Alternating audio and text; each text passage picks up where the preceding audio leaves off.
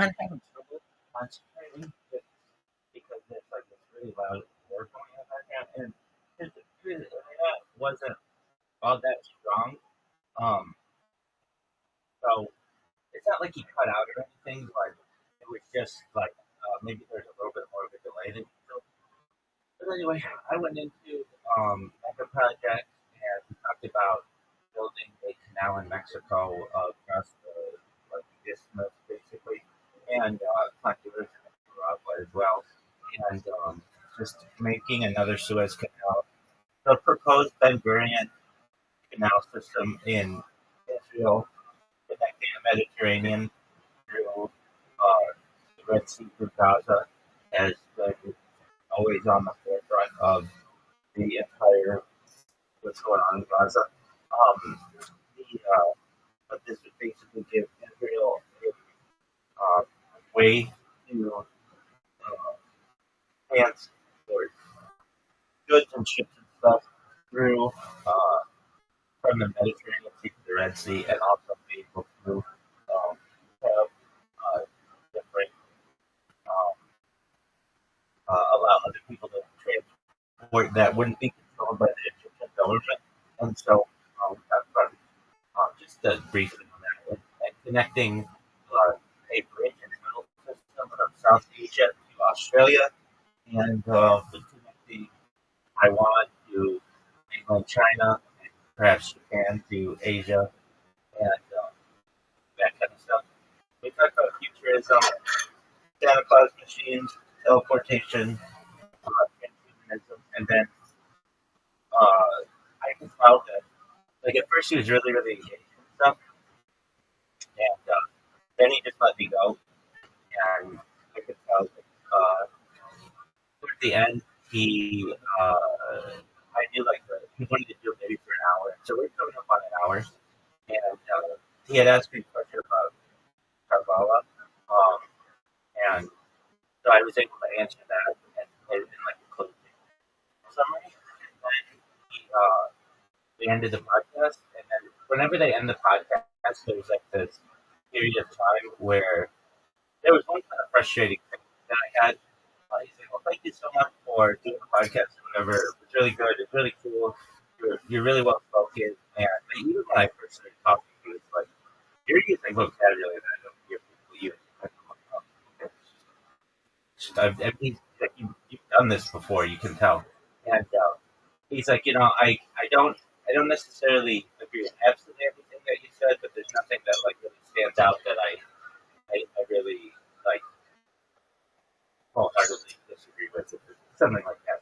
And I was like, oh, can you tell me what you disagree with? Because that'll help me to like know like what I'm having or something like that. And he's like, no, not right now. He's like, I've been working all day and such. So he couldn't really tell me what it was. And I'm sure we agree on 99%, 95%. If I can agree with 95% of things with individuals, I'm much more unifier than most. And then from there, whenever we do a podcast on this one platform, at least because I'm uploading so much data, it takes me a long time to upload it. It takes like an hour or two. So it took me an hour or two, and then afterward, I hadn't slept all day, so I went to bed, and then I woke back a little later to play with the Aquarius. I saw that Brandon had dropped all his accounts out of here. He's not gone. I just don't know what happened to him. So I hope he comes back later today. And then I awoke about an hour ago. I just restarted my streams, and then Zoot came in, and then I was barking at Zoot because he wouldn't answer my questions when I would ask him them. Then Riser came, and then I asked Zoot to call Riser. Zoot said, "Why don't you call Riser?" And I said, "Because I have this horrible habit that if I want something, I want it right now. I will call you, and I will call you, and I will call you, and I will call you, and I will call you." Now, in my real life, do I do that? No, just with you. If I have a friend, I'll call them once. They don't answer, I'll send them something like that, or I'll text them only. But with you guys, I'll call you and call you and call you and call you and call you because I know that you guys are bound to lose any of the games of which we choose. So, with that being said, right, are you back in your abode that we can play? Or are you still jerking yourself off raw? Rabbi. Yeah, Okay, are you ready for your? What up, Zoo? do you think it was enough strength into enough to be able to get space? Enough to break and you be able to get space? Well, let's talk about. We're talking with just like a shovel. Yeah, if you dig, you think if you dig hard enough, materials, you can go to space hard enough.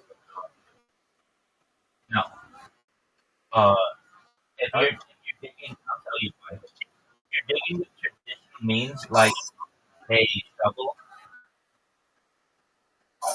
if you go like more than, have you ever been at the beach and dug a hole and it just collapses on itself? Okay, that's essentially what's going to happen to your. Um, that's essentially what's going to happen to your uh, plan if everybody's digging a hole. Now, if you were like, okay, well, what if everybody bored a tunnel that was from a nuclear standpoint, or I shouldn't say nuclear, from a standpoint where we use nuclear boring devices, every single person, 8 billion people on Earth, you're wondering, no, generally I believe the gravity of Earth would still keep it in one piece. The gravity of Earth is extremely dense and strong, I should say, and especially the deeper into the core that you go, the denser it gets. Then you're going to get to a point where your nuclear boring machine is going to melt because of the heat of the Earth. So, and if you're like, Cool. yeah, yeah, What about the asteroid hits the Earth and goes all the way? yeah. So usually what happens in that case is asteroid comes to Earth and doesn't even, sometimes doesn't even hit the Earth. It just breaks up in the atmosphere, but it becomes like a shotgun effect where it superheats the atmosphere, and then the asteroid can break up to multiple um, pieces and then destroy the Earth. Now it depends how big it is. Like the Yucatan Peninsula, the one that took out the dinosaurs. How about you cut me off? The Yucatan Peninsula one that took out the dinosaurs was about the size of the island of Man. So it would have to be bigger than that. But that one had massive effects on the Earth for 1,000. I guarantee there's a planet out there that has been hit by an asteroid that's still massive hole in space. Everyone can see space. I don't, Say no. I don't think so. Generally, what happens is it breaks up, and that's how we get the asteroid belt.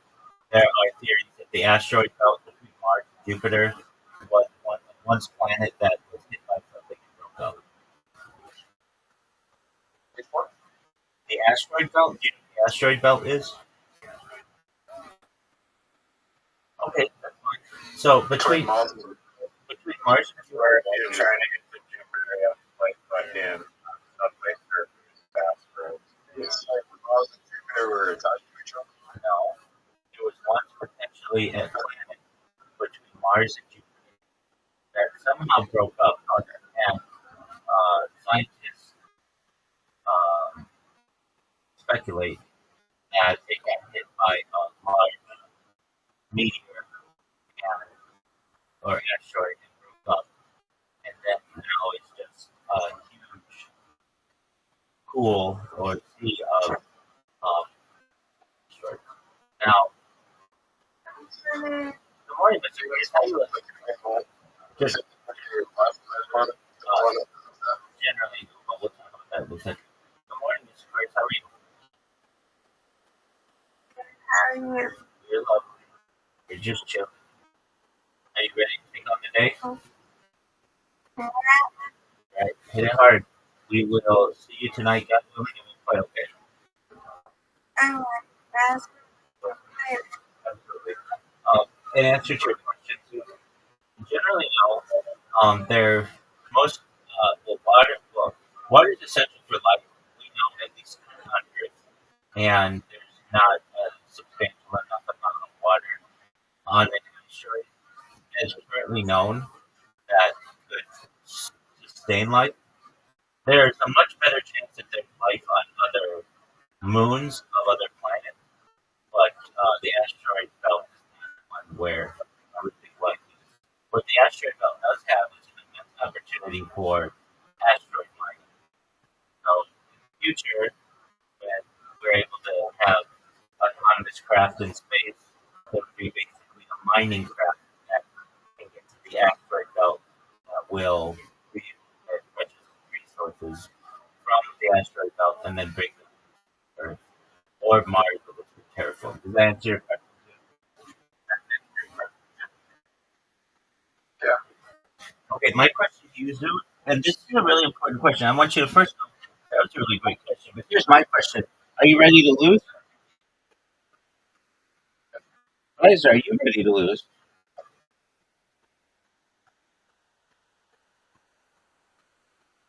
Is So anyway, guys, when the space is up,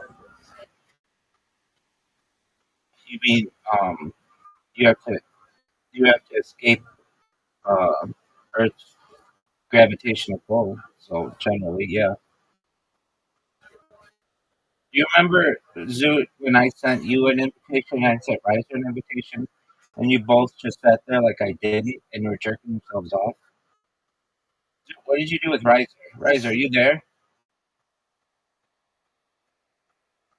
Zoo, what did you do with Riser?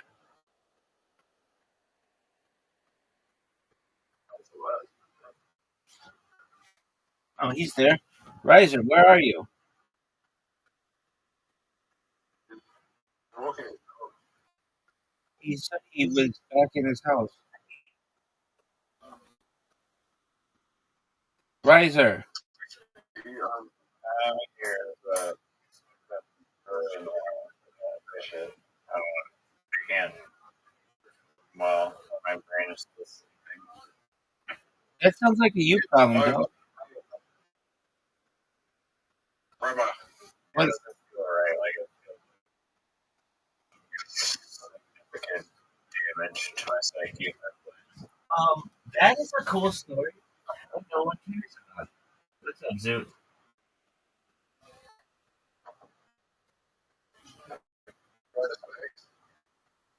The bed is looking safe.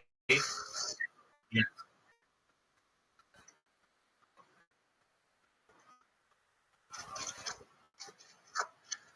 Next question.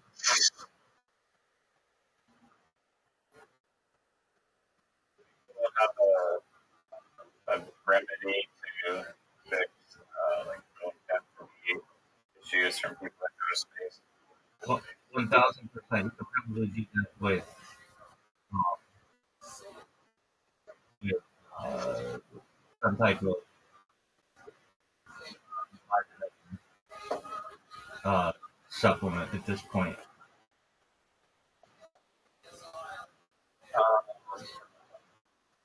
I think it happens from electric. I don't think that like the density Oh, of the okay, so you could have like calcium supplement.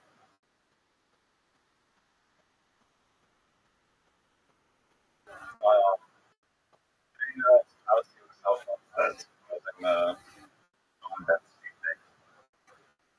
I don't think gravity It is, but there's probably supplements that you can take that would increase your bone density.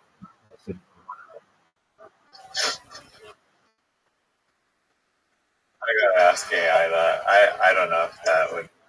I feel like that would. Okay. You ask AI, and then it will say that I am correct. And I'll ask it, and it will say that.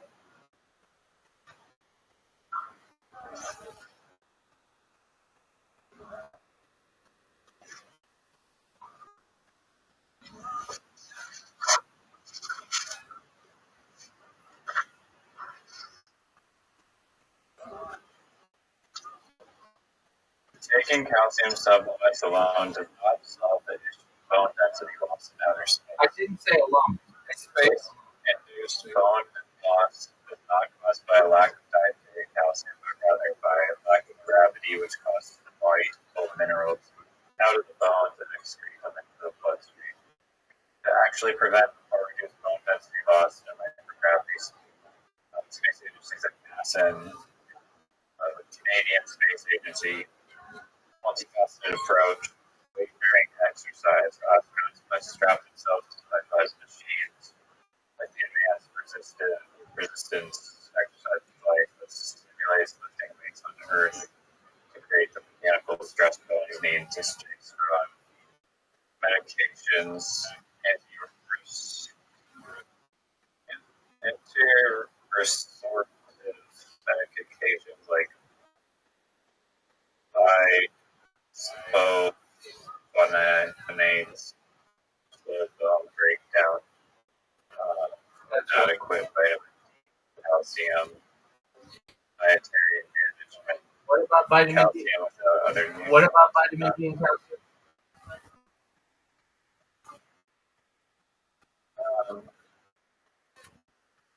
So that is part of it, actually. Exactly. I said supplements, not necessarily just calcium. Okay, fair enough. So where did those people that were like up in space for like months? I guess they may have ran out of the supply of supplements. That very well could. How was your day?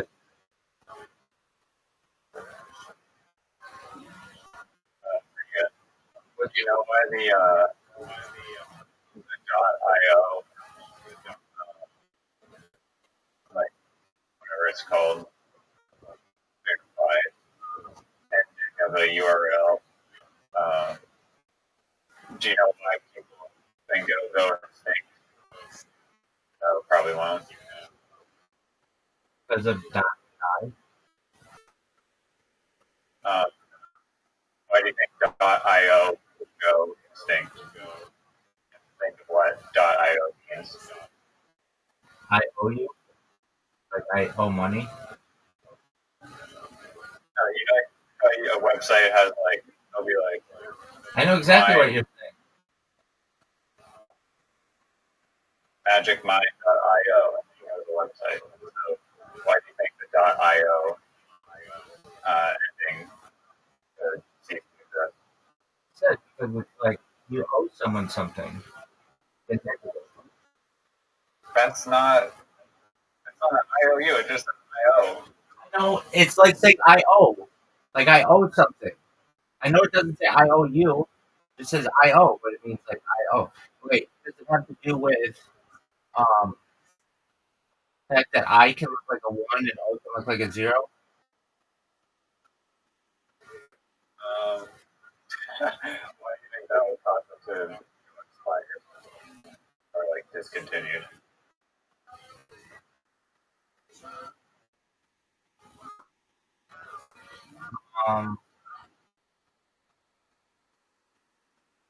Because it's just it could be confusing from like if you ask 100 people what is parrot.io, some people might say it's parrot.10.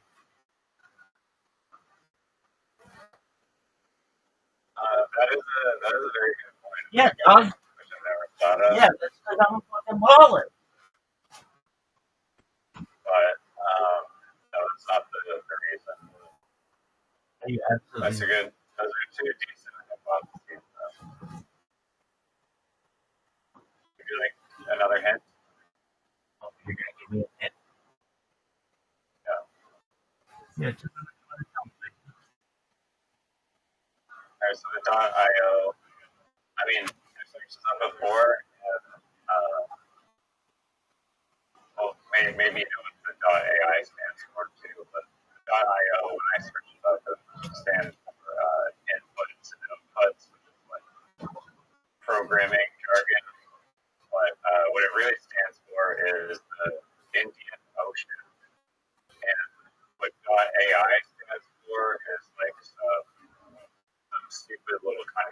like Chile or something, Regional Island or whatever the fuck. So yeah, that's certain. Like .ai, I think, is actually a country name. Same with .io. Okay. I get what you're saying. They're based on countries, and the countries do not. They're not like major countries. Yeah, they're just tiny little countries. Okay. So they think that, So they think that the Indian is going on business. almost we're getting there. What is happening to the Getting polluted? no? Oh, you mean the? What does the British government decide to do with their colony, whatever Which to do? yeah, what are they doing with what the UK government doing with India? Right.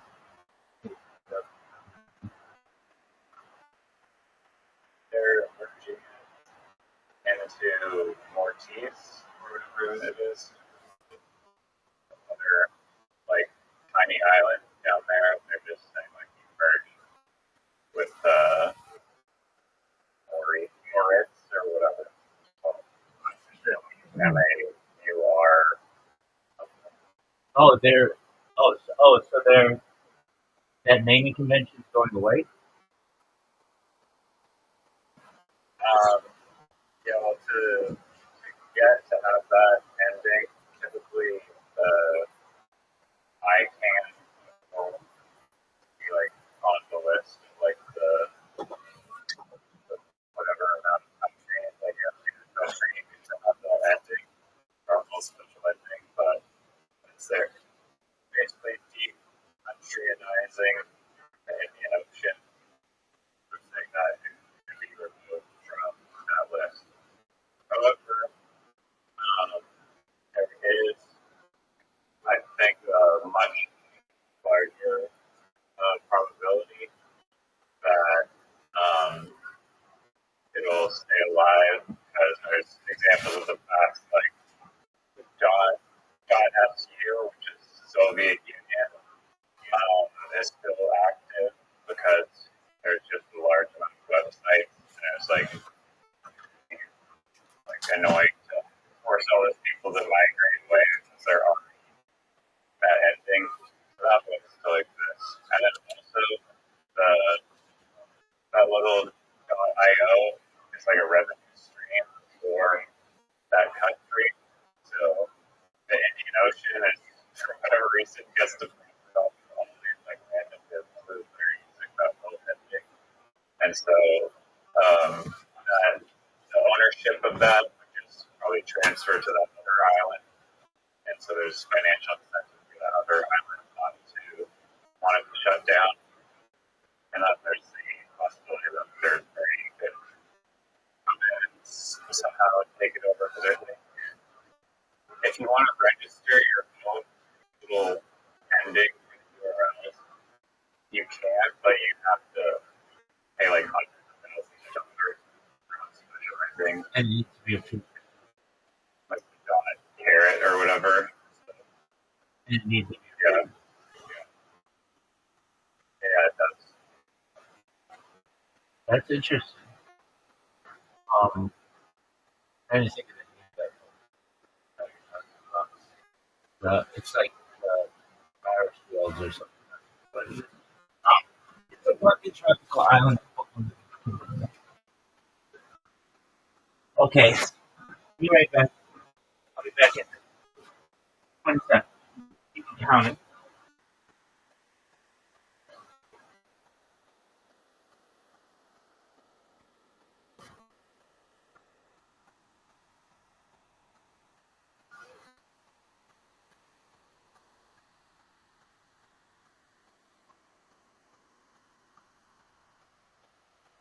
No, remember when I said be back in 20 seconds? There's only one 5-star review of the Indian Ocean on Google Maps. What is it? For if you just go on Indian Ocean on Google Maps, there's one 5-star review. Somebody thinks of an ocean. This place, beautiful nature, beautiful underwater. Oh, it's called. Yes. Hmm. Yeah. You know.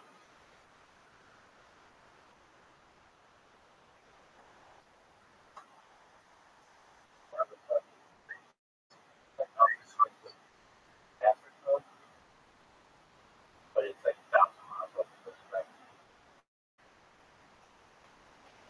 Yeah, so it's actually it's not super close to the Indian island or Indian Ocean country.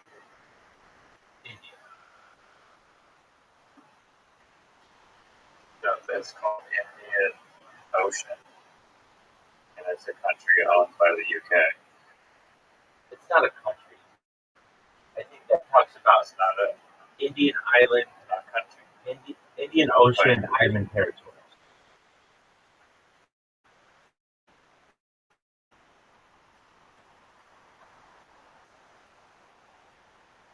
Um,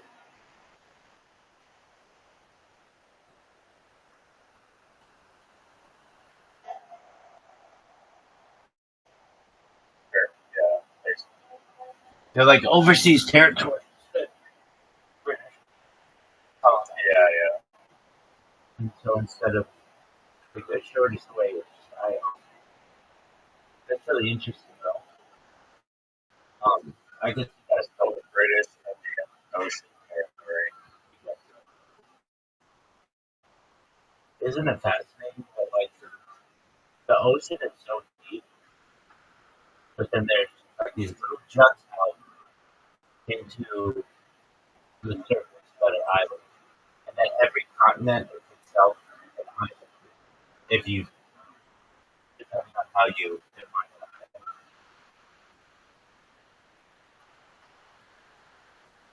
I mean, when you define an island, like the ocean can be, that's stupid. If you define an island as a body of land that's surrounded by on all sides by water, then the Asian, European, African continent is not.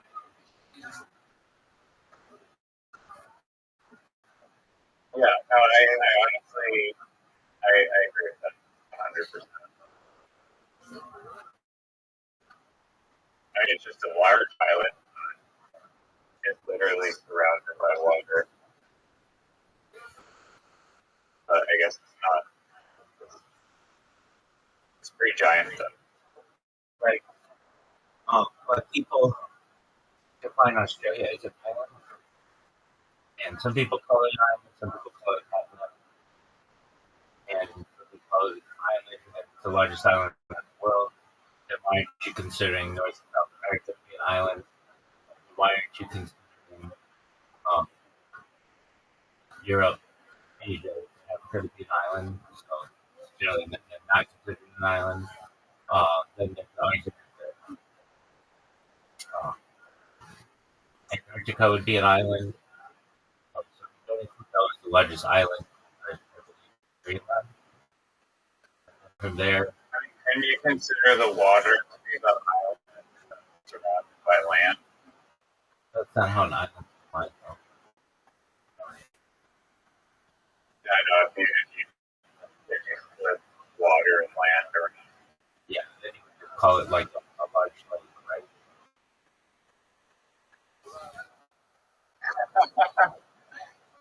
how do you draw the line between lake and ocean? I think there is. I mean, not all lakes are freshwater. There's saltwater lakes, so you can't do that. But it's just probably like the mass and like the currents of it, I guess. That's there are all kinds of things. Like the geography of everything is through the solar time. They'll be like, is this a sea? Is it a bay? Exactly where does the sea start? Where does the bay start? Where does the Gulf start? What's the difference between a bay and a Gulf? What's the difference between uh, the sea and the ocean? But like even in my lifetime, there's been a quote unquote ocean discovered. The Southern Ocean was not. When I was a kid, there were four oceans. There was the Arctic Ocean, Atlantic Ocean, Pacific Ocean, and Indian Ocean. That's it. But then in like 2004, then the South Ocean was developed because it had its own. However you define it. There were five oceans. There's there's the Arctic, Antarctic, the Arctic, the Atlantic, the Pacific, the Indian, and the South.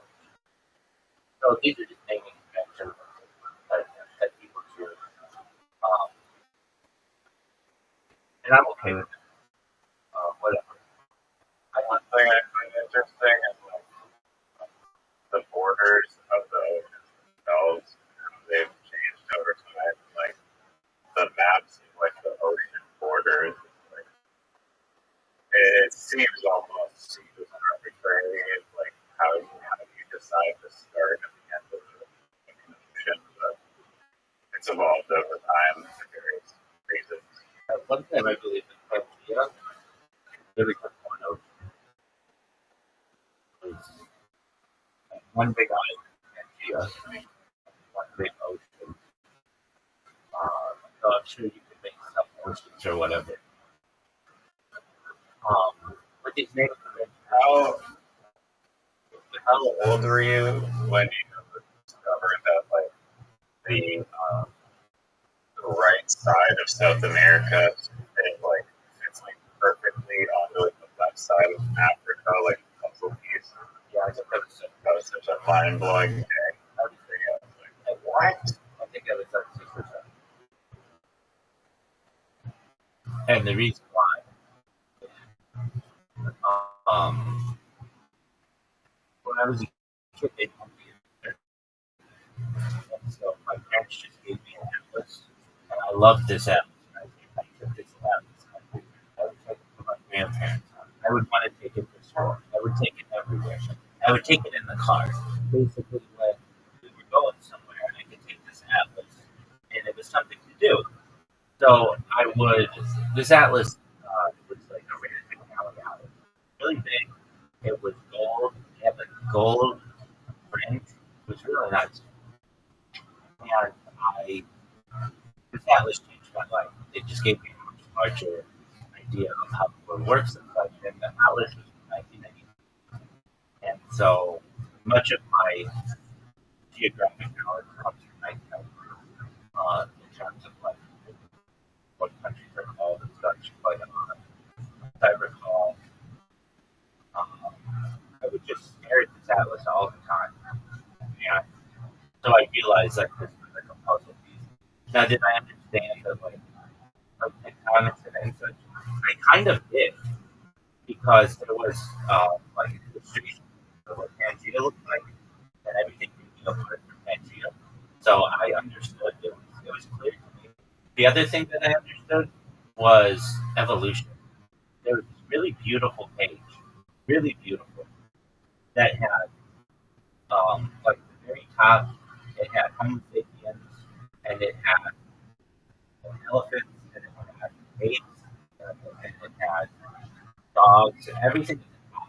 And then from there, it just would branch to common ancestors that we all had. And at the very bottom, it was like um, single cell bacteria. And so you could see evolution on this one page of like how everything came about. And so when I ever hear people who are like, evolution means that we evolved from apes, that's not correct. Or evolution and we evolved from monkeys, that's also not correct. What is correct is to say that we share a common ancestor of those beings. We share a common ancestor with dogs, with cats, and with the wildebeest, and every other animal that's on Earth. And it was like an early, where a lot of people There's different like classification guess from like the animal category. There's like animals, plants, fungi, and some other thing. I guess aquatic life is somewhat different or something. No, no. Some people consider jellyfish to be different, but the big ones are. That's something that's changed. Let's just like maybe it's big. It's like when I was a kid, it was animal. It's kingdom, phylum, class, order, family, genus, species. That's the order of um, taxonomy or uh, the arrangement of how animals are um, named and categorized. Yeah. I remember like some guy he came up with like What that are name. the different kingdoms in the biological world?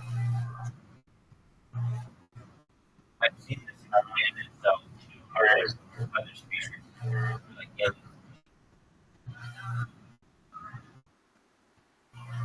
Some guy, I don't remember, like, you know, like everything, like when you search up, when you like go into like the taxonomy rabbit hole of like the names of like like species, like they have like super crazy and like ridiculous names.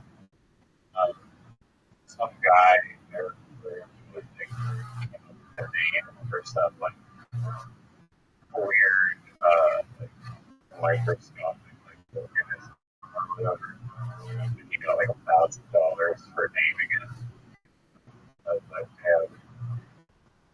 yeah, you could just get paid $1,000 for coming up with like those ludicrous names. That's no. So there are 5 kingdom systems: there's Monera, Unicellular, Prokaryote, Bacteria, and Archaea, Protista, Unicellular, or simple multicellular, cellular eukaryote, Amoebas, Fungi, Fungi, oh yeah. But yeah, then there are people who consider it to be 6, which is kind of like the Canada. That's prokaryotic Monera, and based on molecular differences, archaea bacteria, prokaryote, found in extreme environments, eubacteria, true bacteria found in extreme environments, and then protista, fungi, and remain the same in the Isn't fungi separate from bacteria? virus is not Yeah, but that was just separate form of life.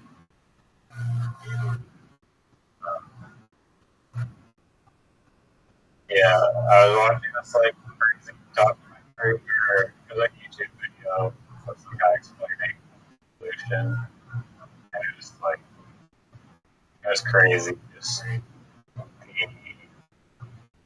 uh, I don't know, it was just like a lot of overwhelming evidence to support evolution. Like one was like if you look at like fetuses, like the fetus of like a very small fetus, but like a human, a bird, an elephant, a donkey, they all start out like looking like super similar, and then they like branch out into their individuality, but like fundamentally, like the building block, like the initial building block was like so similar for all forms of life, and like there's like a bunch of patterns on just how similar those building blocks are these different species. Very fascinating. it is. You're right. They all look very similar. As in the early stages, and to think that one would be able to like learn computers and nuclear physicists and things, and then another is just used for food, or like doesn't have the ability to. Um, doesn't have the ability to manipulate its surroundings as much is pretty fascinating. I find it fascinating as well that the entire like argument about where life begins. Um, I'm going to tell you this theory that I have, and you're not going to agree with it because it's kind of doesn't make all that much sense, but it kind of makes sense to me. Kind of makes sense, but not really. Okay. It's not a CT, it's just a tape. Oh, it's all my stuff is just. I don't delve into CT. That's not my thing. Somebody considers topic CT. It's to me just a T. CT That's is a extremely funny of you. thank you. It is Extremely new and extremely low. yeah. I mean, CT is just a phrase that's been used so that people don't talk about important subjects, and so it's a way to discredit Ad it. hominem attack. Exactly, and I talked about that in my podcast yesterday. Um, we were talking about divisiveness and how I said the world could go one of two ways. You can either keep breaking people up and making things more divisive, like okay, let's say we had 100 people, and you and I just don't want this 100 people, and you and I don't want these 100 people to get along. So what do? We say it's a right versus left problem. So they break up into two teams, right and left, 50-50. And then from there, we may say it's an age problem. So we break people up into silent generation, the greatest generation, um, baby boomers, uh, Generation X, the millennials, Generation Z, and then Generation Alpha and Beta, so that they're never like together. They can never unify against us. And then we start to break them up in different sports teams. We say that these 10 people like the Calgary Flames, these 10 people Maple Leafs, and these 10 people like the Vancouver Canucks, and these 10 people like the Edmonton Oilers, and these 10 people like the um, Winnipeg Jets, and so that there's never any kind of cohesiveness. And whenever they start to get cohesive, then we bring up a new topic, like, well, people who are on this shade of the color wheel, maybe black and white, or black and yellow and brown, are against these people who are like pink and white.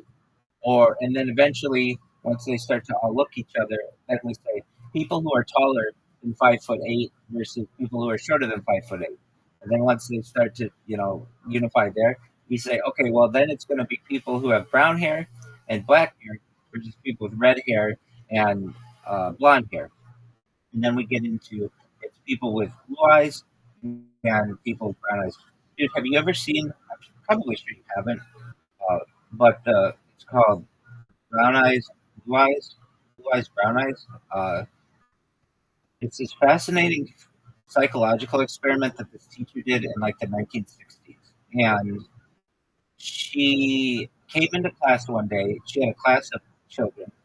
And she came into class one day and she said, everyone who has blue eyes is dumber than everyone in the class who has brown eyes. And by telling What? is dumber, is inherently dumber. And we should not treat people with blue eyes with respect because they're not smart, because they have blue eyes. And all the people with brown eyes are inherently smarter and better looking and superior people. And she told this to her class.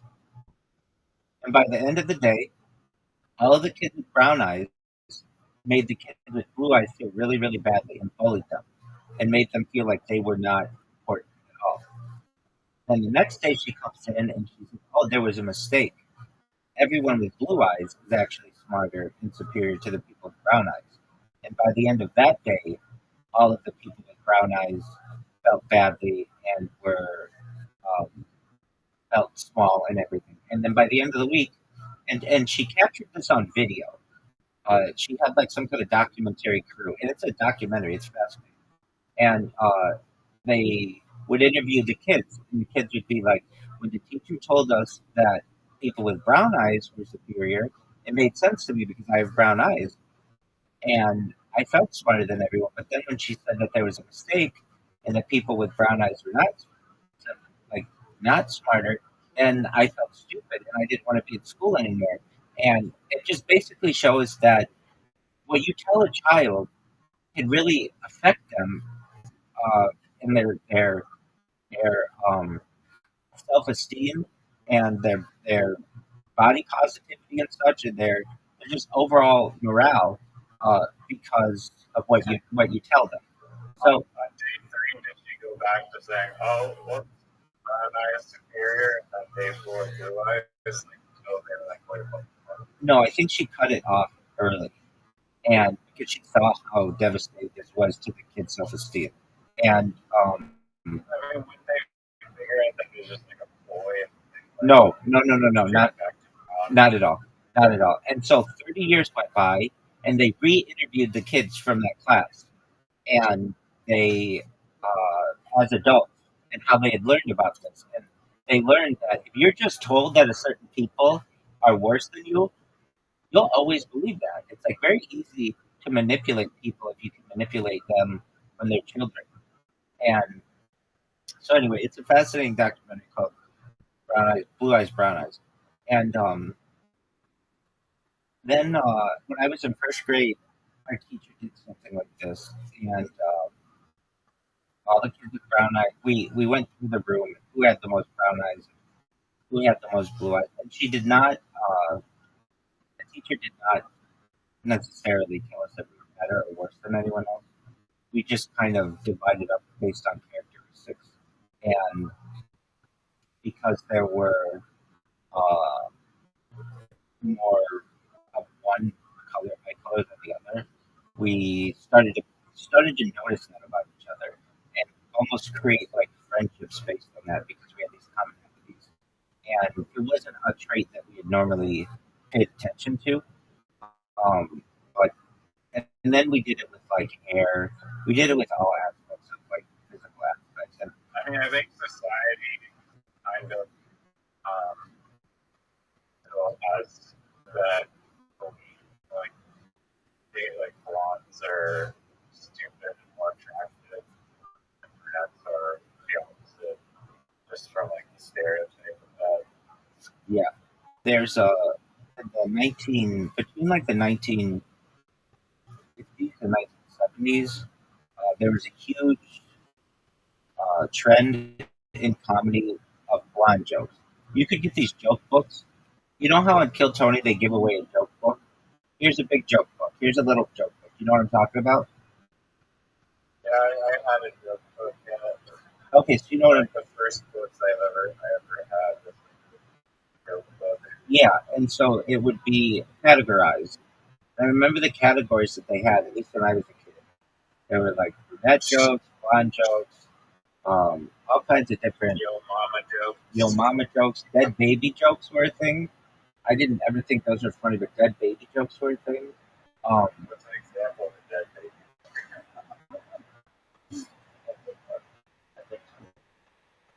Dead baby joke.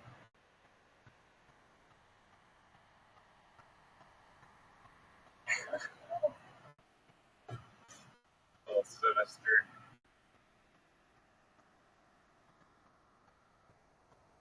Um, the dark comedy. So these are big in the early 1960s, possibly emerging from second wave feminist movement rejection of traditional gender roles. Um, so what's worse than a pile of dead babies? The live one eating its way out.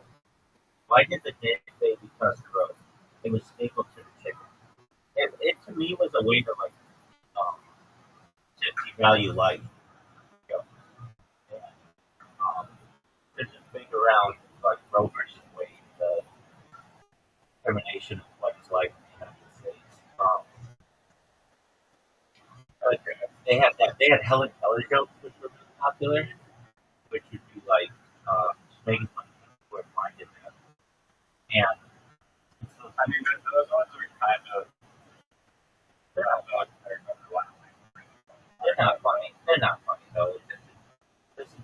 basically making someone feel you cannot defend them.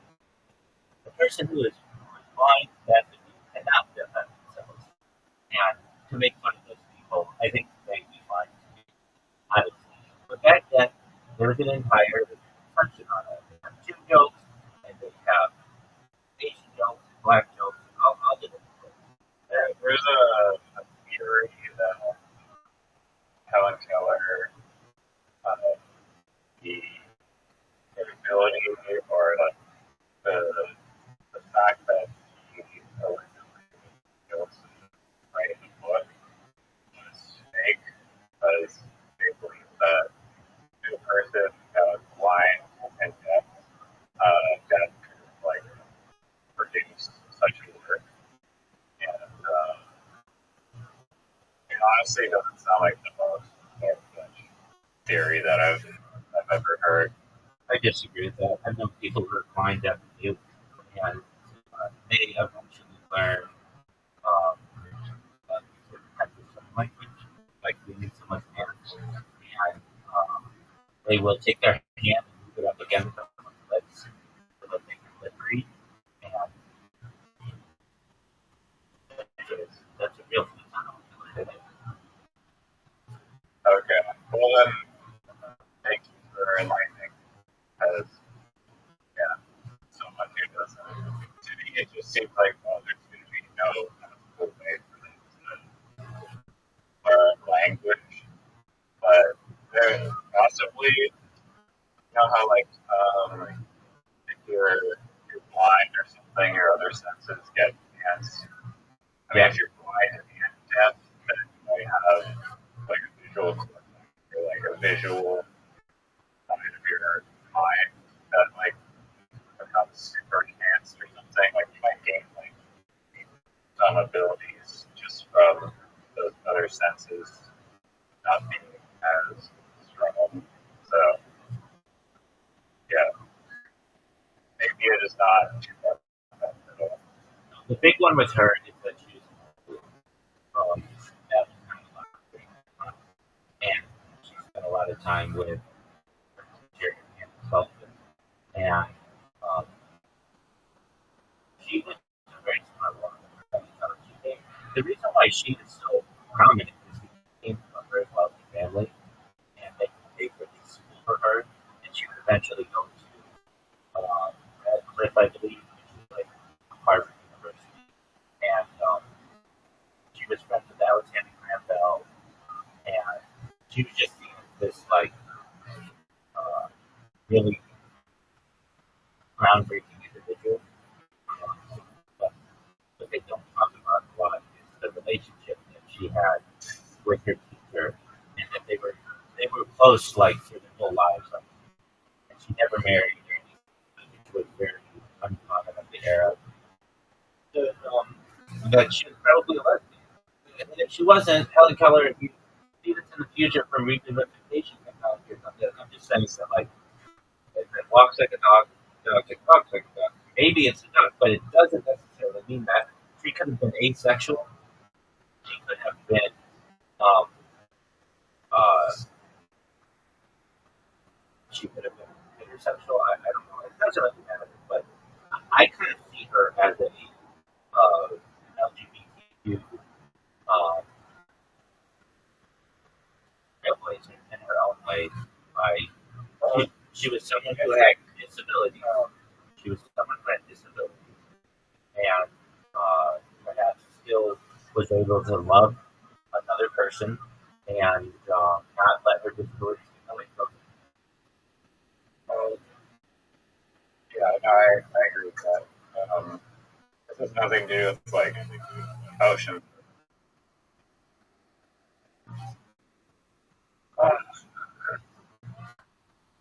My brain again.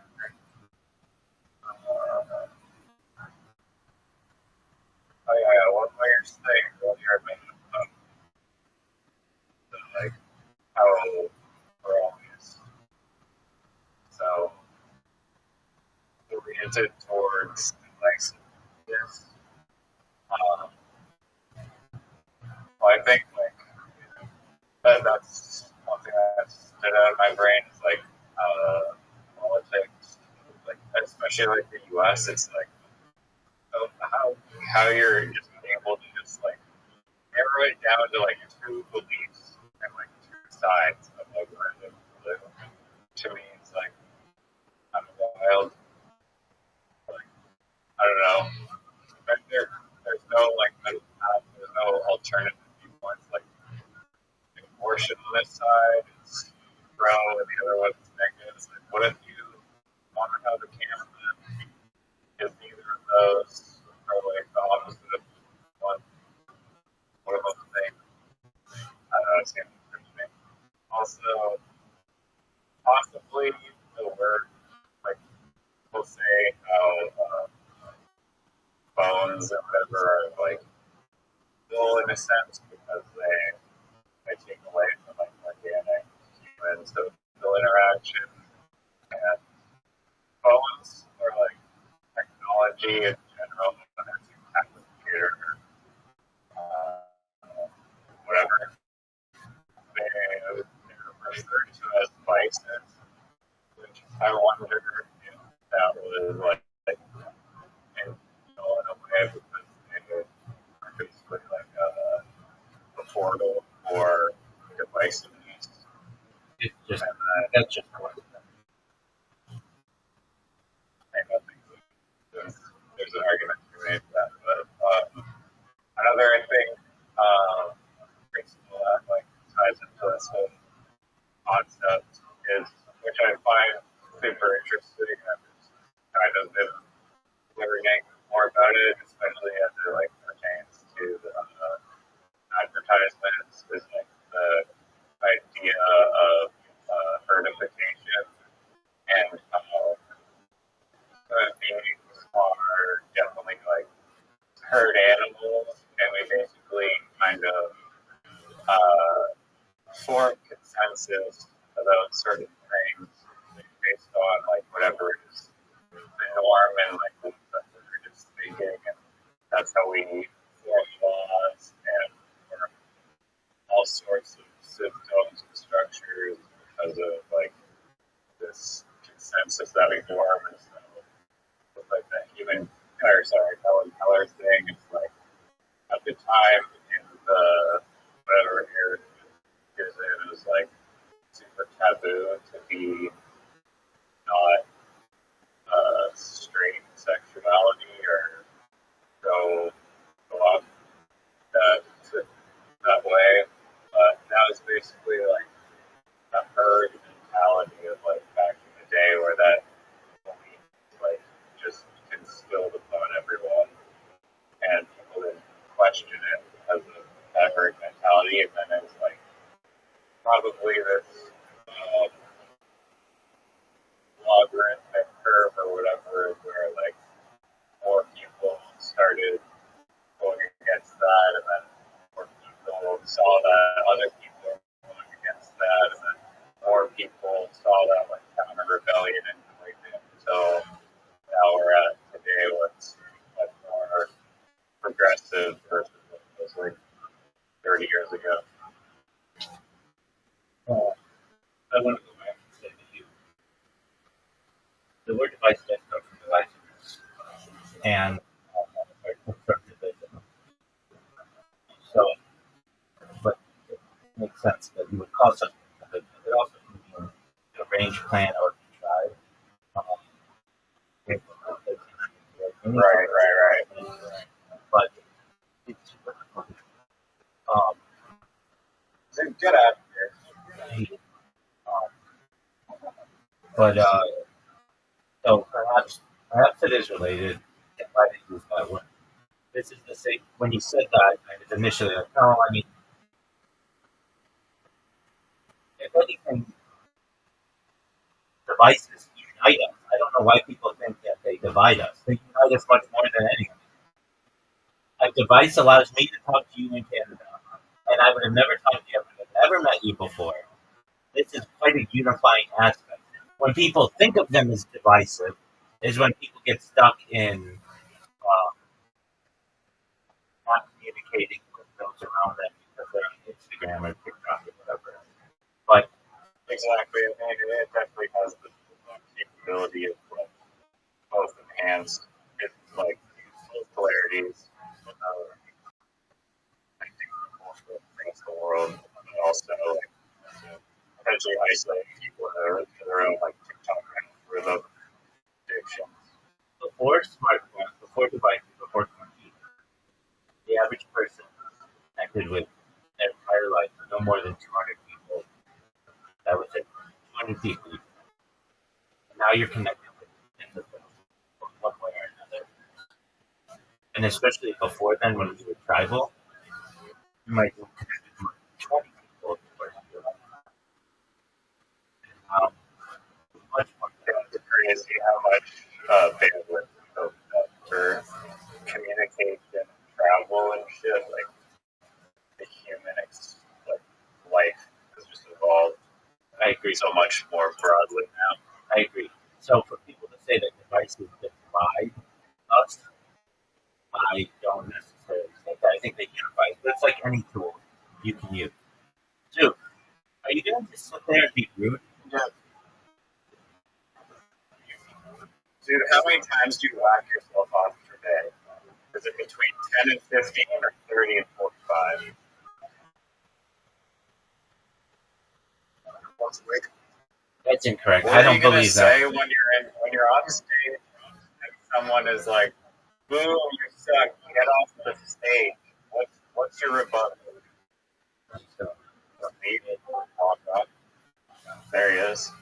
Hey, Rabbi, when you're on the podcast talking about like the fucking like Suez Canal, fucking Israel to the or whatever, did you talk about connecting Zoom to a fucking reliable Australian internet provider? we did not have time to do that. That would take hours and hours. It's an impossible request. Get Starlink to subscribe to Twitter Premium and extend Elon about $50 a month anyways to do the upgrade. Dude, why do you do Twitter Premium? What? Why do you have Twitter Premium? What? Riser.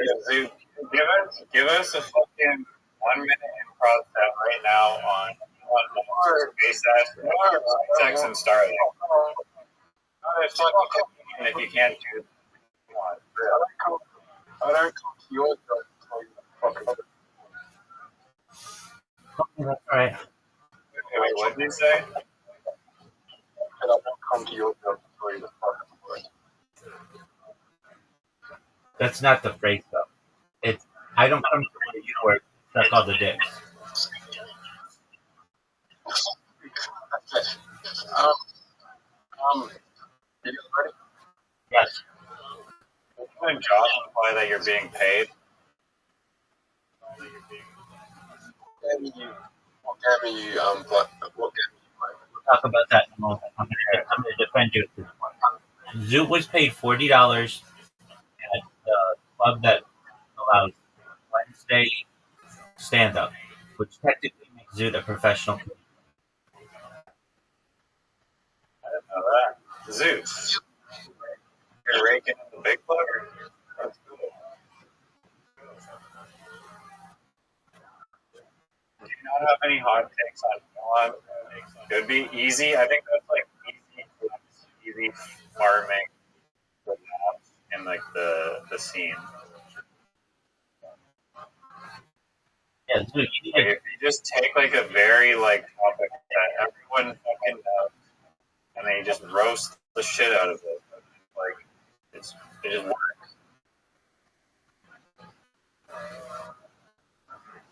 Rabbi, can you do a minute on Elon Starlink and SpaceX? Of course I can. If you've seen the recent news, Elon Musk became the first trillionaire. Fittingly enough, a week later, he approximately had $1 trillion more than the next richest person in the world. He had $1.3 billion, and Sergey Brin had $0.3 trillion, meaning $300 billion, which is an incredible amount of money that I really think. And I'm wondering if you went to dinner with Elon Musk, and let's say you were Bill Gates and Larry Page and Sergey Brin, and Elon Musk goes to the bathroom, do you think the other three of them are like, let's let Elon Musk get the chat. He's made it money. Another thing is that we have Elon Musk who created Starlink, which is to a global internet service.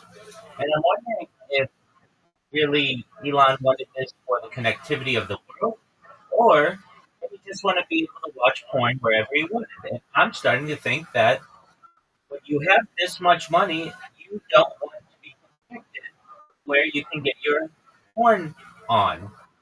There may be the aspect that Elon Musk felt that he wanted to watch porn on a yacht, or watch porn in the jungle, or watch porn in the desert.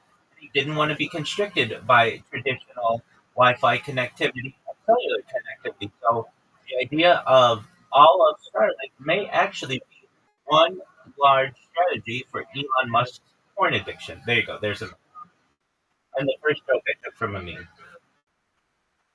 Nice. Way better than anything you can come up with.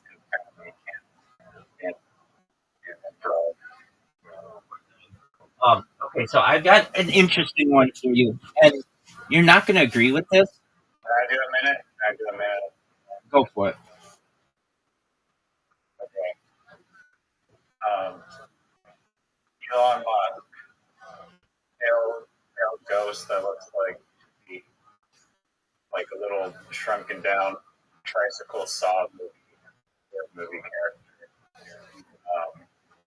He is a predator to every female on Earth. He tries to pregnant them about half the people, shut down their account if they don't comply with his terms of service of having them and weird hybrid Starlink fucking baby. Each one of his Starlink babies is going to be connected to Grok. Grok's image generation will literally tell you, oh, I'm going to output HTML code. I'm asking for an image on Grok, and it's giving me HTML code. And I'm hitting create image. And I'm like, Grok, hello? This is an image generation. Why are you giving me HTML code? Why are you giving me HTML code? Why are you giving me HTML code? You know what it keeps giving me? HTML code. Garbage. Garbage is Starlink little babies are going to be all HTML code. And then, you know what's crazy? Everyone's grandma now is their RSPs are invested in fucking SpaceX, and they're using like grandma's retirement money to essentially put Bernie Madoff and just get everyone invested. And grandmas right now, they're looking at the chart and going, oh, 25%, you want the best. Well, when one of those stupid little Starlink satellites collides, there's going to be a asteroid belt of shit in the atmosphere. It's going to be crashing into the Indian Ocean. Lucy Snorbush is going to be the only survivor, and everyone else is going to be cockroaches. Good night. Go, folks. You heard it here first. Okay, so Rate my rest. not your best. Okay, Thank you. not bad. I tried. I also agree. It was not the greatest. I tried. Okay. This one is I can agree with, and the reason I say that is because it's kind of ridiculous, but there's some kind of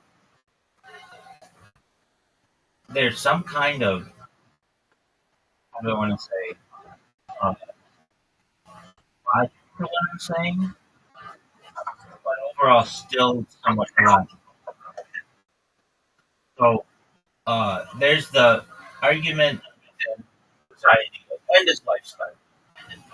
Some people say life starts at conception, when the egg and the sperm meet.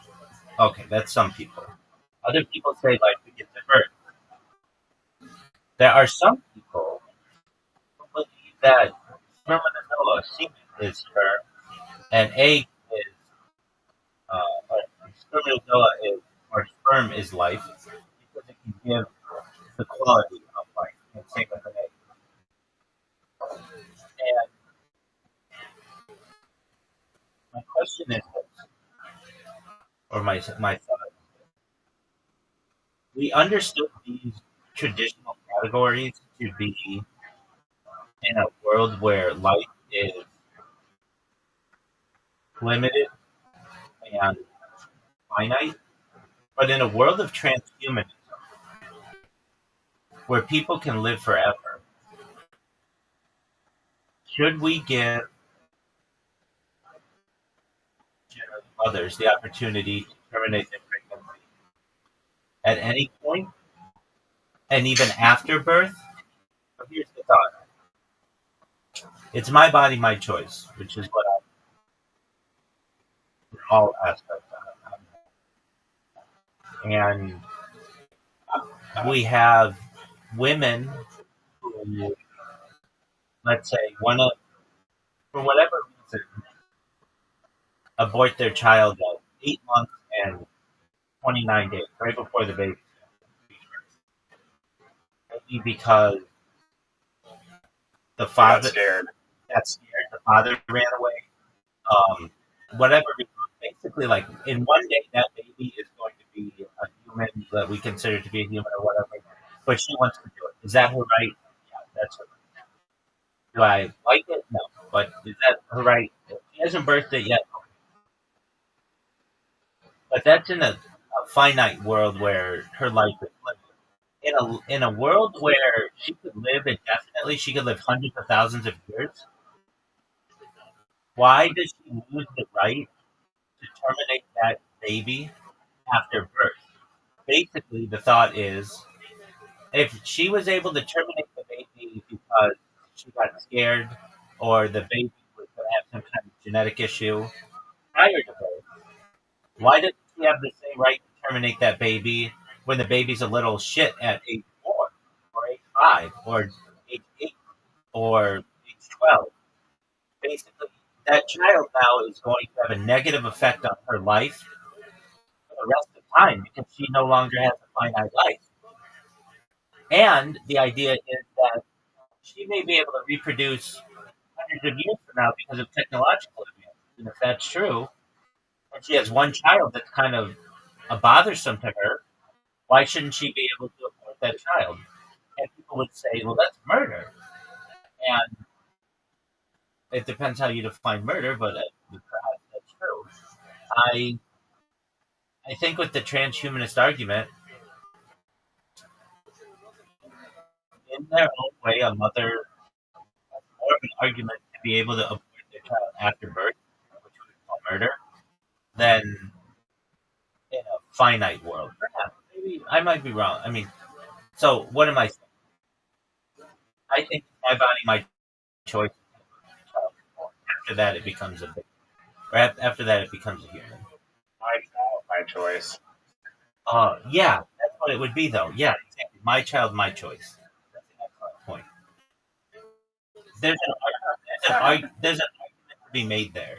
Wouldn't there be like crazy like blackmail opportunities for the mom that like, XYZ or else you're not terminated. Training system 32 for you. That's exactly right.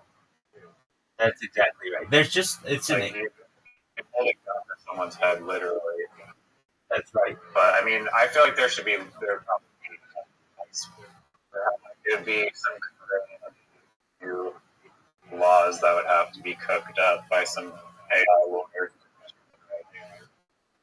moral standpoint, or the right moral standpoint of being allowed to murder your child. The thing is that already occurs. It's called post-birth abort.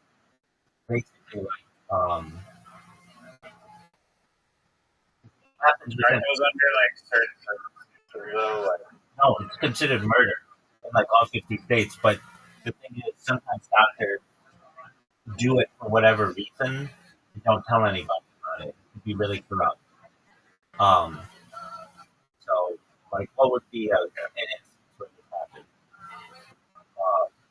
The person giving birth is very well, and let's just this isn't a case that I necessarily know, but the child comes out and has obvious Down syndrome, and that was not caught in, in utero. And her mother's like, I don't want to have a Down syndrome baby, and the doctor's like, well, we can just let it try to live on its own. And usually a baby that tries to live on its own for like hours and doesn't get any food or anything will slowly become dehydrated and die. And then they just let it die a natural death. And they say that that was just part of the birth complications. Exactly. Um, so my idea on abortion, I can tell you from my own experience. This was one of the of my rabbinical dreams. This was one of the strangest things that I've ever had occur, and it was so. I'm the member of multiple communities, both Orthodox, actually more than two.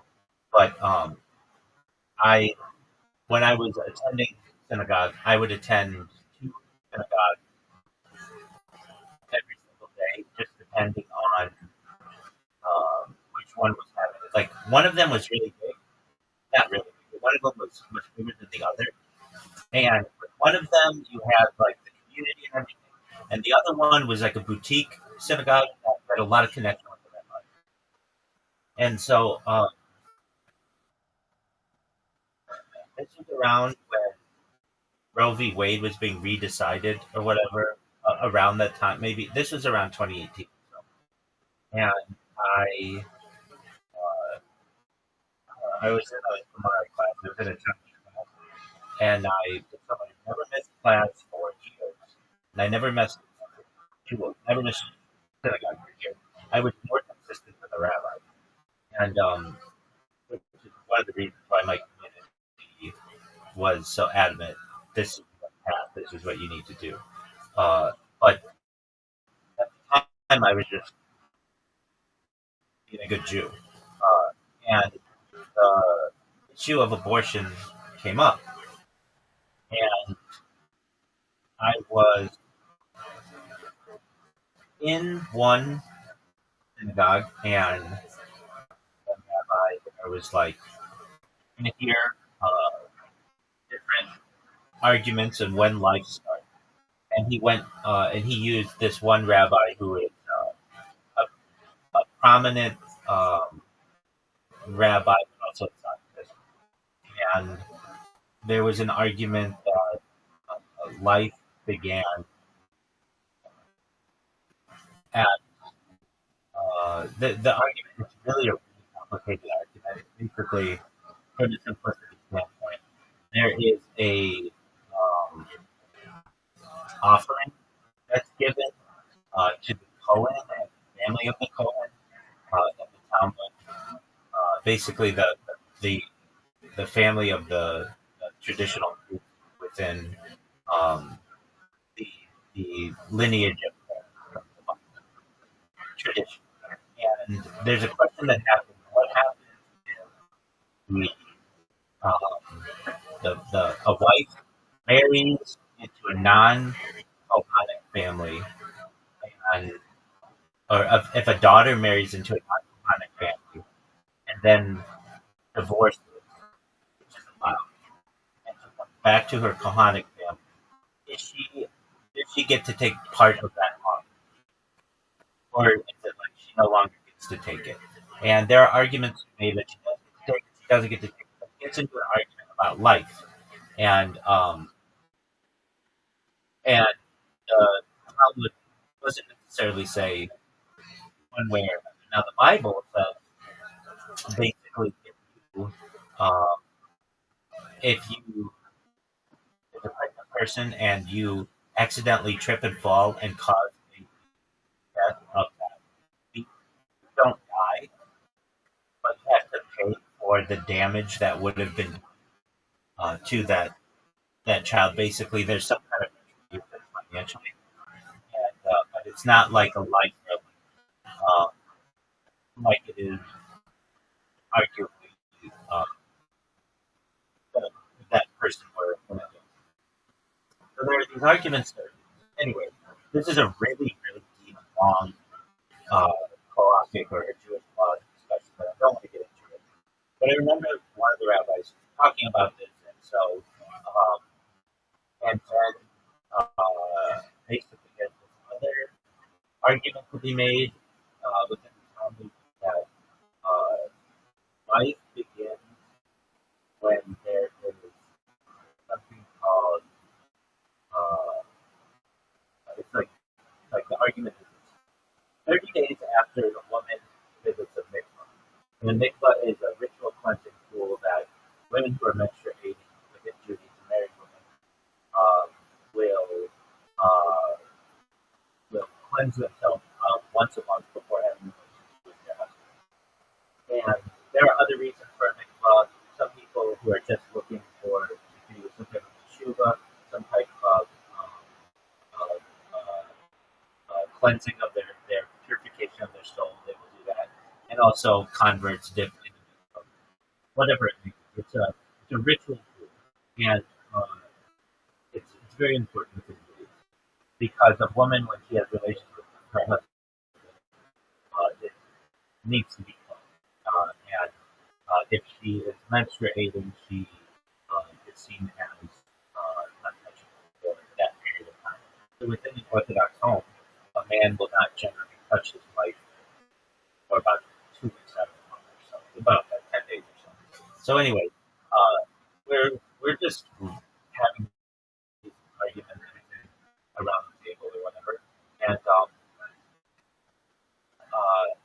I go to this other shul, and the other shul is very pro-life, and this is the big shul, and then like life begins when you when there's a when life begins conception, and there's actually there are some some rabbinical authorities that say that once the man and woman has had a relationship, and it goes untouched, it will eventually equate to a birth, with all things being equal. Okay, so there was that.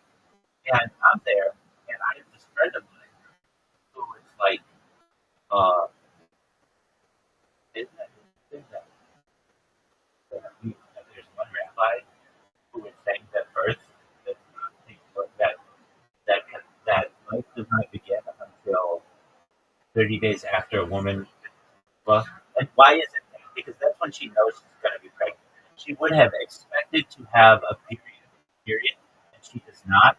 And so it's that realization aspect that there's an argument to that that's a life. And I remember one of my friends went to an older person within the community and was saying that, like, one rabbi was saying one thing and another rabbi was saying another thing. Or maybe I was making that. Hey, there's not alignment to it. And for the other rabbis that I've known throughout my life, generally within the Orthodox community, life begins then. But then for liberal aspects of Judaism, it's a woman's right to choose and all that other stuff. So abortion, unlike many other religious uh, organizations within Judaism, is not cut and dry. There are different opinions, and since we don't have one single spokesperson for Judaism, you basically go with what the rabbi states. So I began to do some deep diving into the subject, and uh, there's like the greatest centrist Orthodox sage of the 20th century was a man named Rabbi Moshe Feinstein. Everybody goes with this kind of basically. He's been mainstream Orthodox, but this guy says goes. And I did all this work and found um, in one of his writings, not even his writing, someone who wrote down what he said he stated, and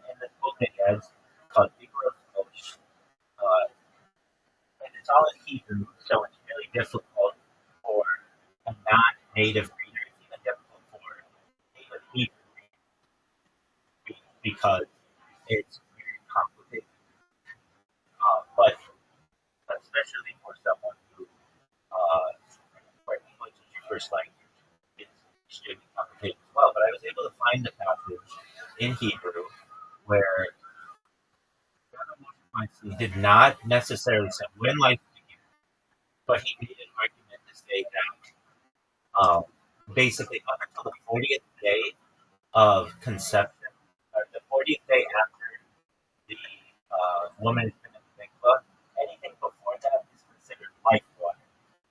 What is life water? It's basically not a baby.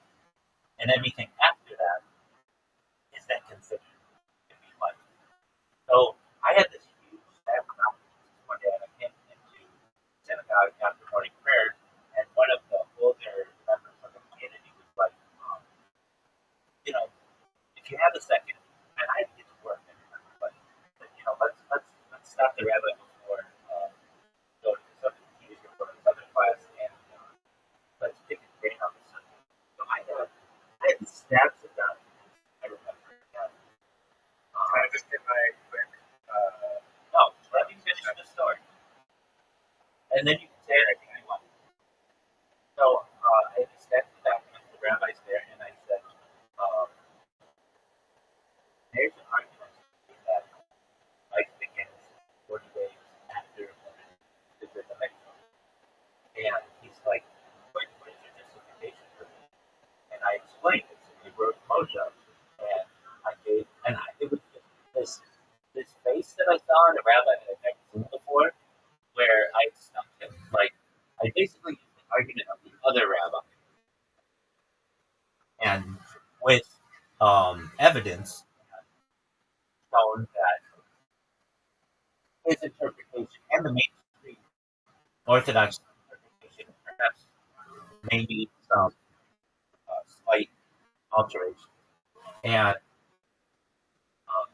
it was at that moment that it was just like it was clear to me, like, wow, if I had a wife who was pregnant, if I had gone to one rabbi to have an abortion, he would say absolutely not. But if I went to another rabbi, he would say that I could, or that we could, which was just like these guys. These two synagogues were less than a mile apart, so it just depended on which one you would attend as to what decision you were going to make, and it was just mind-blowing. Anyway, that's my story about abortion. And so, Well, I think that, I mean, my personal opinion, if I was a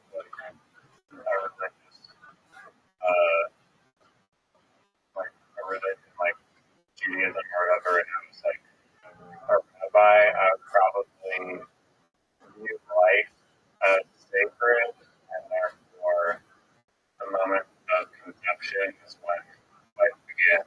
And if you interfere with that, then you're just like disrespecting your pocket, you're pocketing between her and the gate. And just like disrespecting that sacred life. Can you please explain the 40 and life thing?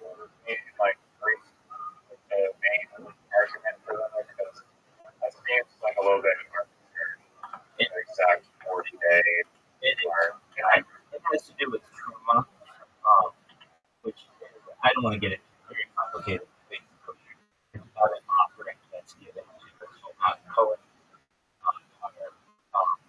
The idea that there's an argument that if a woman has 40 days after she makes the mikvah, basically when she realizes she's pregnant, for lack of a better, for simplicity's sake, is when she realizes, it's when life begins, when she knows she's pregnant. The idea is that normally she would go to the mikvah every 30 days and be officially cleansed. And if she but she only does that once she menstruates. If she doesn't menstruate 40 days, generally that means she's pregnant. Uh, and that's when she's recognizing that she's pregnant. That's where like if she has any kind of um, like women with periods have sometimes their cycles aren't correct. Sometimes they have really um, heavy flow periods. Sometimes they have light flow periods. Sometimes they will have a period where they um, they they don't know if they had a miscarriage, and they don't know. But traditionally within Judaism, before a woman has relations with her husband, she can't have any spotting. Basically, you can't. There's a cloth. It's called the deacon cloth, and the deacon clothing, and she can't have any blood on it. And if she does, and she has any doubts about it, she can go to the rabbi. The rabbi will look at the deacon cloth and say whether it's too much blood to be able to have relations. This is one thing that, especially for feminist Orthodox Jewish women, don't like.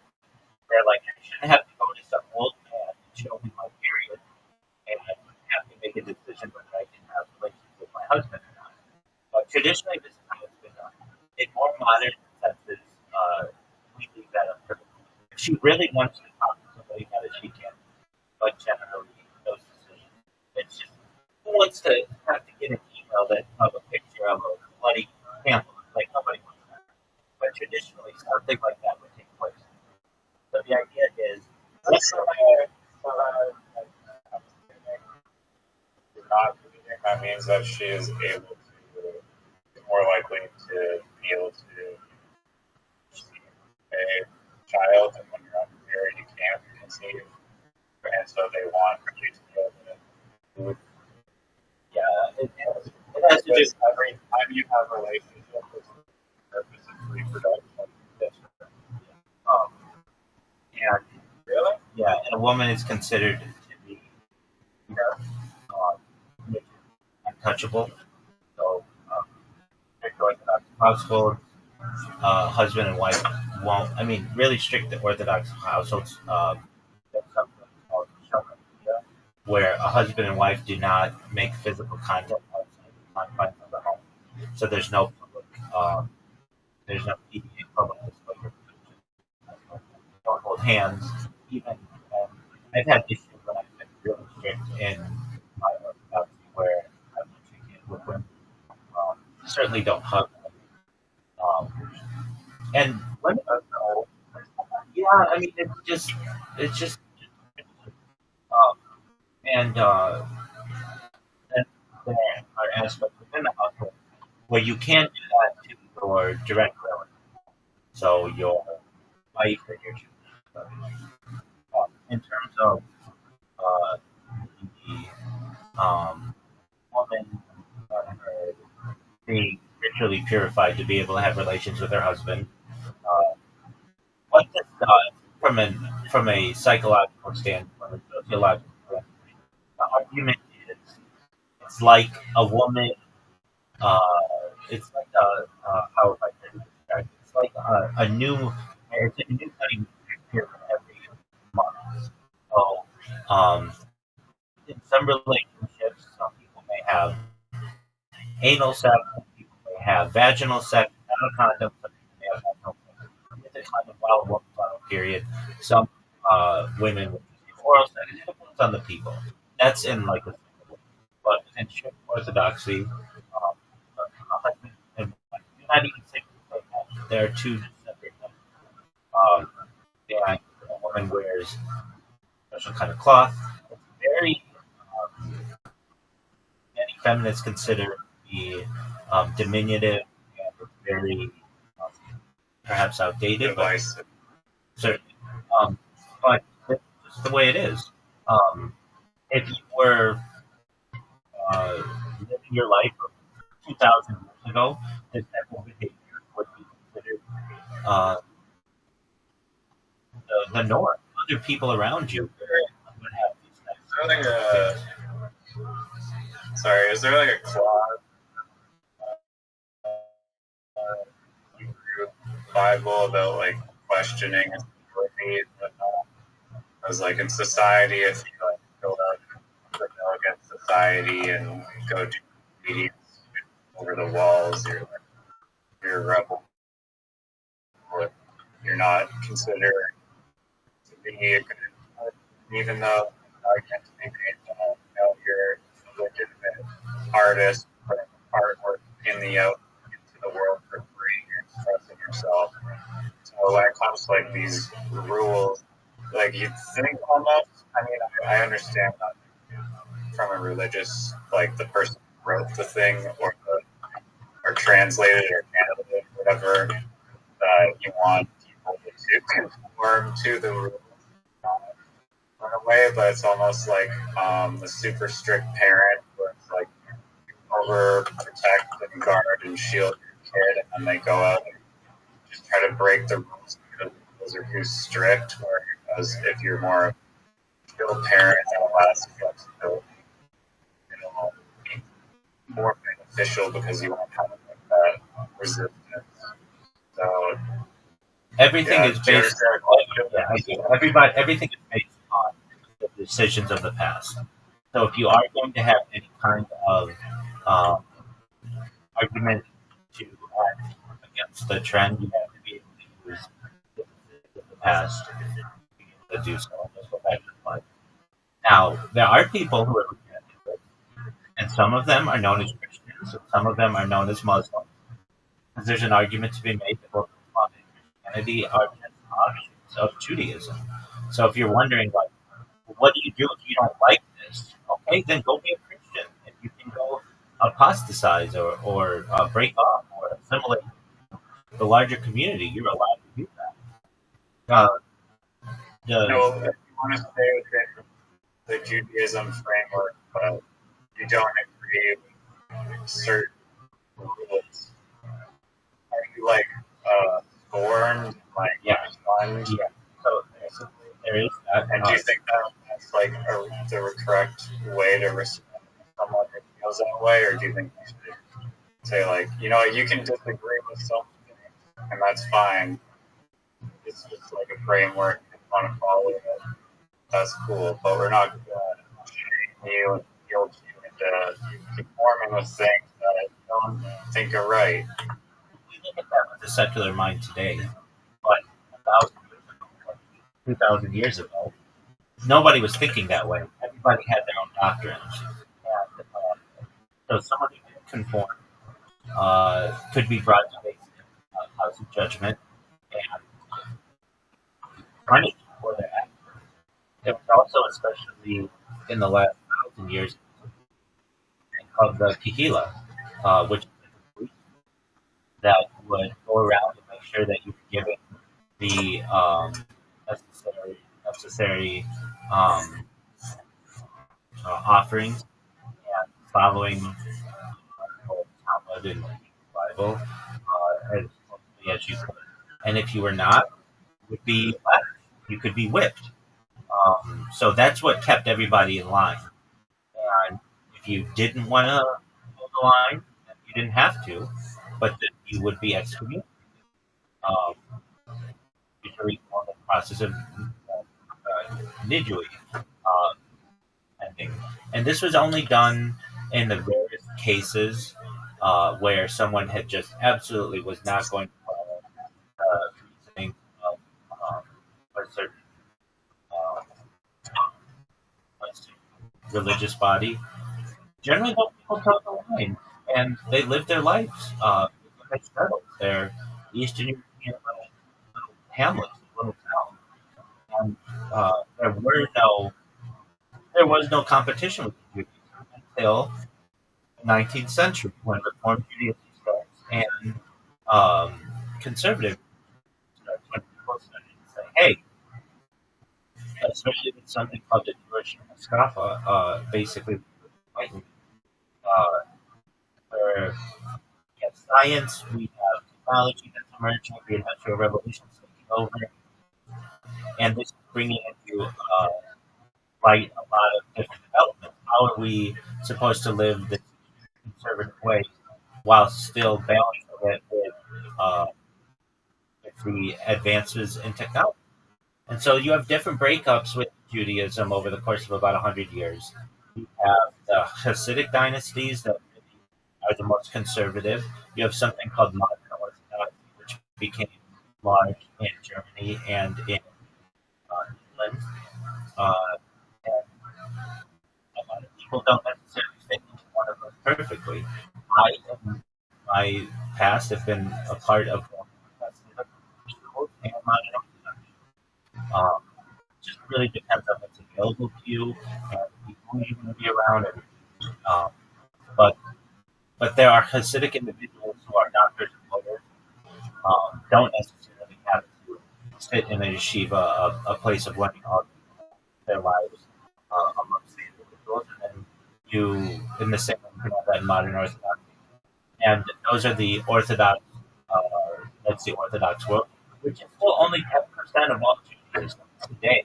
It's a very small portion of Judaism. Then to be fair, the people who are actually devout are even smaller than them.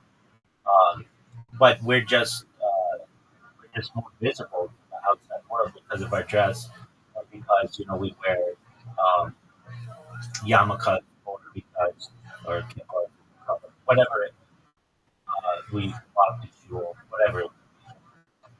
Then there is the reform movement, which occurred in the 1800s, that basically rejected a lot of that and said, "Hey, we shouldn't have to keep kosher. We shouldn't have to. We should be able to work on Shabbat. We should be able to not have to keep the laws of the laws of family purity and stuff." And then the conservative movement branched off from both of those as so. What about like facial hair? If you just want to shave, you don't want to beard. Um, so this comes from a chapter. Basically, um, there were Canaanites who were their practice themselves, and the tradition where beard comes from the idea of not wanting to do any kind of self-inflicted harm on yourself. And a straight razor, you can cut yourself, and if you do that, especially in the desert 1,000 years ago, that can cause infection and you can die. So the idea was wear a beard so that you don't have to deal with any of that, and then also it identifies that you're not one of these um, outsider communities, and you will find So people. you're still allowed to cut the beard, but because the beard's long, you're not going to risk like damaging your skin and cutting your skin. Is that the idea? Yeah. So in modern day, So the principle of like this hair is like for the sake or like no, I never trim my No, pubes. I need no, to cut my pubes long enough so that I'm not no, gonna that's a get a different cut. argument. We avoid the trimming of our genitalia from a male perspective, so that we look like men, so that we don't look like women. Uh, there are major Women are allowed to shave their genitals, but not men. general, and they deal with it from a cleanliness standpoint. And these are Like a little bit contrasted. welcome to religion, especially Judaism. They're Yeah, yeah. Wait, so you never shave your pubes ever your entire life? Oh, you can trim them. No, you can trim them. And I was getting to the point where, if you wanted to go and be someone who was clean shaven, had clean shaven genitalia, this is allowed to some extent. But you use an electric razor. So an electric razor, when it was invented around the 20th century or so, there was an argument to be made that Jews didn't have to wear a long beard anymore and could look more like the secular world. And the argument was, the trade-off was to use an electric razor. The reason why you use electric razors, and I mean, I wouldn't mind wearing an electric razor, even in that really streams. I would wear my beard the way that one of my rabbinical colleagues would wear. which is like a 5 o'clock shadow. I would just have a persistent 5 o'clock shadow. And I would trim with an electric shaver. And the reason why I would do that is because it's cool, it's like not as hot. You get food and stuff in your beard with the beard, and I had more of a modern Orthodox look, as opposed to a more Hasidic look with a long beard. Now, what we avoid is straight edge razors. So, like Gillette razor that has like Mach 5 and all that, we avoid that. The reason why is because that can cut the skin. Even safety razors can cut the skin. So, we avoid all of that. But if you ever see an Orthodox Jew with who doesn't look like they have a beard, they probably just shave with an electric shaver. And the argument is that electric shavers do not have a blade that makes direct contact with the skin. There's a foil in the middle that allows the electric razor to be able to cut the skin, and the cutting of the skin is almost like scissors as opposed to like rubbing a razor against. So that has been seen as an allowance for the modern age, and so a lot of Isn't there like I don't know, like, the reason why they cut the skin 3,000 years ago is the cause of infection?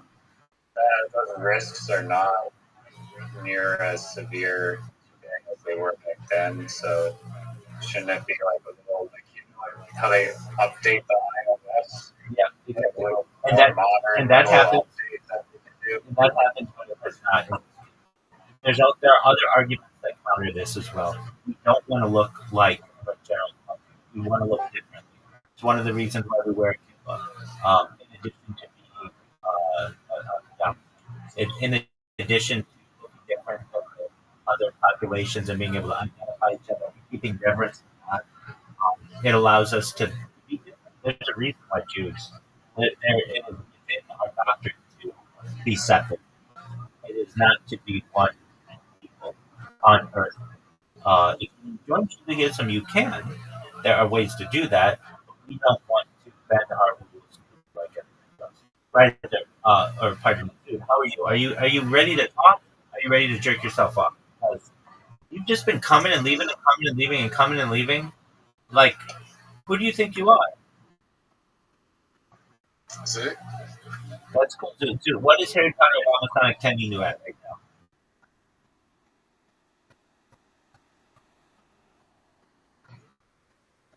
One penny. Pretty close. Is that true? Dude, is it at 1 penny?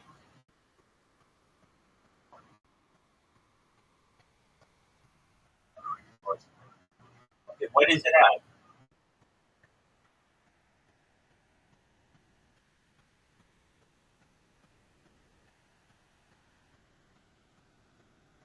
What's that?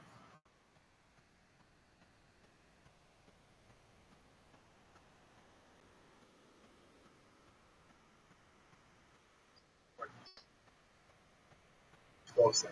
No, that's it. It's not at one. It's not at 1 cent. Isn't it at 12 cents?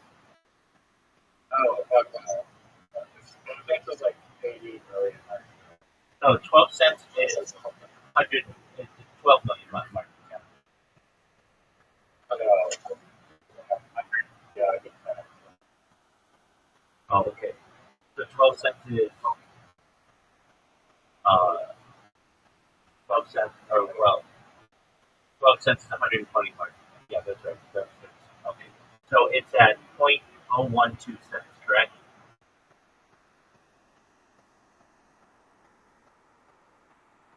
So it is a penny.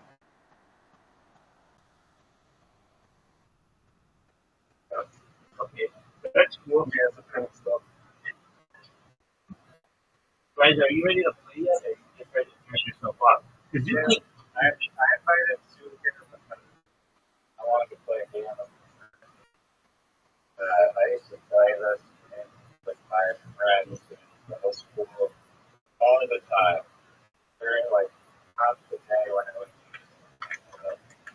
I think the side, which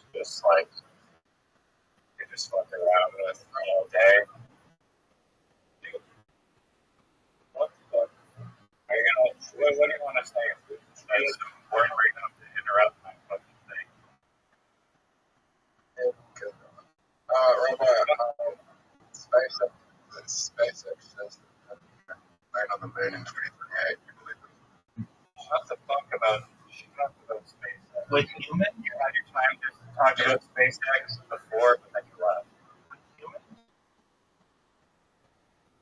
Yeah, next year they're going to do. Next year they're going to get the rocket. So next year they're planning to get the rocket to space.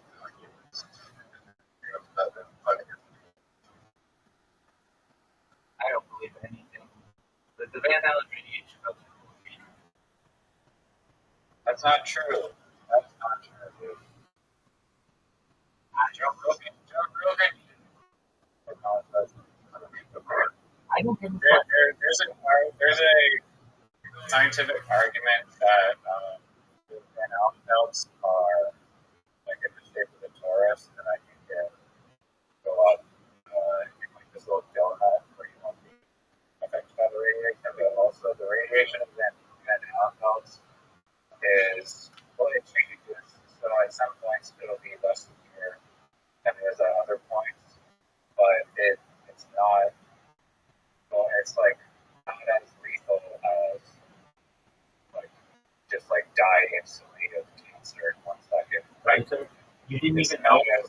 Riser, you didn't even know what the Van Allen is. Dude, when someone else is talking, just hold on. Riser, you didn't even know. Go ask me. I'm not talking to you guys.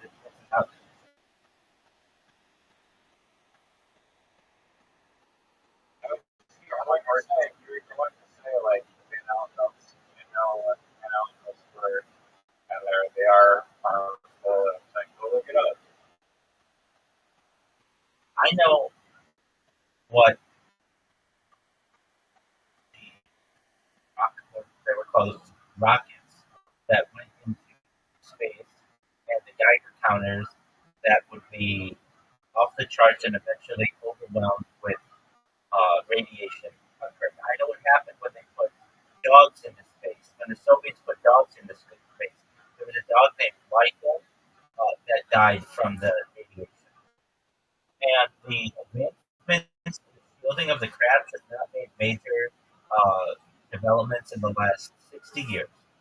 I have absolutely no faith in that. And that makes me someone who is, I'm a mainstream scientist in terms of I believe on the Van Allen radiation belt. The area that you're talking about is only available towards the north or south pole. That's not where these craft are being sent. And additionally, they the Van Allen radiation belts do not like turn off or lower to the point where humans can't go through them.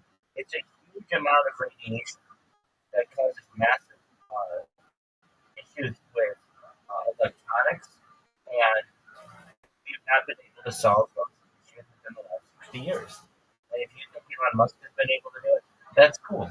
Anything that you show me, even the most recent whatever thing that they did, I don't believe. They don't have. There was no video that I saw. There was no image that I saw of there that changed my mind on this subject. And what would change my mind on this subject? A real-time camera where they're flying from the Earth to the Moon with everything live streamed and different and the stars being videotaped as well, so that because that's really hard to fake, which you couldn't fake with AI. So I'm not saying that's impossible. That's what I need. I don't need just a picture of people floating in space because that doesn't convince me. That didn't convince me that it happened 60 years ago, and it doesn't convince me now.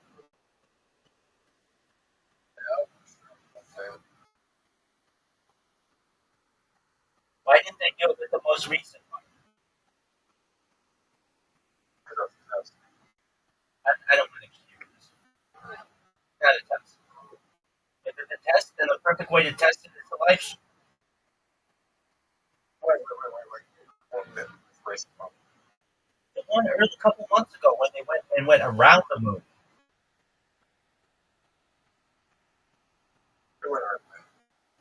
Or Americans.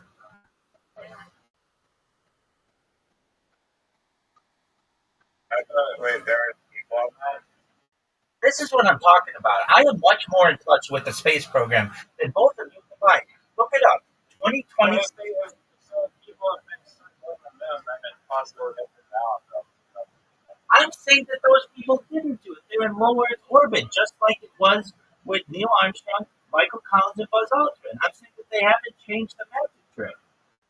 No, but there was a spacecraft that like circled. You're asking me. I'm telling you, there are 4 people. No, who are. I'm not confirm what I was saying. So you are asking. You are saying that there's a spacecraft that did it. I'm saying that it was a manned mission. There's a total difference between that. And I'm saying I don't believe that that happened. I believe that it's the same magic trick that they pulled in the 1960s. You take people, you put them in low Earth orbit. They sit in low Earth orbit for a few days. They take some video of themselves floating. They say that they're halfway to the moon and around the moon, and then they come back. And then everybody celebrates stuff. And I'm saying that it's the same magic trick that they pulled 60 years ago. You don't get a chance to see the landing. You don't get a chance to see them come out of the craft. It was all very secretive. They allegedly crashed, made a splash landing in the ocean, but they didn't show it on camera. They were eventually picked up by some naval ship, and you couldn't see them get out of the craft. Like, I'm someone who, if you want to know what's going on, live stream it. It's very simple. Put it on camera, 24/7. If you don't do that, I'm not going to believe it. I know how these people work. And for you two to be like, wait, there were people on those crafts, it just tells me that you have no knowledge of what happened recently. No, I'm thinking of a different thing then, because there was a spacecraft that went around the moon. I didn't touch it, but it went around the moon, came back to Earth, and I thought you were saying that there were people on board that. I am. They said there were 4 people on board.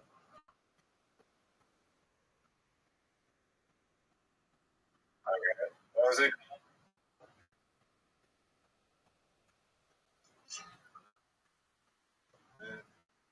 Why did they bring up that 2026 bullshitting mission. right? Yeah.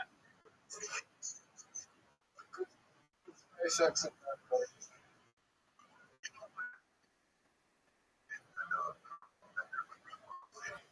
Dude, thanks for playing Kill Tony.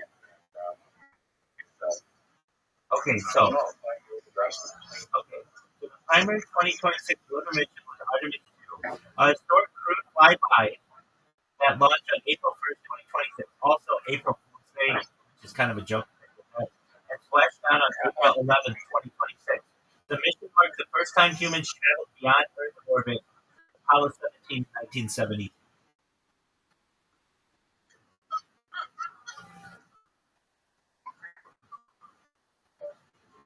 Fucking dude. Ban this guy from the Discord. Literally just ban him. I love it. I love it too. Okay, so right, let me ask you a question.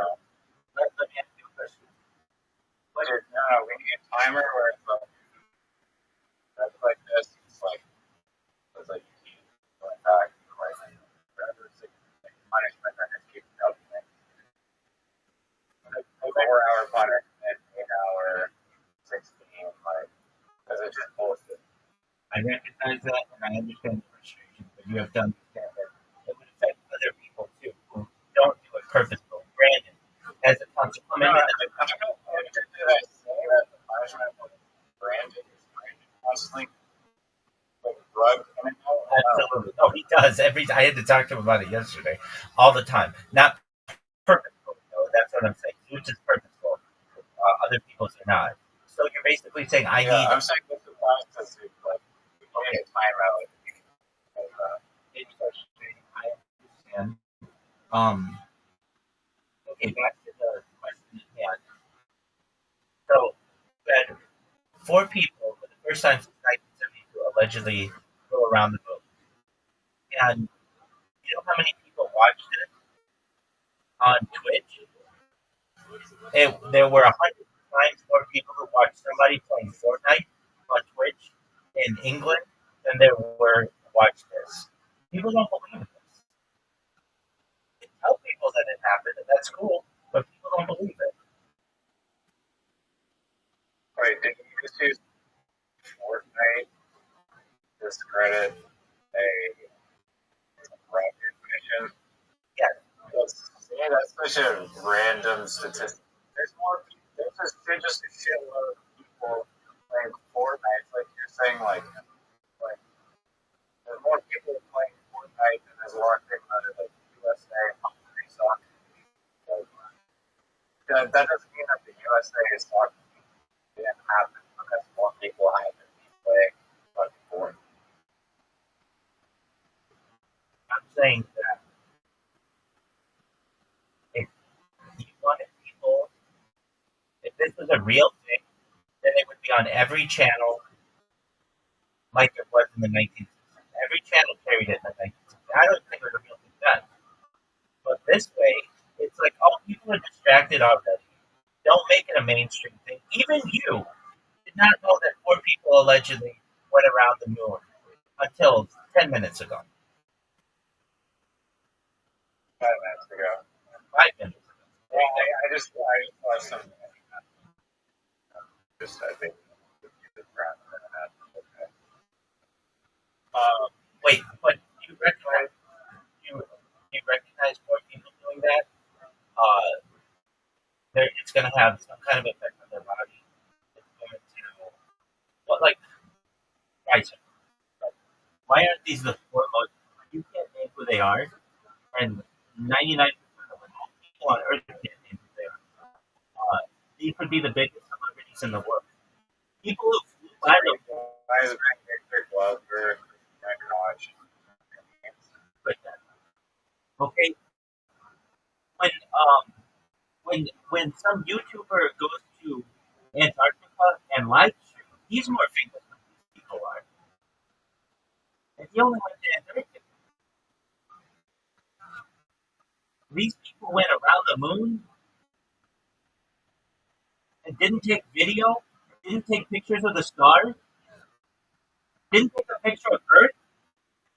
We get selfies of every Instagram model on Earth 1,000 times a day, 10,000 times a day, 1,000,000 times a day, but we don't have new pictures of the Earth from a new module that are good, where you can make out what the continents look like. And I agree. They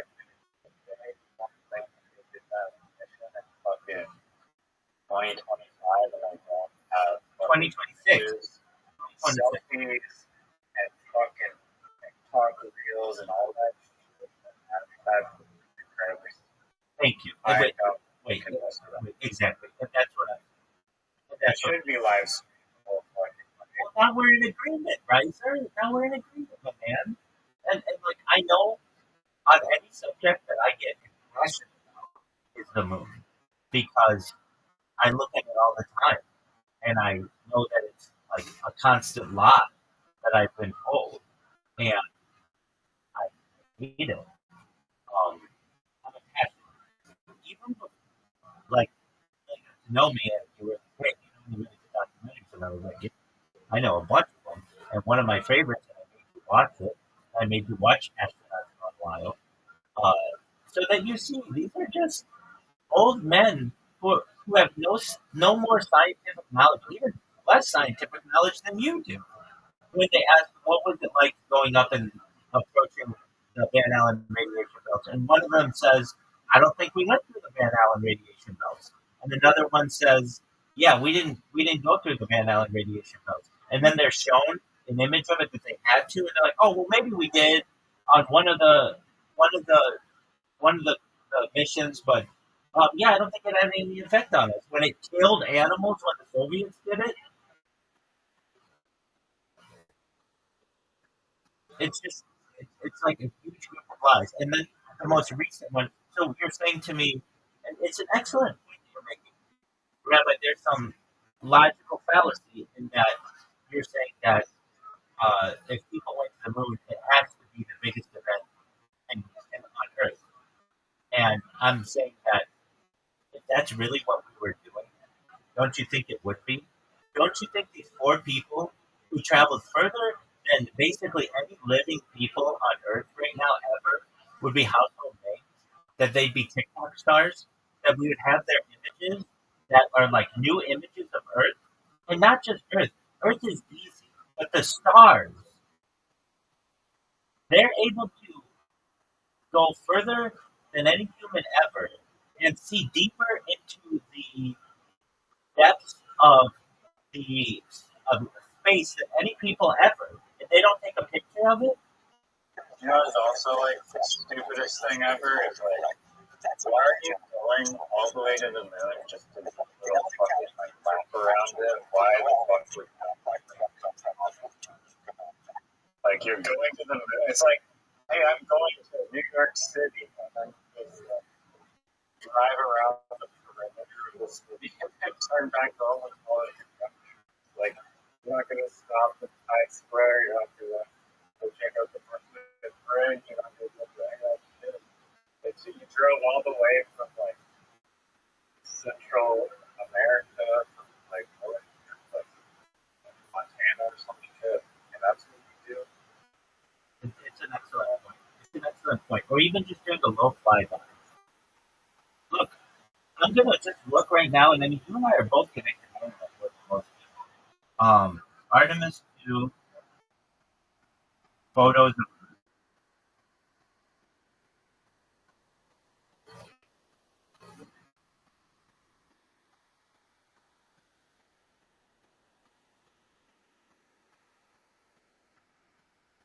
Now, the pictures that they take are like selfies on Earth. I don't give a shit about them.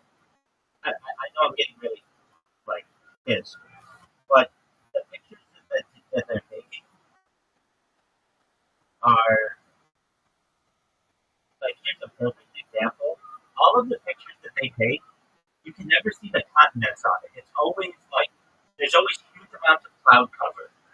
You understand what I'm saying?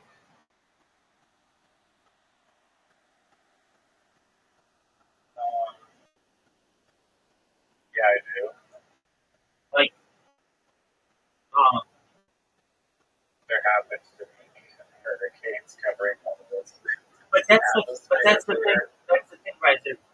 That does not equate to what the weather was like on Earth on that day. There wasn't like a 7,000-mile cloud across North America that day. That just doesn't happen. That's hilarious. Yeah, I fucking got a lot of things that's fucking driven by that right now. Like, I mean, I decide I don't trust you ever, but I would love to just post that on Reddit. Let's Be like, what the fuck? Just go in the NASA Reddit right now and be like, hey, here's, I mean, I haven't, I don't know where you're looking at like this. so let's it's from NASA.gov. It's from NASA.gov. Okay, and go to just type in. Uh, go, we'll just look at these together. Type in Artemis 2 photos Earth, and you'll get it. You'll get you'll get a it says Artemis 2 multimedia. Do you see that?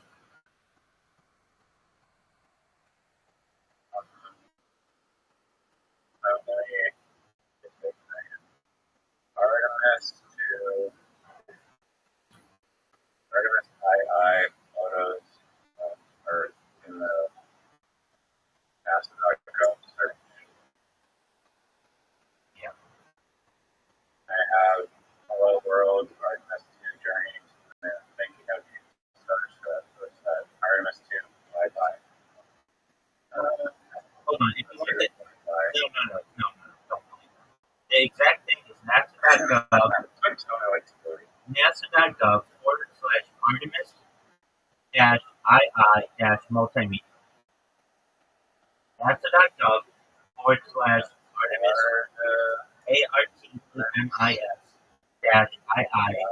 II multimedia.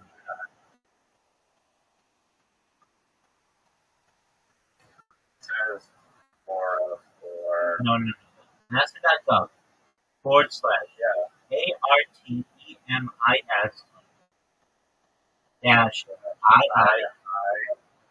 capital or II lowercase dash. Okay. Hold on. I mean dash is in like the minus sign. Oh, not slash. Isn't the slash after gov though? Yeah, NASA.gov / Okay. Artemis. You found it? Okay, so Artemis 2 multimeter. Now, the first thing that I would show is all the stuff the moon itself. I wouldn't share selfies of the splashdown and recovery. That's the first thing. I don't care about it. Run images. You want to go to multimedia. So just scroll down. It's at the top. It should say Artemis 2 multimedia. You see that? Yeah, I'm seeing the slash down. Okay, so why do you show it? And notice it's Mission images. wait. And notice it's not a video of that. It's just pictures. Then mission image, whatever this is. Canada, United States. Okay. Then the next thing.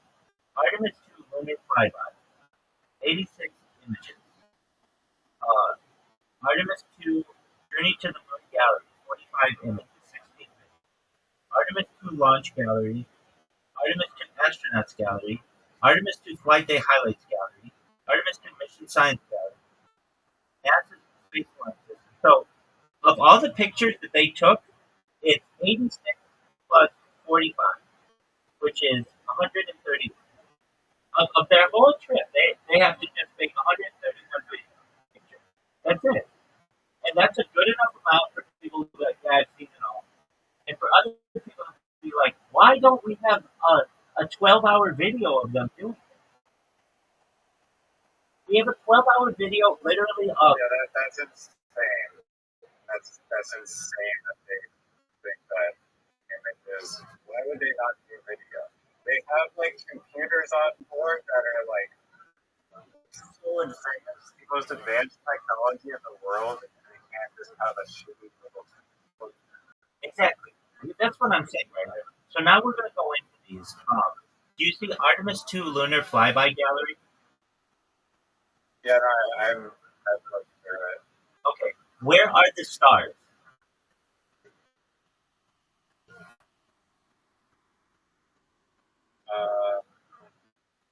I don't know if it's dust on my. Oh, it's dust on my computer. Apparently, it's literally just black. It's just black. Which is interesting because from Earth, if you go to like Hawaii and not like a light sensitive area, you know what the universe looks like? It's like this dense cluster of fucking stars. You know what I'm talking about. You can see the Milky Way splitting the Earth's like the hemisphere of the Earth. You can see it, and you have to imagine there's more light pollution in Hawaii than there is 250,000 miles away from the Earth, from the nearest city. And you recognize that they don't see a single. As they're saying, there's somehow like pollution from the spaceship, or it's like the reflection of the light of the moon. That would be. I feel like that's their only defense mechanism. Right. There's not one. The moon is super bright. Right. Let's be honest. No. It's blinding from. No, it's not. It's not. It's dark on the dark side, which is where they went. They went around the moon. It's pitch black on the dark side of the moon. There's nothing there. And they don't have a picture of the stars. Not a single star. Not even a picture of the sun. Here's one of the dark side of the moon. And there are stars. It's on the last page. Hold on. Which photo? The third page. Planets shine bright. Hold It's on. from the very, very back.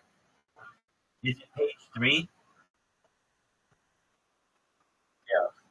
Planets shine bright. The sun is eclipsed by the moon in this April 6th image from NASA's around. below around the moon is called zodiac, which describes interstellar dust. Hold on. I'm not in the right.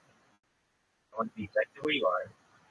So, from the main page, are you at Artemis 2 lunar flyby or Artemis 2? Yeah. Okay. It's the second last image on page 3. Okay. Thank you. The last image on page 3. The planet shine bright.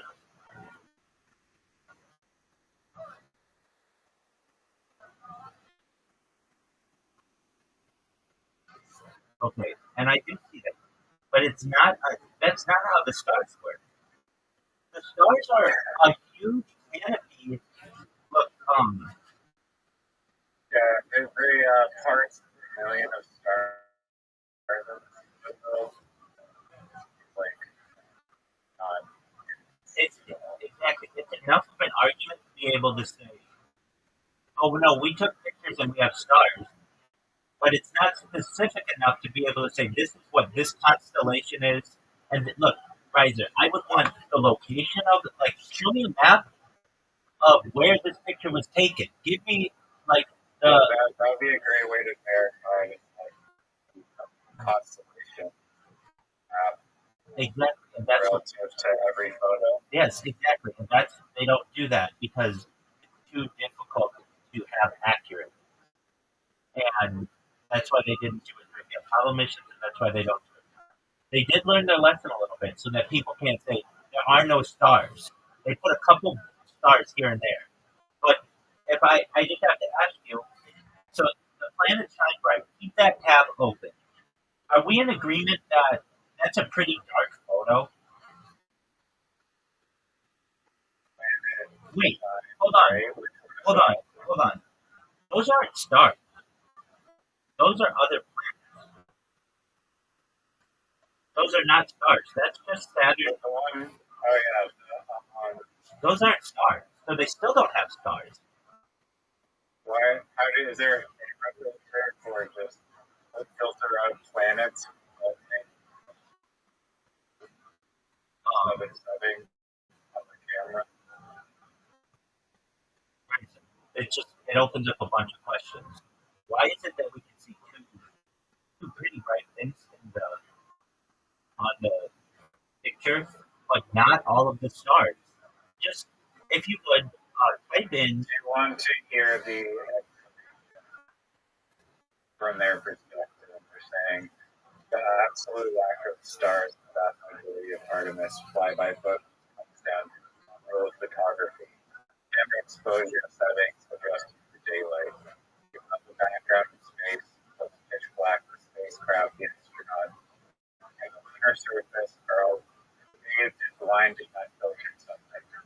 But you know what you could do then is adjust the camera exposure settings so that you have at least a couple of photos with stars and That's exactly. make them all like beautiful. That's exactly right. Just Brightness battle. The sun is billions of times brighter than the stars, and the sun hits bright parts of the Orion spacecraft that reflect the great dust with galaxies and incredibly intense glare. Take a clear picture. Take a clear picture of the spacecraft and without turning them into watch channel. So it might the camera needs aperture, speed, tight aperture, and ISO. Because it's tuned specifically to handle the harsh daylight glare, the sensor simply doesn't have time. So incredibly faint, distant stars, they disappear into blackness. Photographic proof. You can actually recreate this phenomenon on Earth if you stand underneath the bright street lamp at night. Take a photo of the front. Your camera will lower its exposure to make it look more dull. The night sky behind them feel black or starlight. right. Just type into Google Milky Way at night, and you're going to get 50 pictures of people from Earth who are able to overcome this issue. Whatever settings these people use to take the picture on Earth, use that on the Artemis too. That's all I'm saying. That's a big just click Milky. No, I think their argument is saying that there's an huge huge fact. It's like these photos are taken at Earth at night, where there's not a huge giant light in the background, and they're saying that the giant light from the sun is what's blocking out the stars, which unfortunately sounds like it has merit. That does not have merit. There's all the sun that might get. You can verify. Like I know what they're talking about. No, you don't. No, you don't. Like you don't know what they're talking about. If there's a huge backlight, we're not gonna. It's gonna fuck up. Riser. So, are you saying that it's impossible to take a picture of the stars when you're in space? Because that just sounds like absolute wrong to me.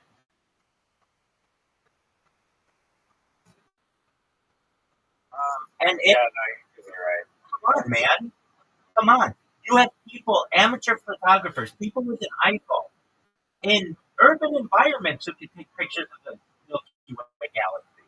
You don't have to be in Hawaii. You can take pictures of it from Earth, from downtown Los Angeles, from downtown Anaheim. You can see the Milky Way galaxy. It's not necessarily. How can you even see the stars during the day then?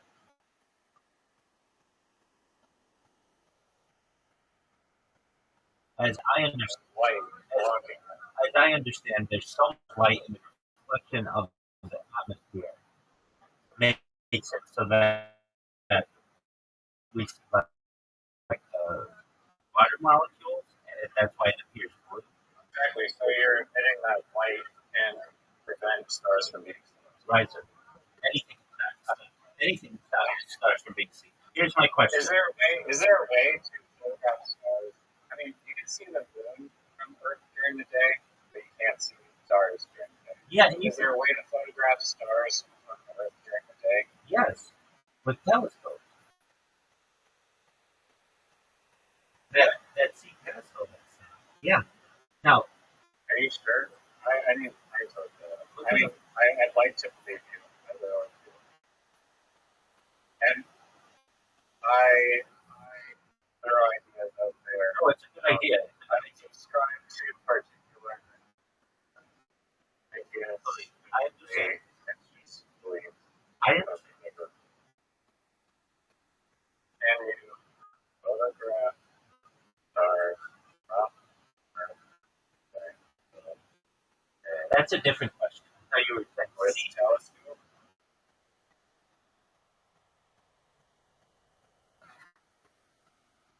Yes, you can photograph stars during the day, but it's not need a high contrast, low flare telescope.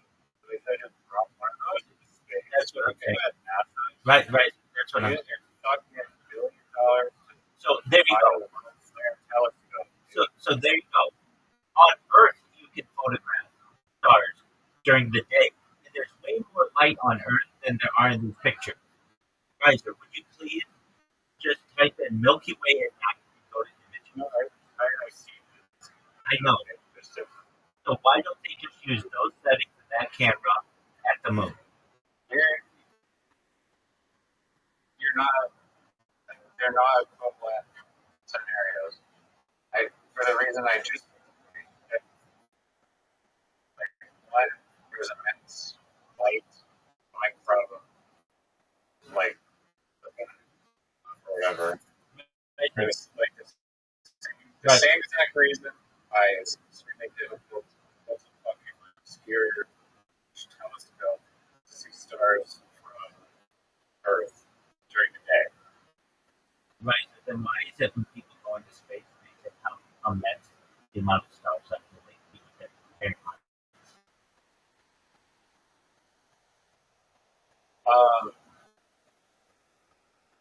Well, I've seen what's called the International Space Station, the International Station or whatever, and I don't know. I need to look it up, but would you say that the International Space Station, which is streaming 24/7 on YouTube, you can go look at it right now, do you think that it's capturing stars or not? I mean, I said it just to begin with. It's in low Earth orbit, and I think they have the camera settings so you don't see it. And I know it's fake. They used to do live streams of that, at least NASA did, and they had to put it on a tape. They would see UFOs flying all over. The people that you watch it just for UFOs. So now they have to get and they just do giant loops of those videos too. They've been caught just looping 24 hours for months. And it's really difficult to be able to tell the difference. Their video doesn't really change.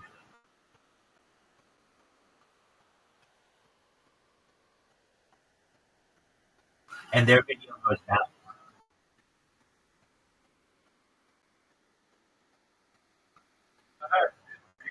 Right, this is the official NASA YouTube page.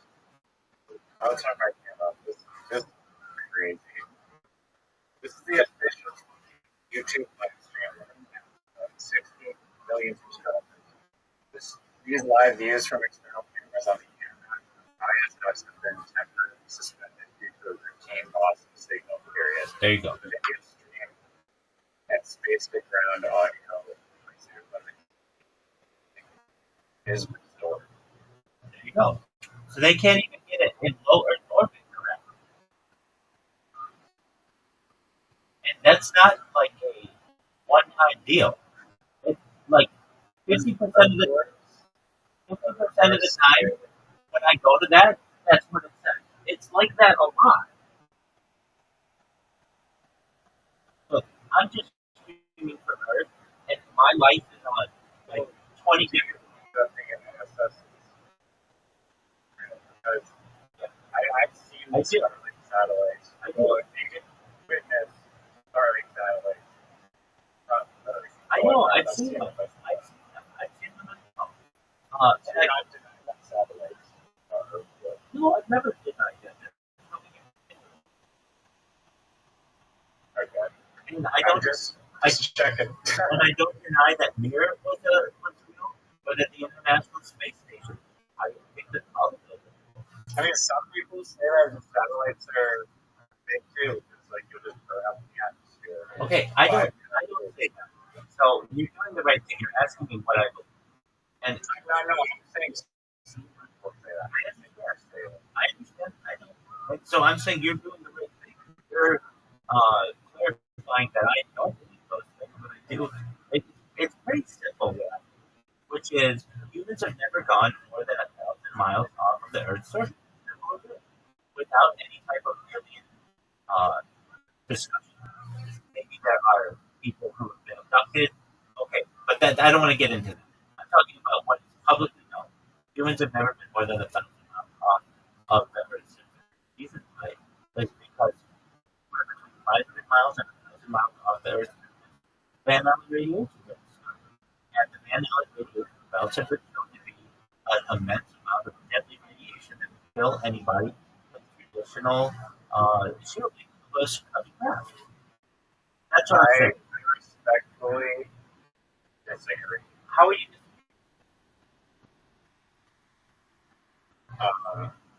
You want my response? Name a person who's been farther than that. No, I'm saying that those people allegedly on the environment. Good.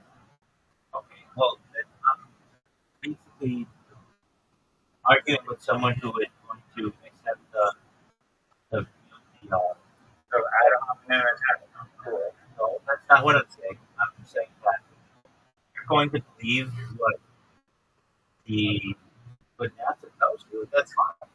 But I didn't say believe what they told me. I'm saying that it's not impossible to defend.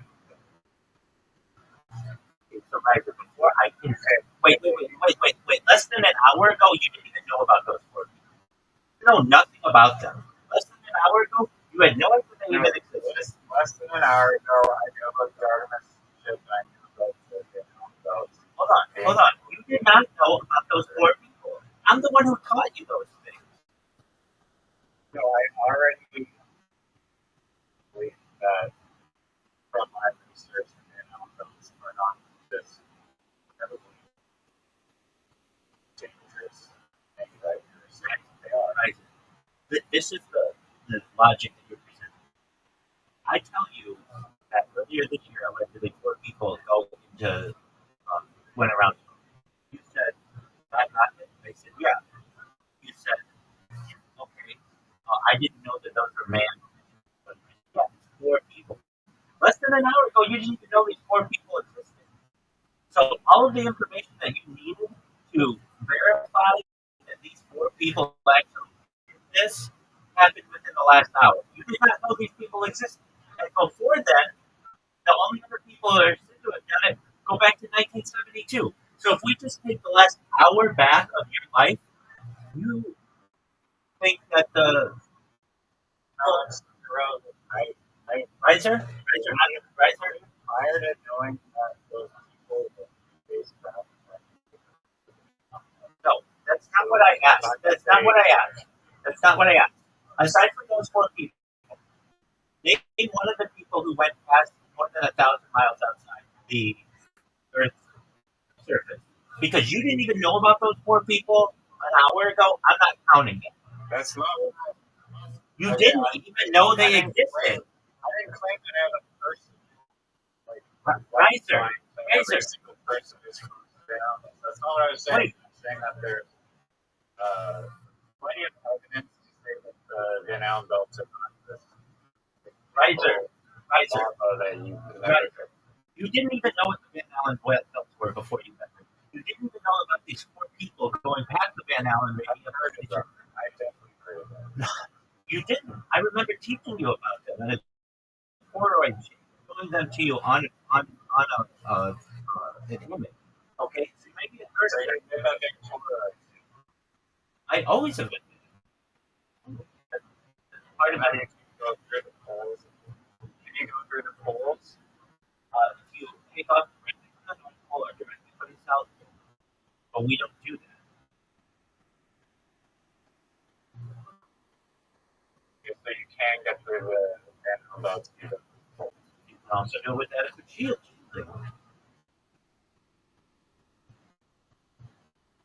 Now, these 4 people that you didn't know about an hour ago, aside from them, I said that no people have ever gotten more than 1,000 miles off the Earth's surface. Aside from these 4 people, that you're even doubting like the images that we're seeing. So it really doesn't have any credibility. And you couldn't name who they were before you looked it up. It's not a funny issue. It's very serious that you're using them as your evidence. You didn't even know they did this. We're going to put those people aside for right now. And I'm going to ask you, name someone's name who made it more than 1,000 miles off of Earth's surface. And the only people that you're going to be able to... You're injecting an argument that is not... You're cutting me off. You're cutting me off. I'm saying that humans, spacecraft are able to go to the moon. That's all I'm saying. And I'm asking you, aside from these 4, name one who's done it. Well, I can't prove any person has done it. Wait, that's... I don't necessarily subscribe to believing that. Okay, but you believe these... Nobody can probably prove whether they were fake. That are wait. Based on releasing them, there's like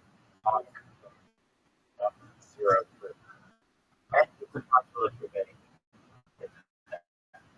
Okay, but what the argument you should be making then is, well, the Apollo astronauts. And I'm going to say to you, okay, watch astronauts gone wild again. Watch these people. No, that's not what I'm saying. No, that is what you're saying. What I'm saying. Riser. That's not what I'm saying. Right?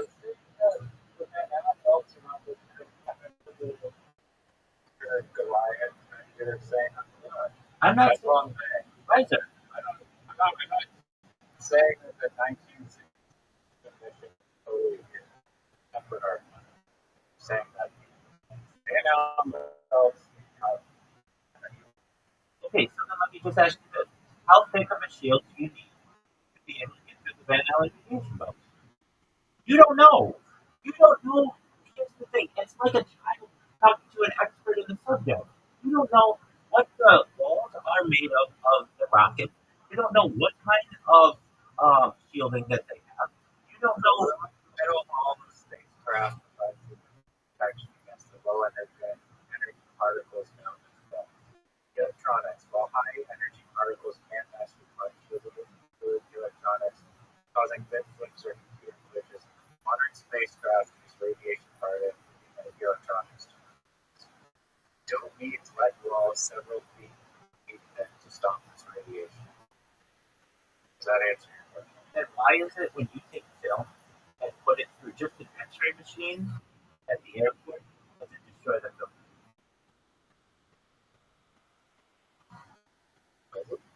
Yes, you know. That's why they say don't put film in X-ray machines.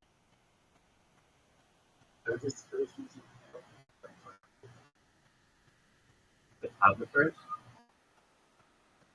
the people who took these pictures, that's all film.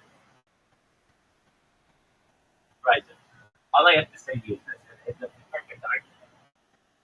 If you on Earth can take beautiful pictures of the Milky Way, beautiful pictures, why wouldn't you just use the same type of settings or adjust the settings to be able to do so from space?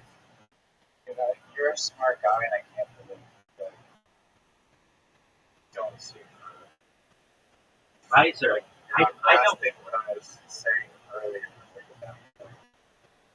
You don't know enough about photography to be able to interpret any of that. You don't either, clearly, if you don't think that backplane was messing for you can take pictures of stars from Earth. Okay, if you go and try to take a picture of someone, wonder if it's behind that person, this could totally fuck up the photo. You can still see the person. You can still see the person. No, it totally fucks it up. No, it doesn't. You can change the settings to be able to make their face very clear.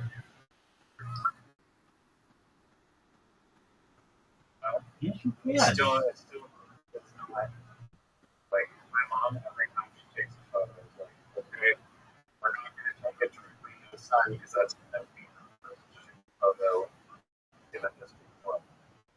Okay, let me ask you this question.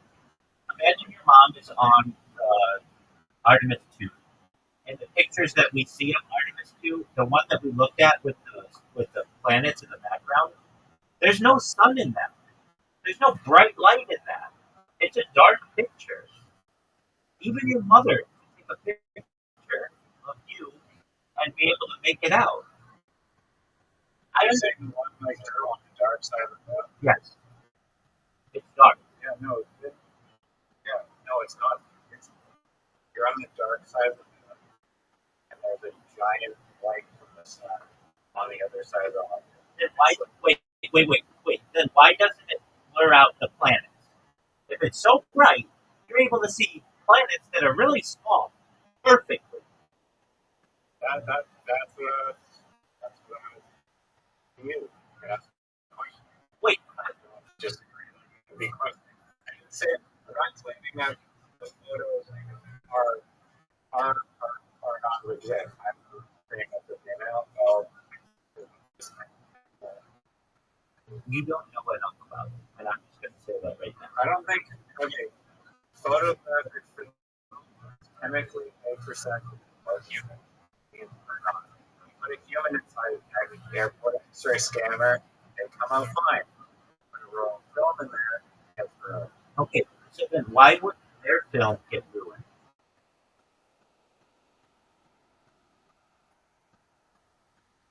Because they don't know that.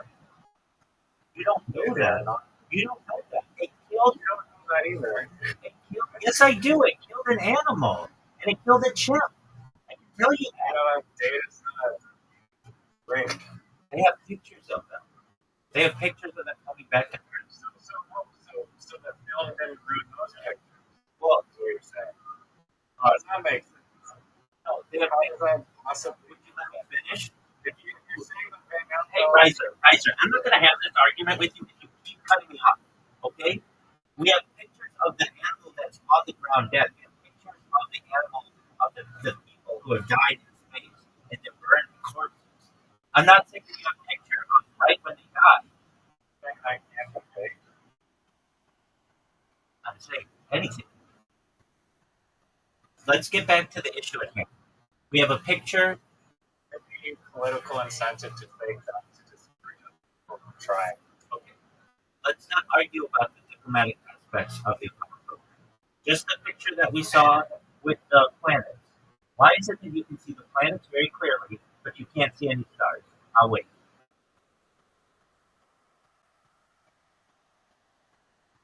I'm the one who brought up that question.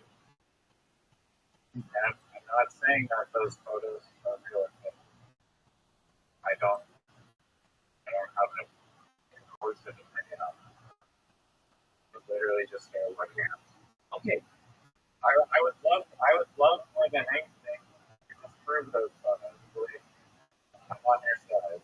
I don't But know. I'm impartial enough to just look at the data presented and try to see those photos. We're just looking at one picture. You're coming from a biased perspective, which is fine. Where you just automatically believe everything.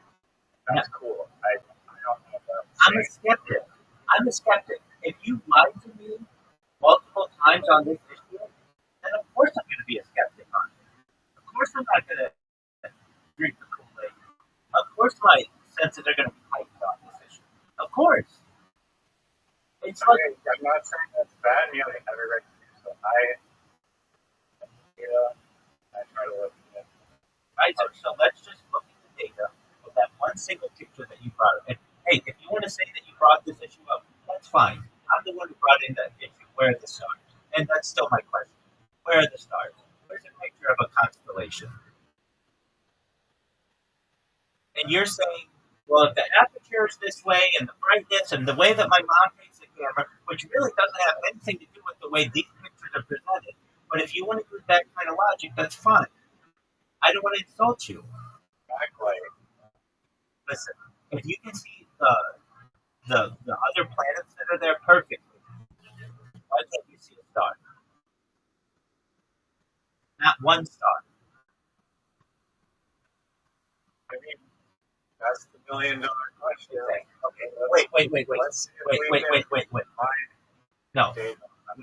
Just show me a picture from the Artemis craft of a constellation. That's all I'm asking. Show you what? A picture from the Artemis craft of a star.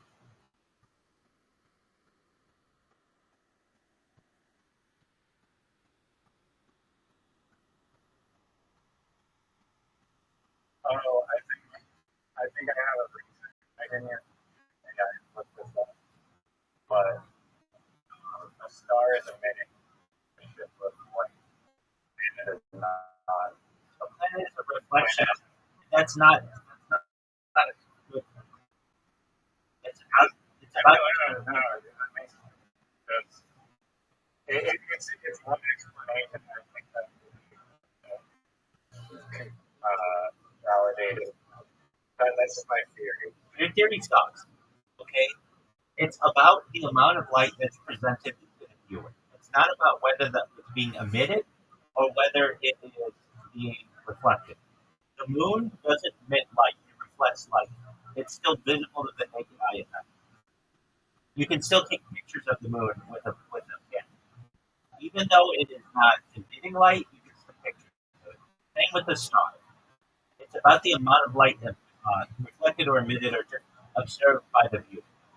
Think about it. If you have a camera on Earth, you can take pictures of stars. You can take pictures of the moon. It would make sense if you were like, Rabbi, you can't take pictures of stars. But we can. People do it every single day. So just do That's it. probably why during the daytime you see that you can't see stars. You can see stars with a good enough telescope. Okay? No, with the naked eye, Riser. you see the This is, mirror. and you can't always. It depends on the situation. It depends where you are on Earth. It depends if it's a clear sky, all of those things. Let me just ask you this. It's very simple. Very simple. Wow. The reason you guys get this, the reason you can still see planets like Saturn and Mars on things like planet shine bright, but still galaxy stars comes down to a massive difference in this intrinsic brightness that's inside. The blinding light of the sun was blocked by the moon during a specific total solar eclipse. The camera settings are super sensitive enough, which they should be, to capture the stars. Okay, so Planets reflect massive amounts of sunlight. Planets are vastly closer to us than stars and like giant cosmic mirrors. On the scale of the light, Saturn and Mars are massive celestial bodies reflecting the lesser amounts of direct light. right. So Just stars ask it this question. Just ask it this question. every 20-minute GPT. Just ask it this Stars question. are pinpricks I'm that asking. faint light. I'm Stars are technically much brighter than planets. Kaiser, Generate ask it this question. Ask it this question. Why is it that they don't take a picture of a constellation? A simple question. On Artemis, why didn't they take pictures of any of the constellations?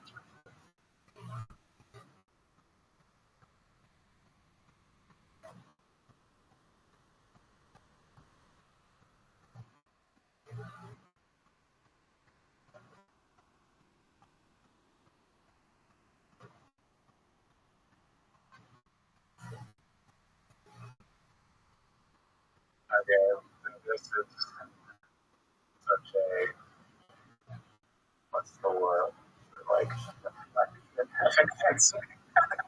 Artemis 2 did not photograph constellations because astronauts' primary mission are the focus on spacecraft testing Earth and Moon targets rather than deep sky stuff.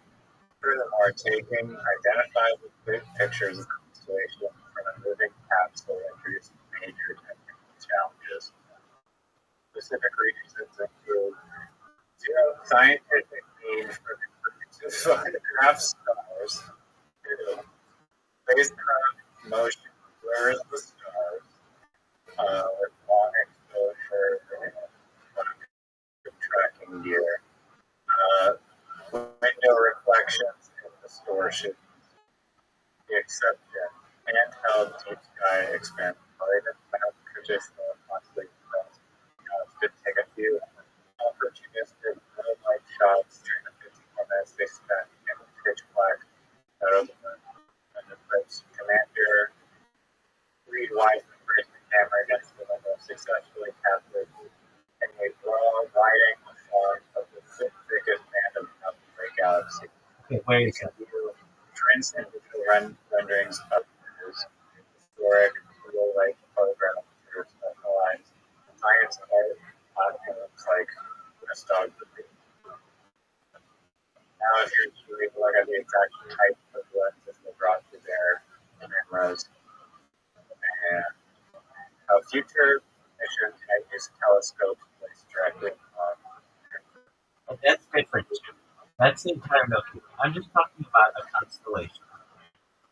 And why am I so specific about this? Because anyone can say, like, just take a bunch of pictures and say that's the Milky Way because it's so dense, it's difficult to be able to accurately find what it is.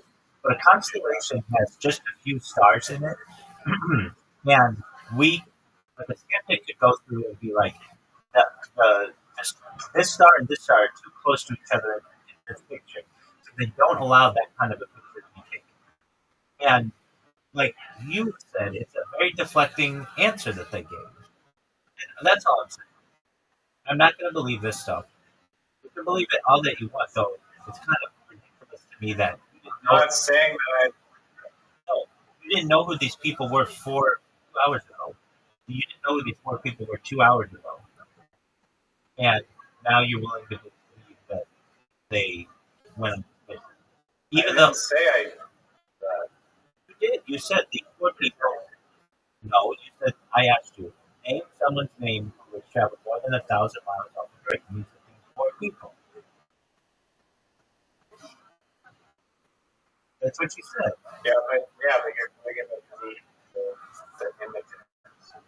I never claimed to believe or disbelieve the images. Okay. And so this gives a lot of issues. If so you're willing to think that they went around the moon or whatever, but they may have faked it. Is that an argument that you're leaving out there? Um, if uh,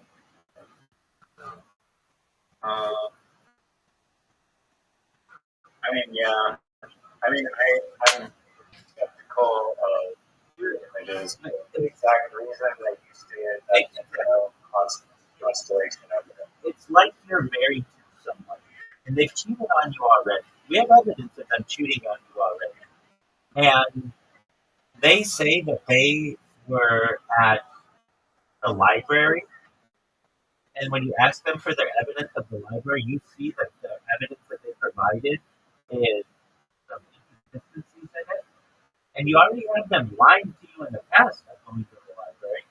Yet this time, because you're good-hearted, you want to believe that they were at the library.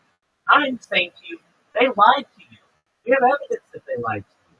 They're just lying to you again.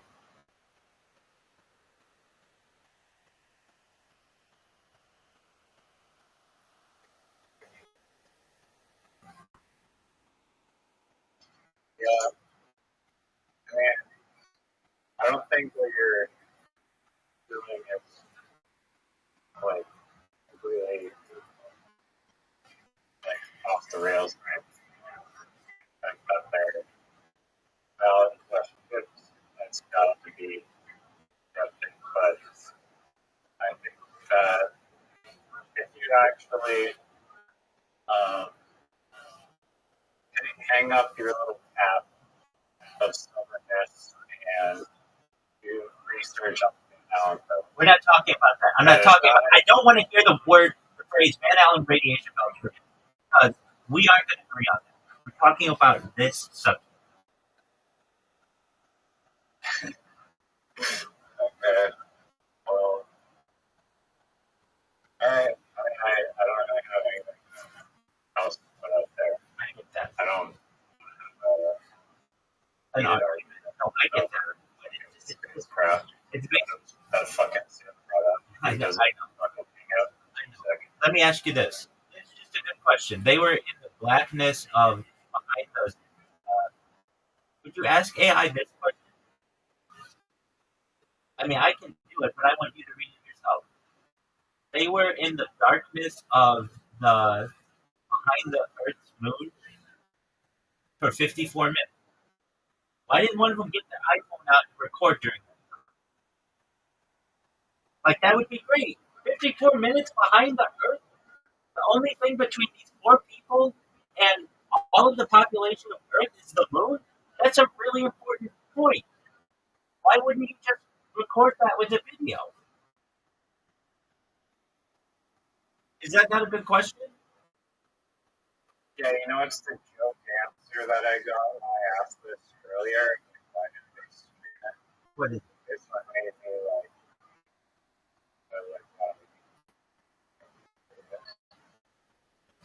why didn't they straighten the whole way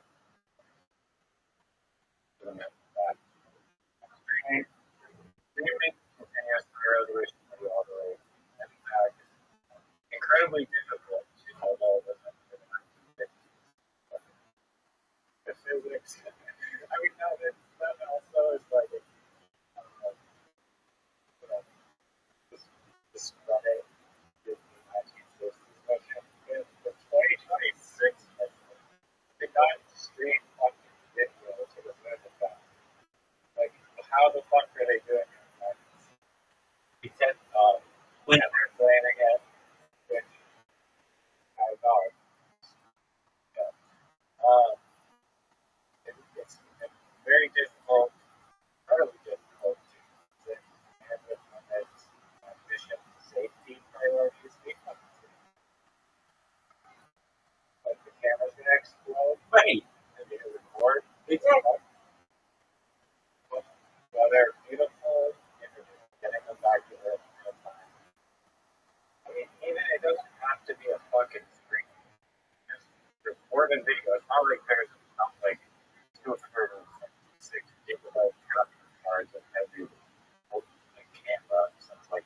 out. I agree. This is an exclusive business.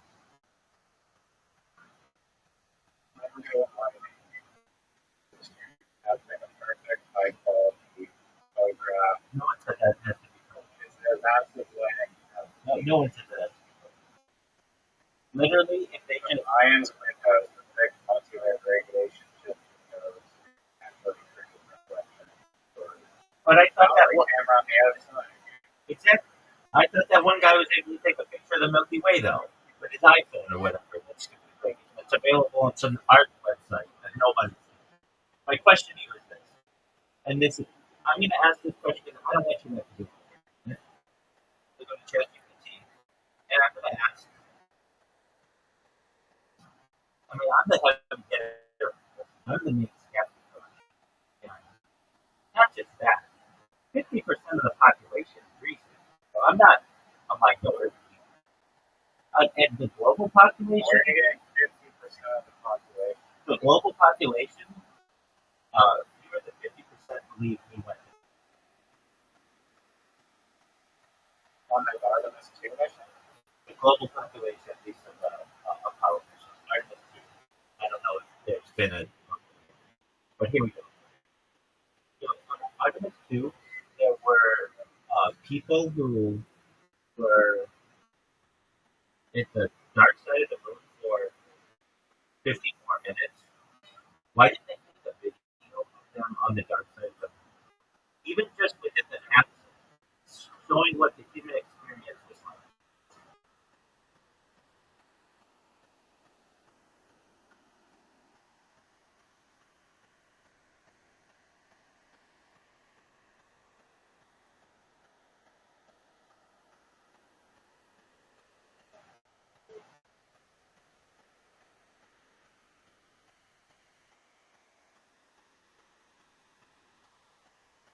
In Artemis 2,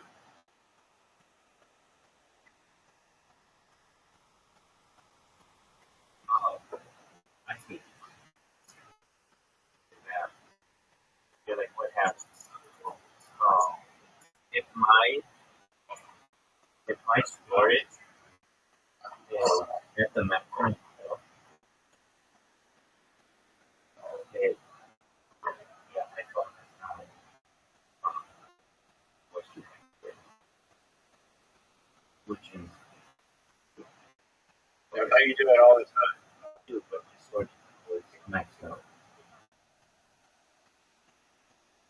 But just one deals, and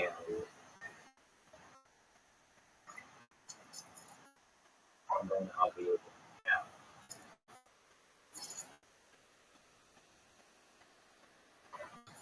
vehicles.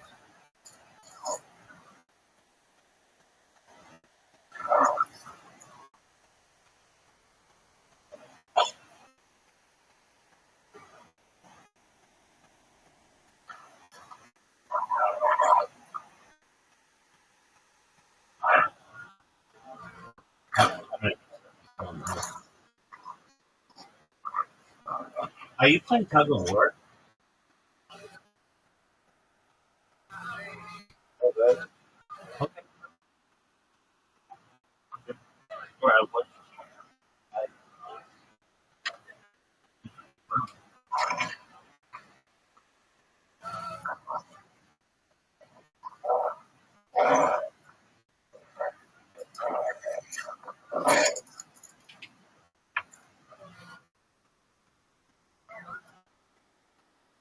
What's up, Tony?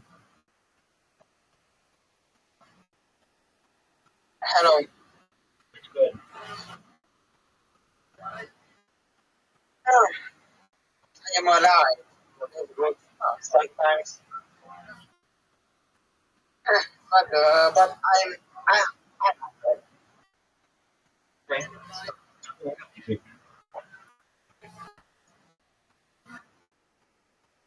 nothing much. I just want to be here. Absolutely. I mean, We're just talking about the Artemis 2 mission of the NASA. nice.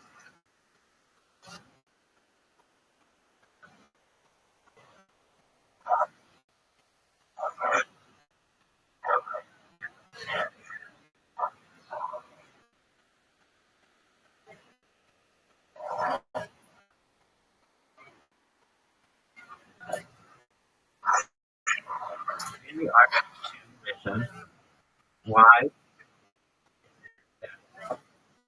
they asked us in the 54 minutes in the darkness behind the group, why didn't they just take a recording of the time with like an iPhone or something and just record what life was like in the capsule?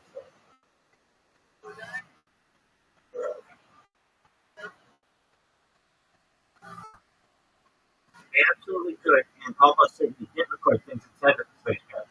The communications flight behind the moon only means that it lost radio contact with it.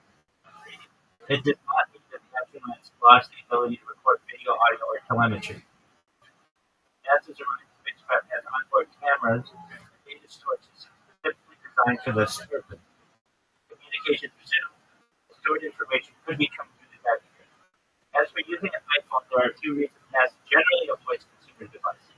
Certification reliability. Everything flown on spacecraft undergoes extensive testing for vibration, radiation, fire safety, and electromagnetic compatibility. Mission priority. During the roughly 40 or 41-minute flight, the crew had scheduled tasks, observations, and procedures to perform rather than simply documenting daily life.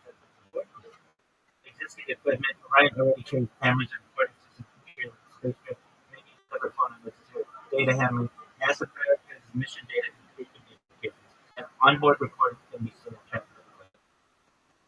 Okay. Your intuition is sound. There is no physical evidence for the story. What life was like in the capsule during that time. The more interesting question is whether NASA will eventually release additional footage or audio from that period. Riser, did you hear that? Yeah. Okay, now hold on. In all of Artemis 2's time, it was gone like 10 days, right? April 11th to April 1st to April 11th. How much video is available to the public and how many pictures in total? Not including the splashdown. We're talking about being in space. How much total?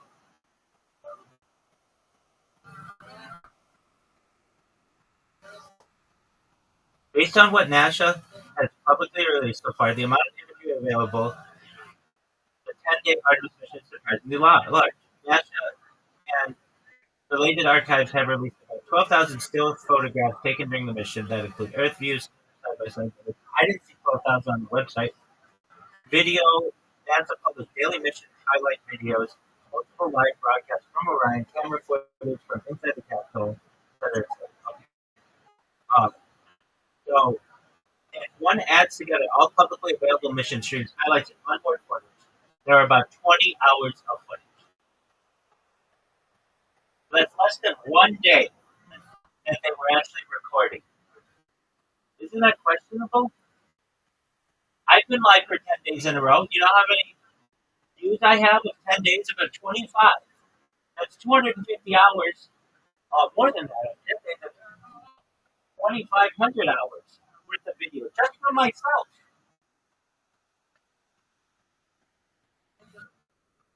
Yeah. I mean, they have cameras on the International Space Station that work just fine, apparently, except for the 50% time that they have. Exactly. But those are recorded just dandy. Exactly. Like, So why is it that? literally, Over the course of 10 days? like you have more cameras recording you live than the entire Artemis 2. That's Riser, and that's what I'm saying. Which is absurd. It's absurd. It's absurd. And Riser, if they're gone for 10 days, I would expect 10 days of footage. Not less than 1 day of footage, which includes, all of them, like, perhaps from low Earth orbit videos, which I don't disagree can happen. And I would expect different angles. I am on different angles. Why is it that I'm on different angles, but I'm just a regular person? And if you go to the International Space Station, it's down right now. Like, of anything that should be recording constantly well, it's that. It raises a lot of questions. And so I'm gonna be like really specific. So isn't it kind of a joke that this was a mission for 10 days and fewer than 1 day of footage has been released? That's a joke, especially considering the International Space Station, when that stream works, it's working 24 hours a day.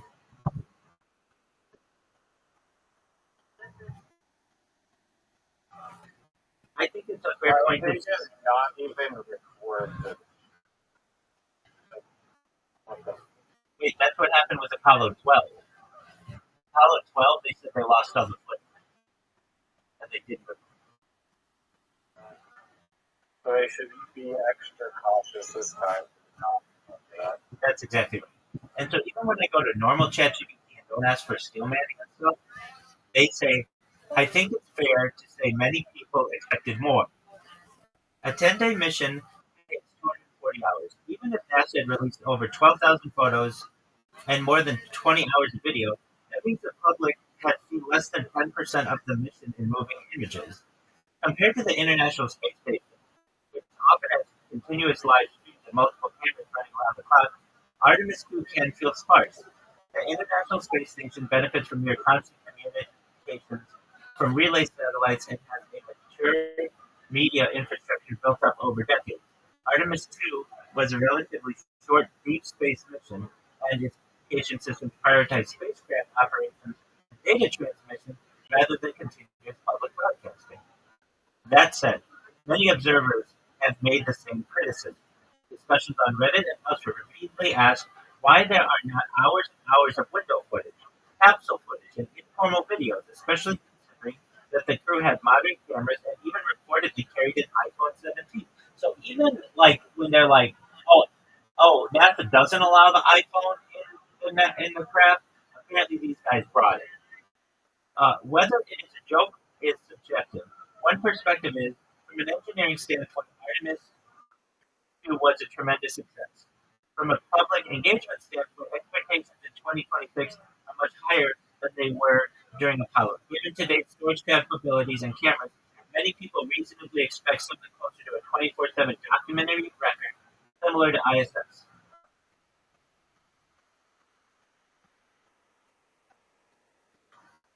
I agree. Okay. So, what do you want to know? Let me just say what I think. These four people are actors. That is not me making this. Let's go to this. They have IMDb pages. Okay, so did the Artemis 4 crew, don't they have IMDb pages?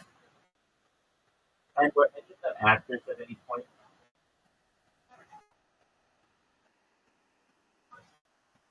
Yes, all four Artemis 2 astronauts have IMDb entries, but they are because of the appearances of themselves on television documentaries, not because they were professional actors who run. Um, one of them had something. Uh, that's okay though.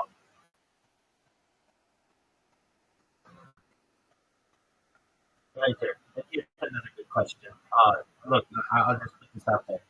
Um, considering that, like, YouTube and Twitch have prioritized people like Mr.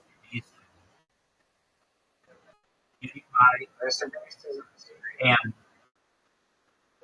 just influencers are pushed on the American psyche or just the global psyche so much, why is it that these four astronauts who allegedly completed something, they've gone further into space than any people ever, are relatively unknown?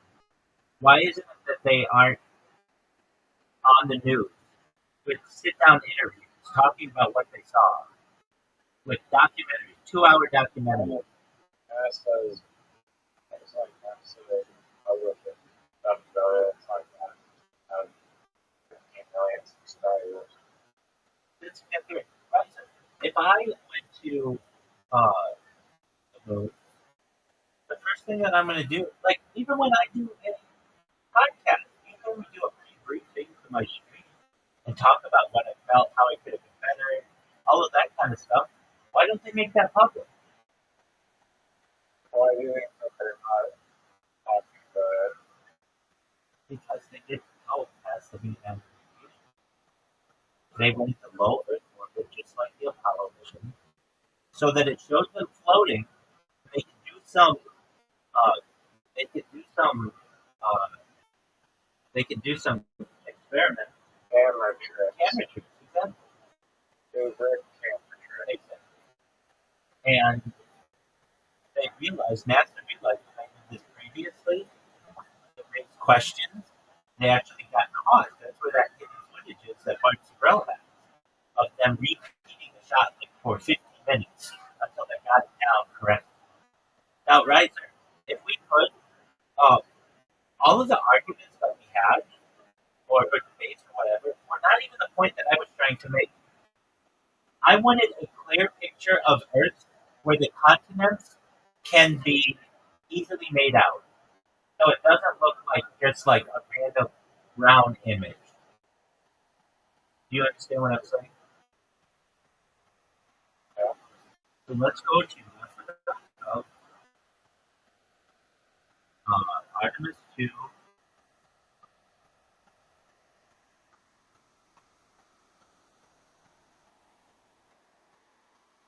Okay.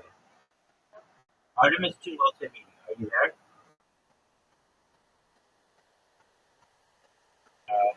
You can grab it.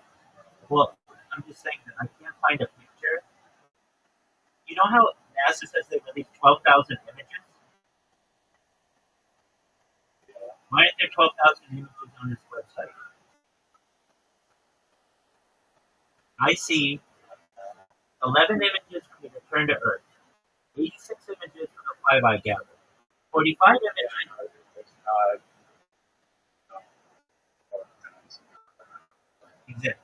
There's like barely 500. Exactly. 100. And you know how they said they have all this video footage or whatever, 20 hours of it? That's not available on the website. Right?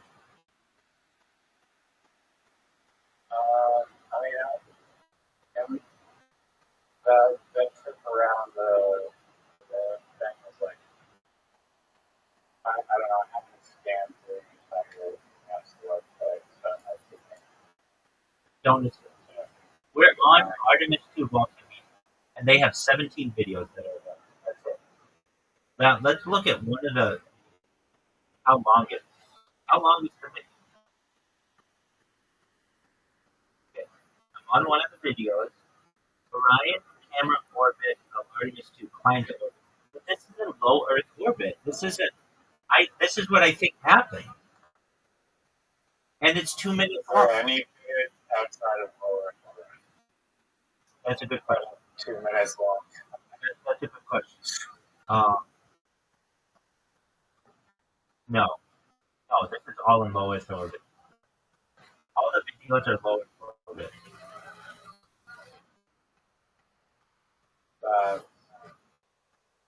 Very basic. Hey, you know what's even? They say. Let me make sure I got this. They say that there. Would you please go? I know you don't want to, but they say there are 60 videos available, and I only see 2. They're both from low Earth orbit. Go to NASA.gov, please. Artemis-2-multimedia.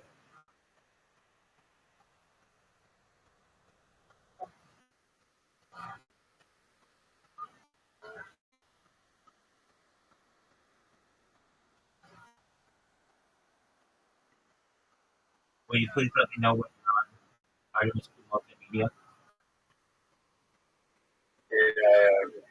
Take your second. My computer crashed for like a billion times. That's okay. Take your time, and we don't have to go into this anymore. You know, I'm a passionate by it. You've never heard me get as mad or angry or upset or whatever you want to consider in any conversation that we have. You can sit here and tell me I lost and shit in my face. I can take that. But you can't insult my intelligence. Hey, Artemis 2 has 16 videos. Yeah. So click on that, and I only see 2 videos. Maybe I'm missing something.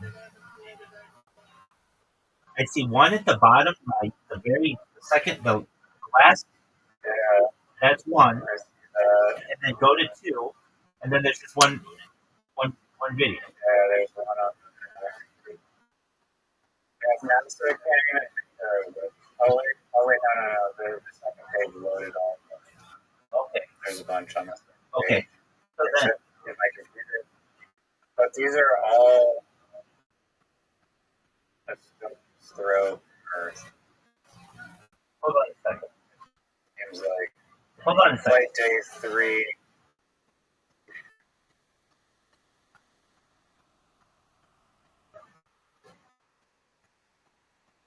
Well, 1 minute and 51 seconds. Wow. That's the Wi-Fi transfer rate between.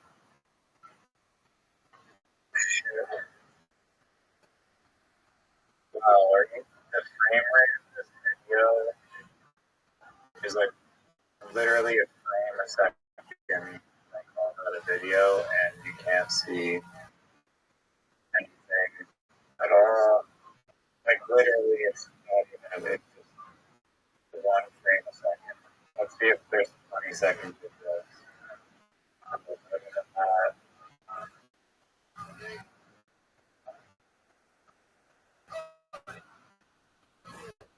could easily be done. Studio. And doesn't show anything.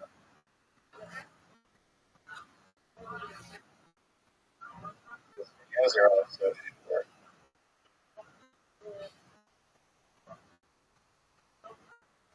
Guys, someone who, in their own way, is they show nothing.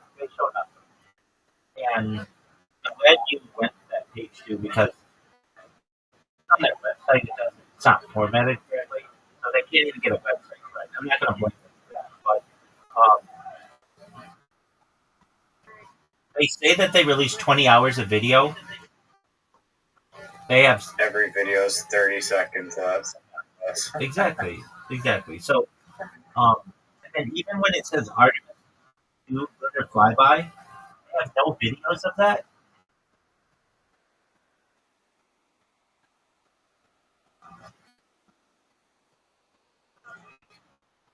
Now, isn't it interesting that they have in their astronauts gallery, they have hundreds of images of this? Who gives a shit about these people sitting around smiling at Cape Canaveral in Florida? Who cares about that?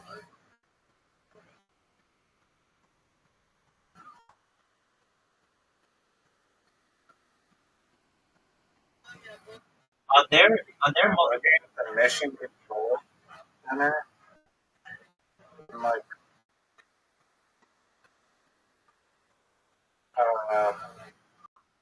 well, there's an immediate anomaly that doesn't make sense at all. This guy's screen just doesn't even make sense.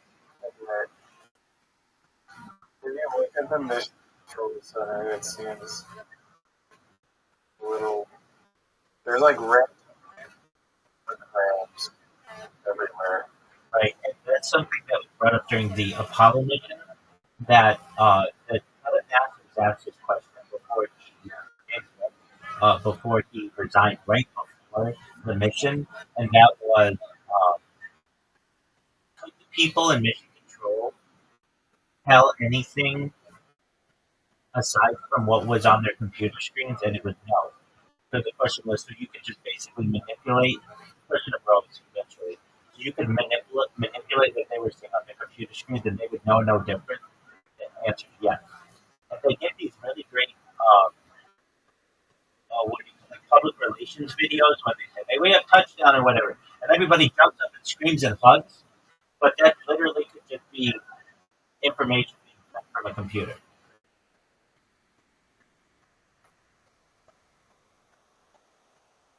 Oh yeah. Trying to find. I mean, you can't even read the screen resolutions shit on the photo that they released. It's like you can't even zoom in properly to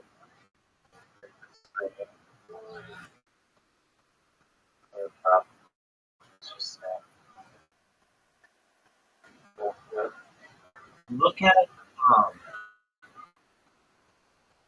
okay, do you know where the Artemis 2 lunar flyby gallery? Actually, Artemis 2 journey to the moon gallery.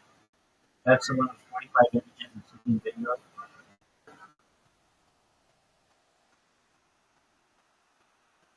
Over are you looking at?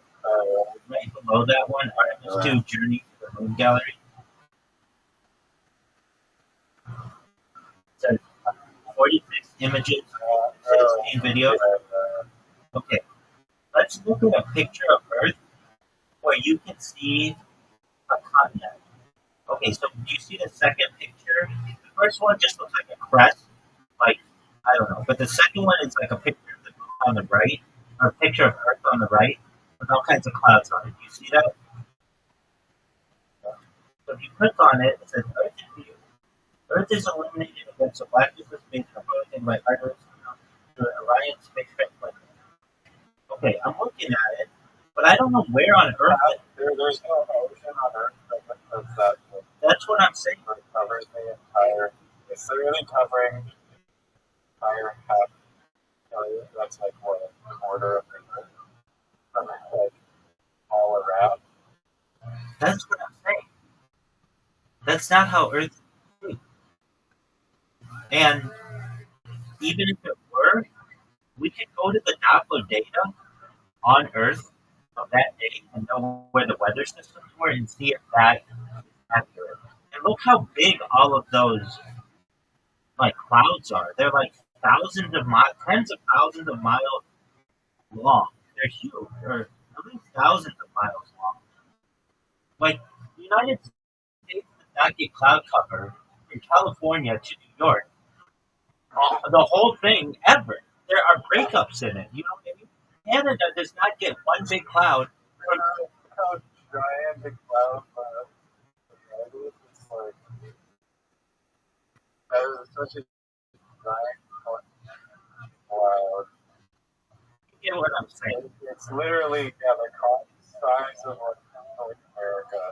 The size of that cloud. Right. And I don't remember saying to you in April, hey, did you look outside and see the giant cloud that's over like a third of the Earth right now? No, it was sunny skies. You know, like, but even without the cloud, tell me where there's any. Why don't they just like Photoshop these like continents? Wait. There is one of the continents that are on April 2nd. Just go down. Okay, what we're gonna look at? Which one? That giant cloud thing that was on Hello World. Yes, hold on. What continent is that? It looks like it could be Africa. It looks like it could be Australia. Upside down Africa. Wait, but you don't know. And that's what I'm saying. It kind of also fades into the ocean. That's another good point. Now, if it were Africa, There's not enough more than just like exactly. and also just stops becoming Africa like the half of the continent. It just like slices Africa in half and then half of upside down Africa and just ocean apparently. So you're thinking this is Africa, but like kind of upside down. Do you see the very bottom left corner? It looks like what could be Spain and Gibraltar. Like, But there's also lights in the state daytime. which is questionable But because people don't have lights on during the day. that's not how Earth looks in space. There's no light clusters of the station. Only at night.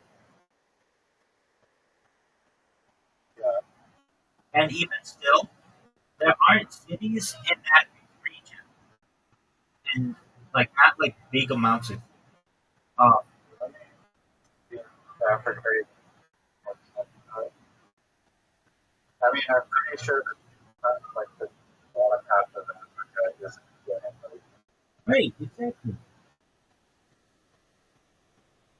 And riser.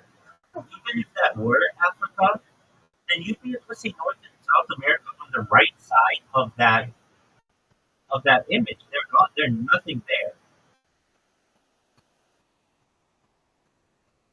Yeah, no, I think that would have like pain connecting to Morocco. I agree. But then where in North and South America?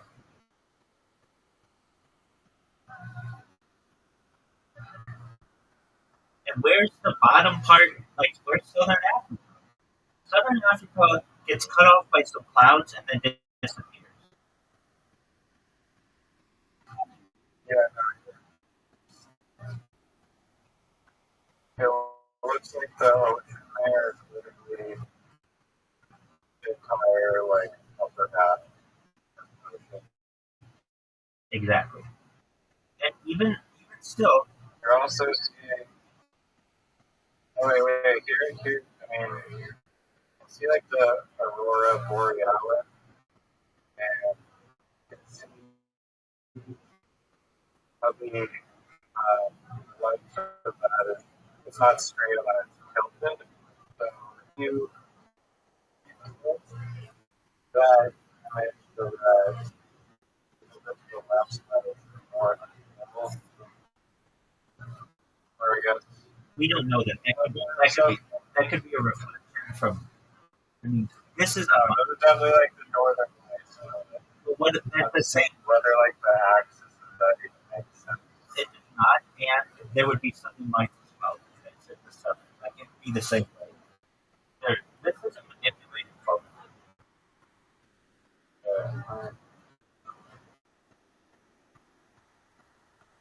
Uh,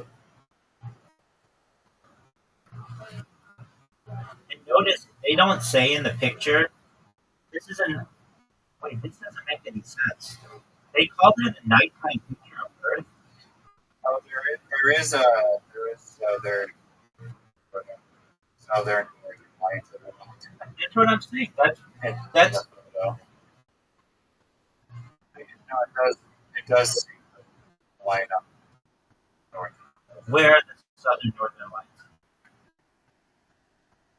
I only noticed it when I turned it upside down. You can see a little green line that is on the opposite side, and it definitely does look like rain. Um, Here's the question. They say this picture was taken at night. Then why can I see Africa like bright as day?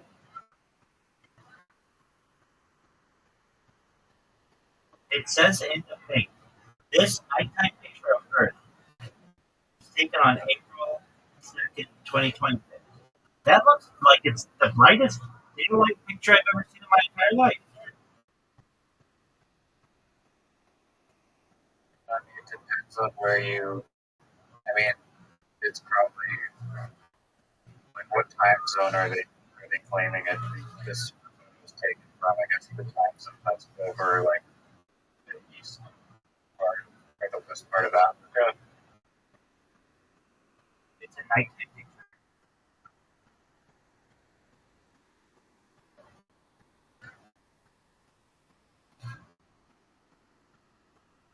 Well, I don't know. That's too much science for memory. No, it's not. No, it's not. Think about it. There's also just like a giant, like random yellow watch In the middle of the. Yeah, I see that. which is like, what the fuck is that? Exactly. Is that a You would not look out from space and see a giant yellow watch that's like shaped like a fucking square. That's true. That's true. And do you realize we're looking at the same picture? This is half of the Earth, right? We're looking at half of the Earth, 50% of the Earth, right? Yeah. That means on the other side of this picture, we have to have Antarctica. We'd have to have all of Asia. We'd have to have all of Europe, except for Spain. We'd have to have North and South America. We'd have to have Australia, all on the other side of the Earth. That's not how the Earth is. The Earth is doesn't like basically. Yeah, no, Africa, this is way out of proportion. Exactly. There's no view. Or wait, no, that might be because they make the argument because of the map, like the way that they draw maps. It distorts it. Right, but there's no view where you're looking at. Okay, we can do this. Google Earth will allow it. I don't want to have to download it, but just Google Earth. I think they have the online version. We can prove this. Google Earth, and we're just going to look at the globe. Don't really have to download the Earth.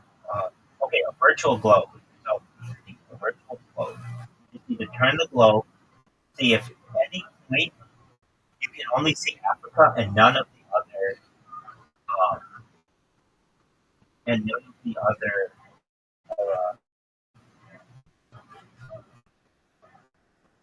Okay, I found it.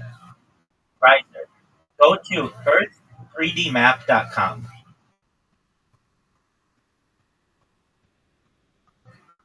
In no view, you just see. Okay, was it earth3dmap.com? Yeah.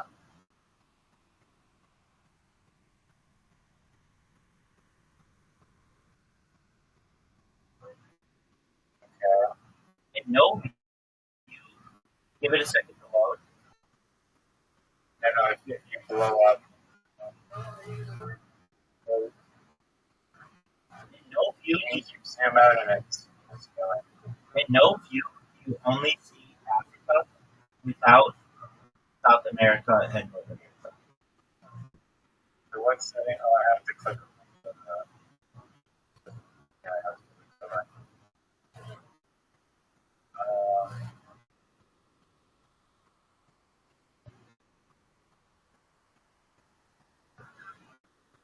No, if you angle Africa up, it seems like You still see South the America. image. You still see South America. Yeah, I know, but that image.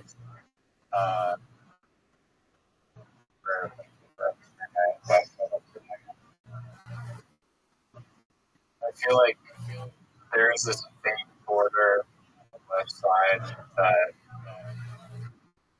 No, that's not. That's would not a be planet. South America. That's not. You would see land.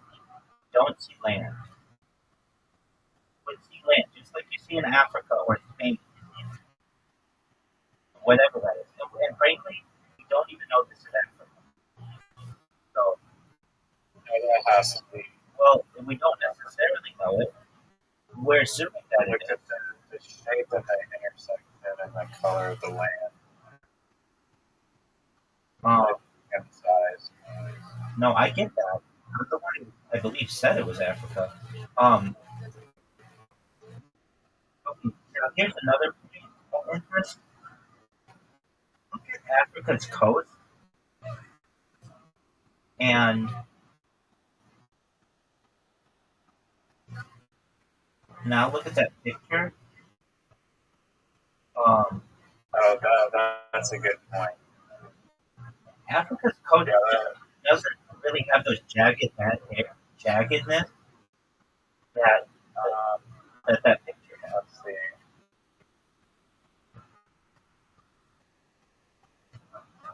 No, it kind of does. To some extent, but not enough for me to absolutely identify that as Africa. Now let's get Spain. No, it follows the exact same line as Africa, in my opinion. Okay, But there should be islands off the coast, one part of it, and they're definitely it's not visible in this photo. They might be too small. okay. Here's a great question. Where is the bottom half of that? So in the upper part.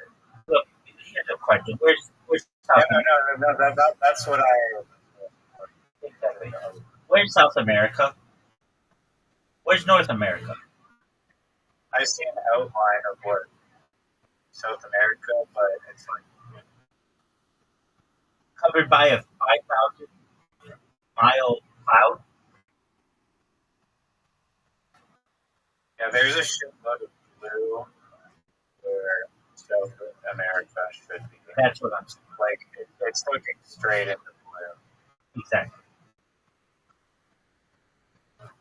So it's just a question that I have that like even they can't get the pictures of Earth well, and that's like the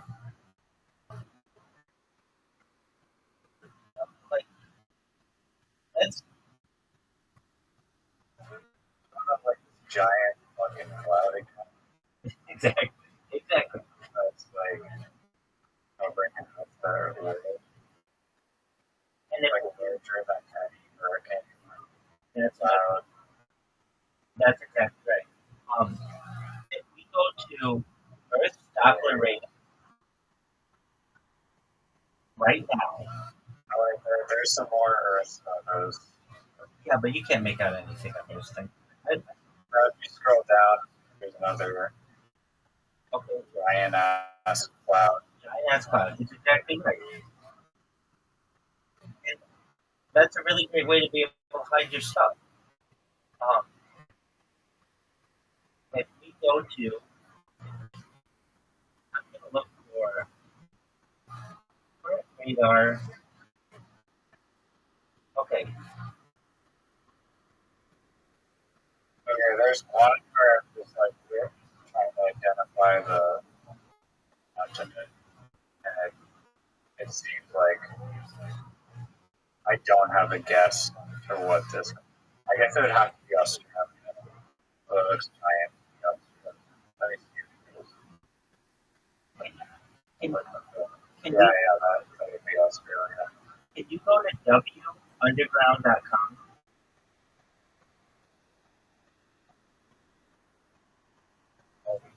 Here.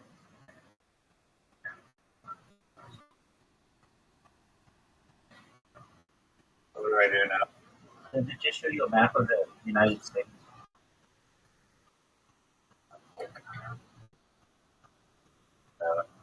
Okay, does it show you Canada? It's telling me soccer headline. World Cup can be dangerous and these heat waves that there. Maybe it's. Oh, yeah, apologies. Okay, W Underground /maps /radar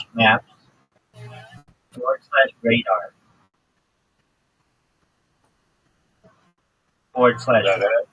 /current CURRT.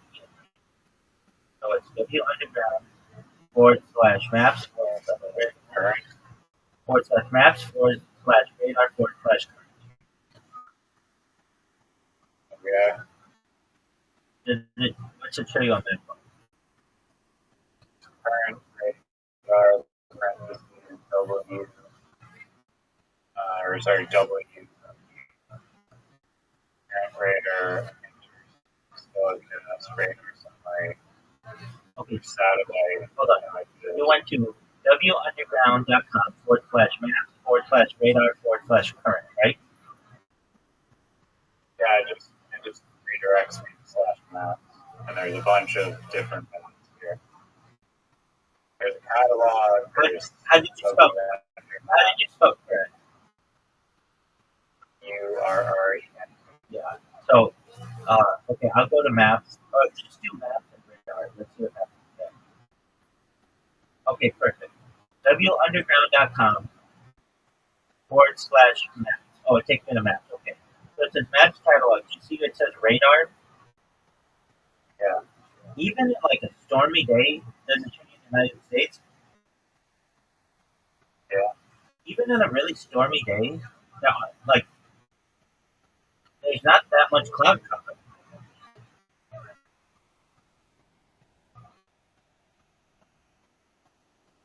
Yeah, it'd be nice if they included a photo of the United States. From satellite. Yeah, in this mission.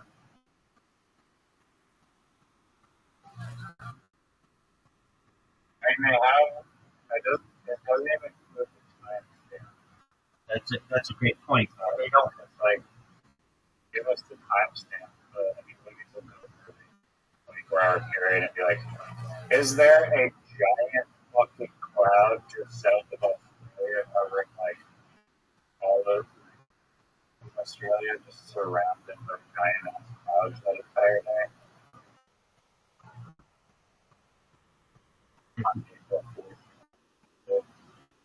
Exactly. And they don't want you to know. They don't want you to know where they took these pictures.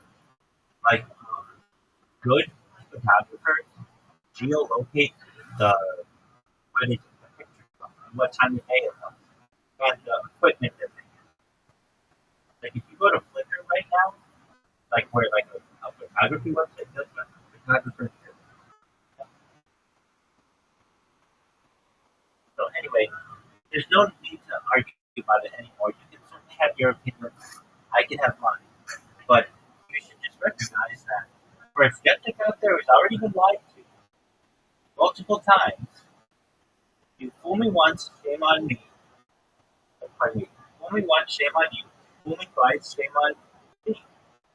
They tried to fool me during the publish. I mean, like, how do you say that there was like 12 hours of videos, and then like it's like each video is lower, so like a minute long.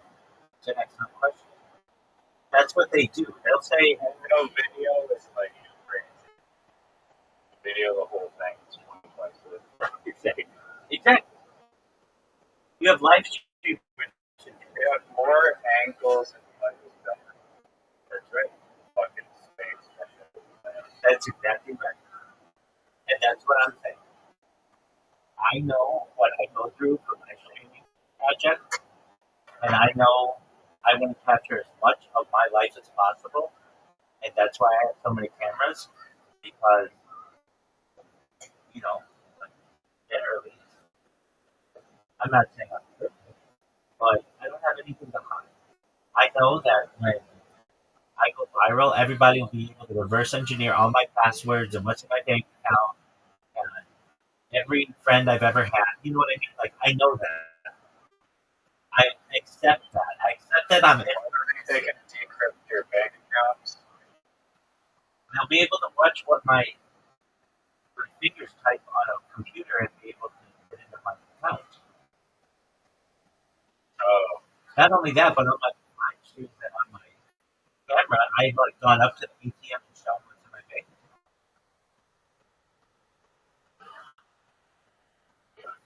I mean, like, just, I guess, you can hide that.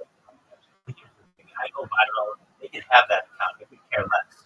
I'll have more money than I know what to do with some not necessarily secret, but like some super secure bank account. You get what I'm saying? So you can have what's in my bank account. You can have the whole account. It doesn't matter. Just like my Gmail account. I go viral. Google's gonna know every computer that I have. They're gonna know where I am. They're not gonna let people outside the trusted devices they use.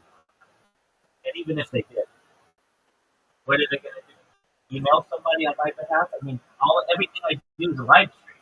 People will be like, you didn't send that email. It's a live stream. So, but what I'm saying is, from my perspective, from my perspective, I'm doing everything I can to show what a human life is like just here on Earth. You're doing it from space. And just the amount of time that we've been having this conversation, an hour or two, I've produced more recorded data than their entire mission over 10 days. Way more. I'm live on, not even including the different platforms, just on YouTube. I mean, if literally like a 5-year-old would be record around the moon with a video camera, is that a historic so you they'd be like, Yes, exactly. like for most of the 5 And it just makes no sense. it doesn't make any sense. They allegedly took an iPhone 17. Where are the pictures from that? Where's the video? Like, these people people will take 1,000 selfies on the ground, but you're telling me that you wouldn't take a selfie in front of the window with the moon behind you? Like, that's a perfect question. Why isn't there a single selfie? Like, Riser, if I were, let's say my computer were the moon or like the window, you don't think I'm going to take my phone out and do a selfie like this? Do you understand what I'm saying? Yeah, no, that I Exactly. And they say that it's not part of their mission. But when is there going to be a mission to take a picture of a constellation? But when is there going to be a mission to take a selfie with the moon in the background? What did they study? That's the big question. What did they study if they didn't study that kind of stuff? And how accurately did they document it if they only have less than 20 hours of footage?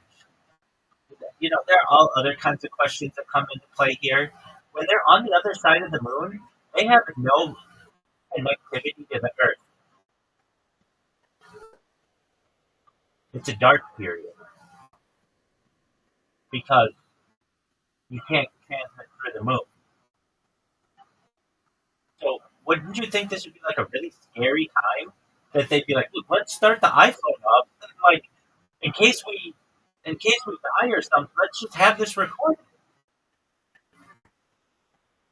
And if anything, they haven't done an interview where they sit down with the nightly news and they're like, so what was it like being on the other side of the moon? I've never heard of these people in my entire life, and unless NASA will do a documentary 5 years from now and put something out about them. But you get what I'm saying? A sit down interview where someone is like, what were you thinking when you were on the other side of the moon and you had no contact with the Earth? Weren't you scared? yeah, no, that's a good point. It's like there's like so much like Floyd album and like so much cultural talk about the dark side of the moon, and then you have someone that does it and they don't bother like, do say little press conference or whatever. Exactly. They didn't take a selfie with the dark. You have the dark side Yeah, of the it's moon. like someone going to like Atlantis. Exactly. They have like proof that they were like in Atlantis or like they were like tridents and mermaids and shit. And they just like shoot you off. Right. And everybody's like, oh, There's some okay. agency that's like we have proof that we went to Atlantis, but we're not going to talk about it publicly at all. Exactly. That's a really good analogy, right? I want to say, as someone who loves analogies, that's really good. It's like they went to Atlantis and they had Poseidon in the background, but they didn't take a selfie with him. Or whatever you want to say. No trident. Nothing. And they had an iPhone with them. It wasn't like, oh, dude, we forgot the camera. No, we had a camera. Did you use it? No, we just brought it. Why did you just bring it? Why would you? Do you know, Riser, that when they're going to space, like every ounce is really important to be able to calculate for their fuel and payload and stuff. And let me just look up. They should also using that iPhone, like the iPhone is a satellite first off, and they have a fucking. I mean, this could easily be like it's not. There's some way to validate that data, but like, they should have like been live streaming like video or something like the little dot like the map that's like you're near the fucking moon. That's They check their geolocation. Like, that's exactly what. That's exactly right. multiple devices at least. I don't know if they I do. mean, I feel like it's still easy. It's still easy to go to fake that. I don't know. I don't know if they do this. This is how I see it. Every holiday season, NORAD, North American like defense system, does a Santa Claus tracker, and they put it. They're serious about it, but they track your Santa Claus, and you can call in. Have you ever heard of this or no? Or you never know? I used to, yeah, in, when I got back to I have a aunt at her house in Toronto. We would track Santa. Exactly. And so they track Santa on a map. Why didn't they track Artemis 2? Because Santa Claus is real. Um, You get what I'm saying, right? That this is an absolute joke. a kangaroo quarter.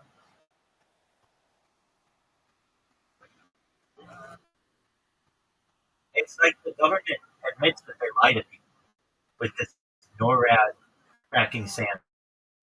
And they have been since before the Apollo mission. This goes back to 1955. And everybody's okay with it. I'm not. I don't think that's right. I would shut that program down day one. That's a stupid ass thing.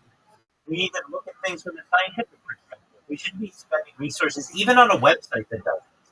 Any type of disinformation campaign against the American people or the people of the world, to me, shut down. That's not something that I would. In a free and open society, secrecy is repugnant. That's to quote John F. Kennedy.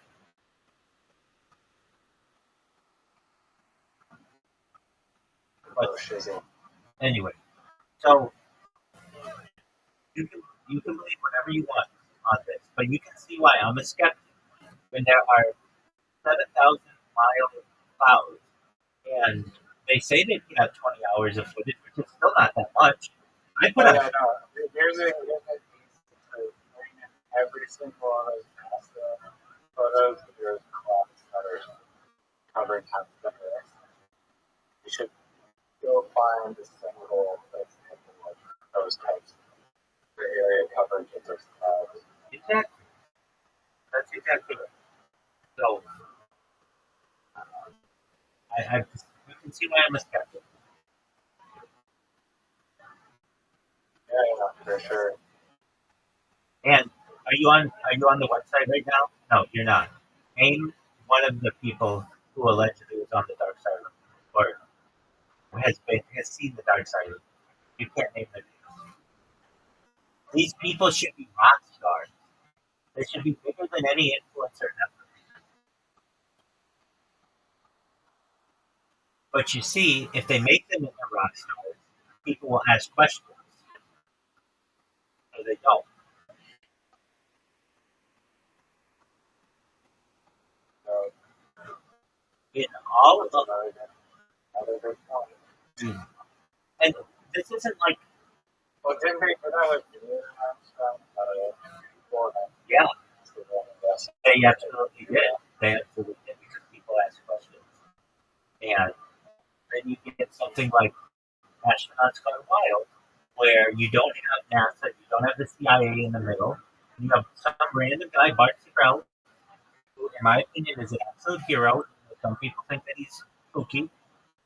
To go up and have the courage to go up to these guys and to sit them down as well and be like, so tell us what it was like. And they're like, oh, well, they're describing it the way that I would describe it. And I've never been there. They're, well, we went up in the rocket and the temperature was like, I don't know, just like room temperature, I guess.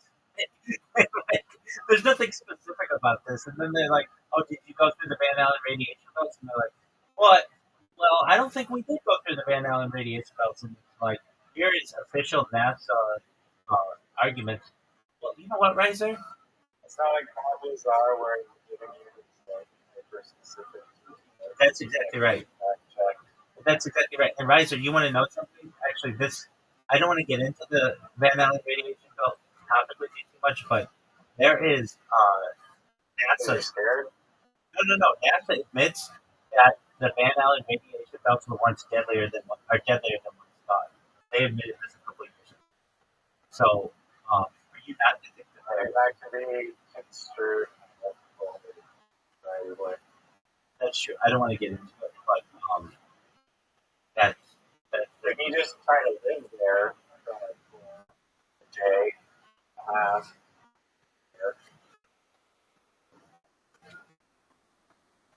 um, I mean, I really don't want to get into this discussion because I'm passionate about it. It would end up making me say, you have to watch astronauts go out, and a funny thing happens. of those. I know you. Okay, let's. I'll try to find a fucking thing. Okay, Difficult for me to find. But Van Allen radiation belts deadliness.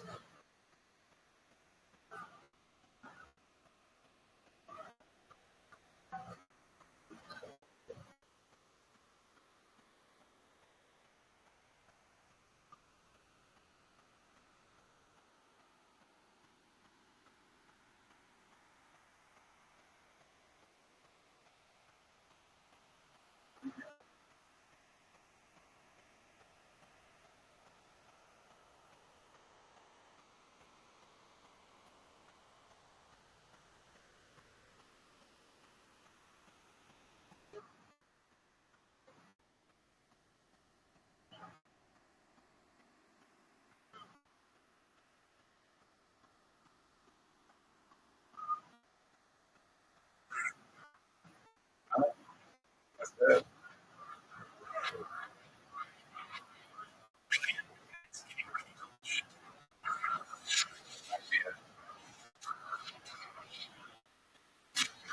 Okay.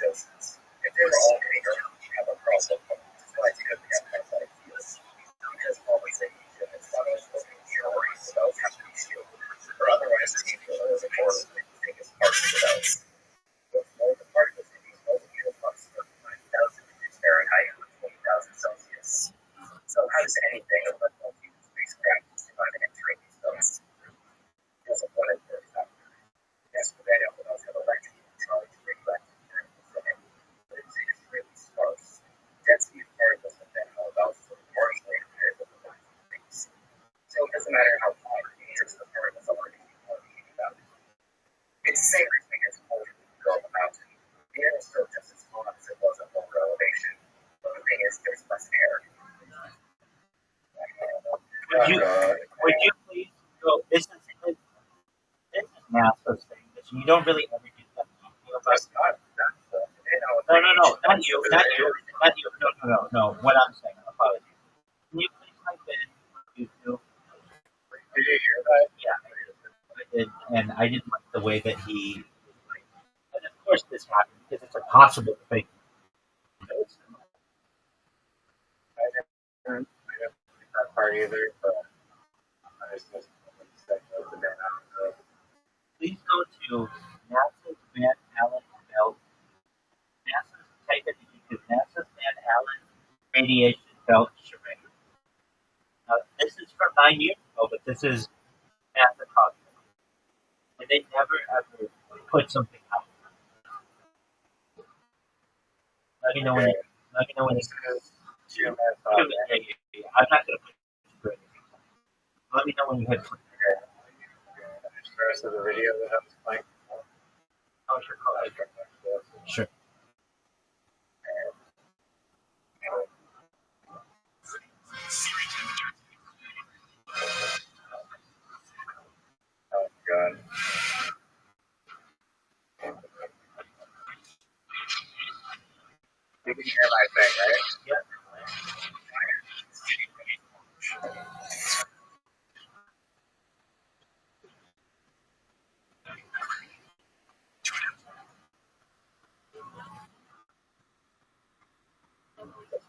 incorrect.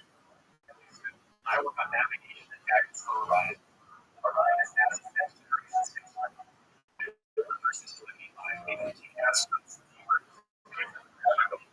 an asteroid or even towards Mars. Astronauts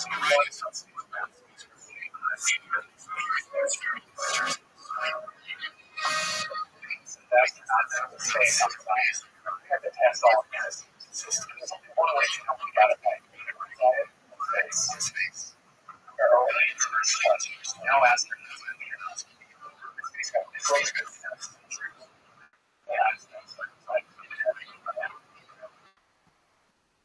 They're headed 3,600 miles above 15 to the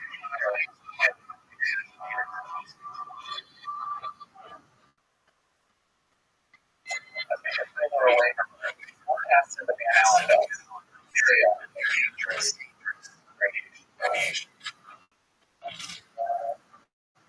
Too much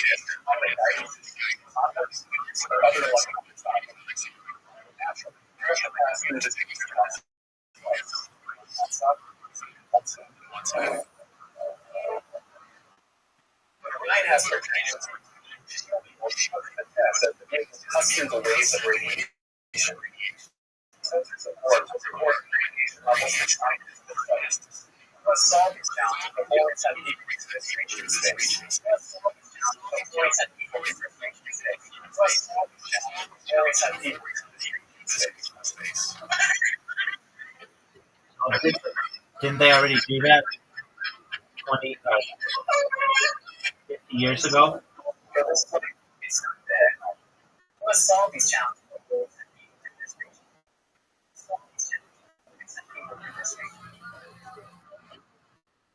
Yeah. One last thing. No, I haven't disputed like the 60. Okay, so let me just ask you this. Do you think that the 60s one was bullshit?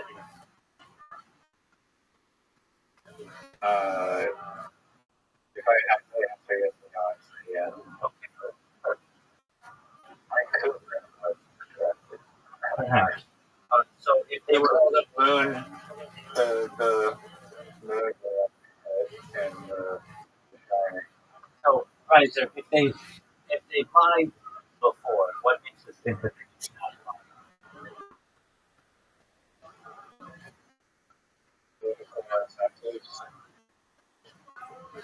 They had political incentives. The political incentives are going to continue to lie.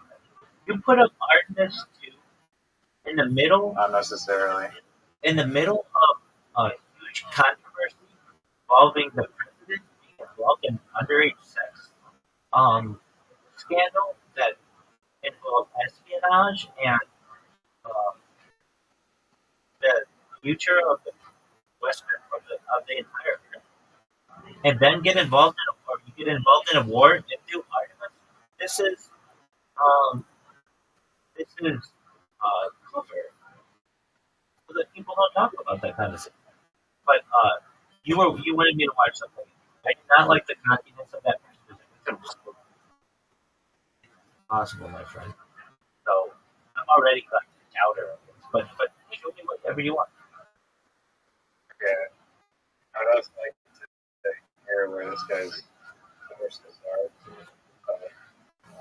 You don't have any sources that I see maybe AI would do that, but Because the measurement is part of the part of the artificial intelligence that's the beginning of the their hauntings tends to think very fast. They're being hit by particles so rarely, it just doesn't matter.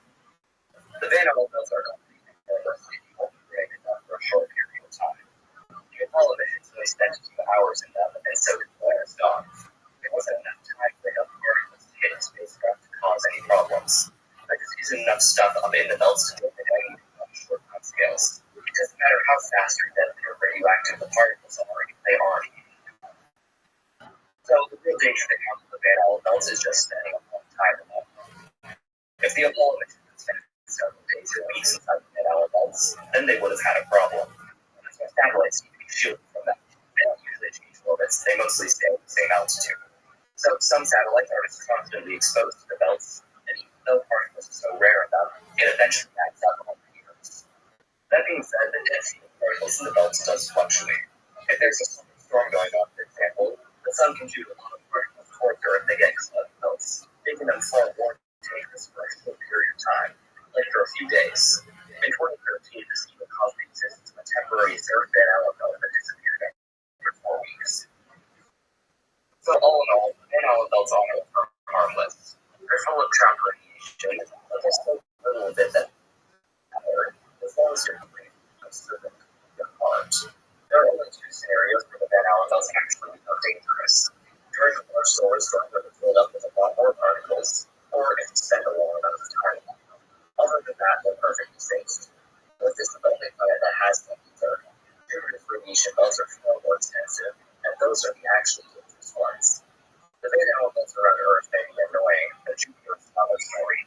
Jupiter's main Io is right in the middle of a large radiation belt, and it's so massively irradiated that even with shielding, if you were standing on Io, you'd be dead in a matter of hours, and Europa a matter of days. Jupiter's radiation belts are so strong that Io, the most inactive object in the solar system, gets its atmosphere stripped away. Volcanic gases are pretty good at building atmospheres, and the only reason Io is endless is because Jupiter gets rid of its atmosphere faster than it can form. If you're looking for dangerous Van Allen belts, look no further than Jupiter. Saturn, Uranus, and Neptune are also known to host radiation belts of their own, though all of them significantly different than Jupiter's. Mercury might be able to host some small temporary ones, and we know that Venus and Mars don't have them at all. The Drago LSR J1815 plus 3259 is Sun. Every hybrid Sun hits a magnetic field around some exoplanets. Most interestingly, the Venus-sized exoplanet YC17. Radiation belts are everywhere, from annoying to outright deadly. So now that we know what radiation belts are, the question now is how do we get rid of them? Most Van Allen belts, despite being pretty tame in comparison to the other planets, are still a pain for space exploration. Apollo had to take a trip and put them through all these dangerous parts of it. Satellites being stripping, as I've already mentioned. All of this adds risk, complexity, and cost to our space missions. We can't do the science we want to do around Jupiter because its radiation belts are so strong they fry our senses. Jupiter has to take a highly specific orbit around Jupiter just to avoid them, and Pioneer 10 moved to stop working when the radiation belts were 10 times stronger than predicted. It would be best if we could get rid of them. And there actually are several proposals for draining Van Allen belts with particles and making space around Earth and other planets much safer. I have a question. In 2002, the high voltage or high voltage orbit was How do we know when there's going to be a space storm or whatever? Like this guy's like, oh, these are the Van Allen radiation belts are only deadly when there's a space storm, whatever. They're only dangerous when there's a space storm. How do we know when there's going to be a space storm? Like this thing was planned. It's not a perfect matter though. The sun is random. Yeah, so maybe the probability of that happening. So If the probability was 80% chance that a storm may not have gone, it was like a 1% chance. Like, wait, so are you admitting that the Van Allen radiation belts through the solar storm will kill someone? You don't know. yeah, he said in the video that they would play dramatic. I don't know. I don't think you're next to a storm. You're there, you're spending enough time in it to get right, but especially since you're not going to take the trajectory that's trying to that you're going to take the less dense, like easiest route. You don't know. The answer to that is I don't know. I mean, I haven't ever pushed it up, so yeah, I'm not playing. There you go. That's all you have to say is I don't know. That's fine. I don't know if that's proves or not. All you have to do is say I don't know. That's fine. Don't I worry. don't know how to their storm or anything too. So that's interesting. That's just that if a solar storm did take place, would it kill a person?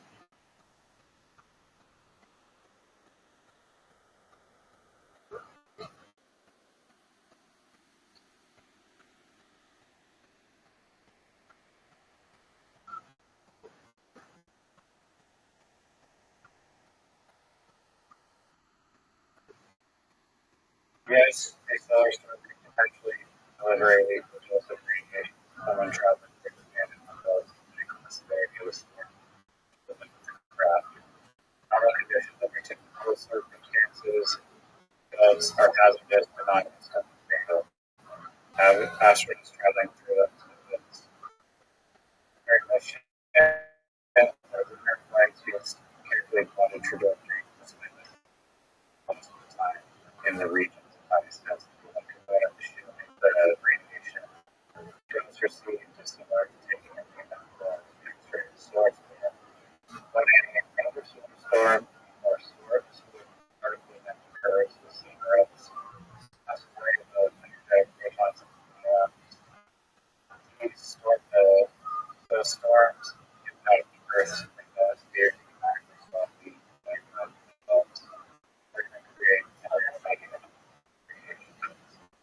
As a combination of increased radiation in the spacecraft and already trapped high energy particles and belts the hostile environment. Not shielded or lightly shielded person trapped in a spirit for an extended period could absorb a lethal dose of radiation matter of hours per day. The dangers managed. These agencies do not typically travel to the radiation dose so space weather tracking organizations like NASA and NOAA monitor the sun, and space flights are often scheduled or delayed based on solar activity forecasts to avoid transits during active storms. Spacecraft know they have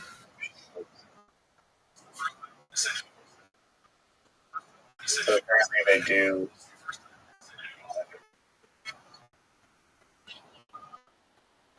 and they take the least harmful trajectory. Does that answer your question? I don't know if a system that predicts non-storms, how much accuracy would they have? You can't predict the weather on Earth accurately, and the weatherman is like, it's going to rain. It's like something half the time. That's a great point. So they're taking people's lives at risk whenever there's a solar storm with less accuracy than they have of whether it's going to be sunny days. I mean, we don't know whether predicting radiation is or less than weather on Earth, but if it is equivalent to predicting weather on Earth, then always this Yeah, and wouldn't it be a great question? Wouldn't it be a great question to ask? Were you scared when you went through the analysis? Even if you don't think that they're dangerous, which I disagree with, that at any time there could have been a storm that could have killed you. People never heard anybody talk about that. I don't know. question for you. Don't think. When you look at a sphere head on, what percentage of the sphere's surface are you able to see?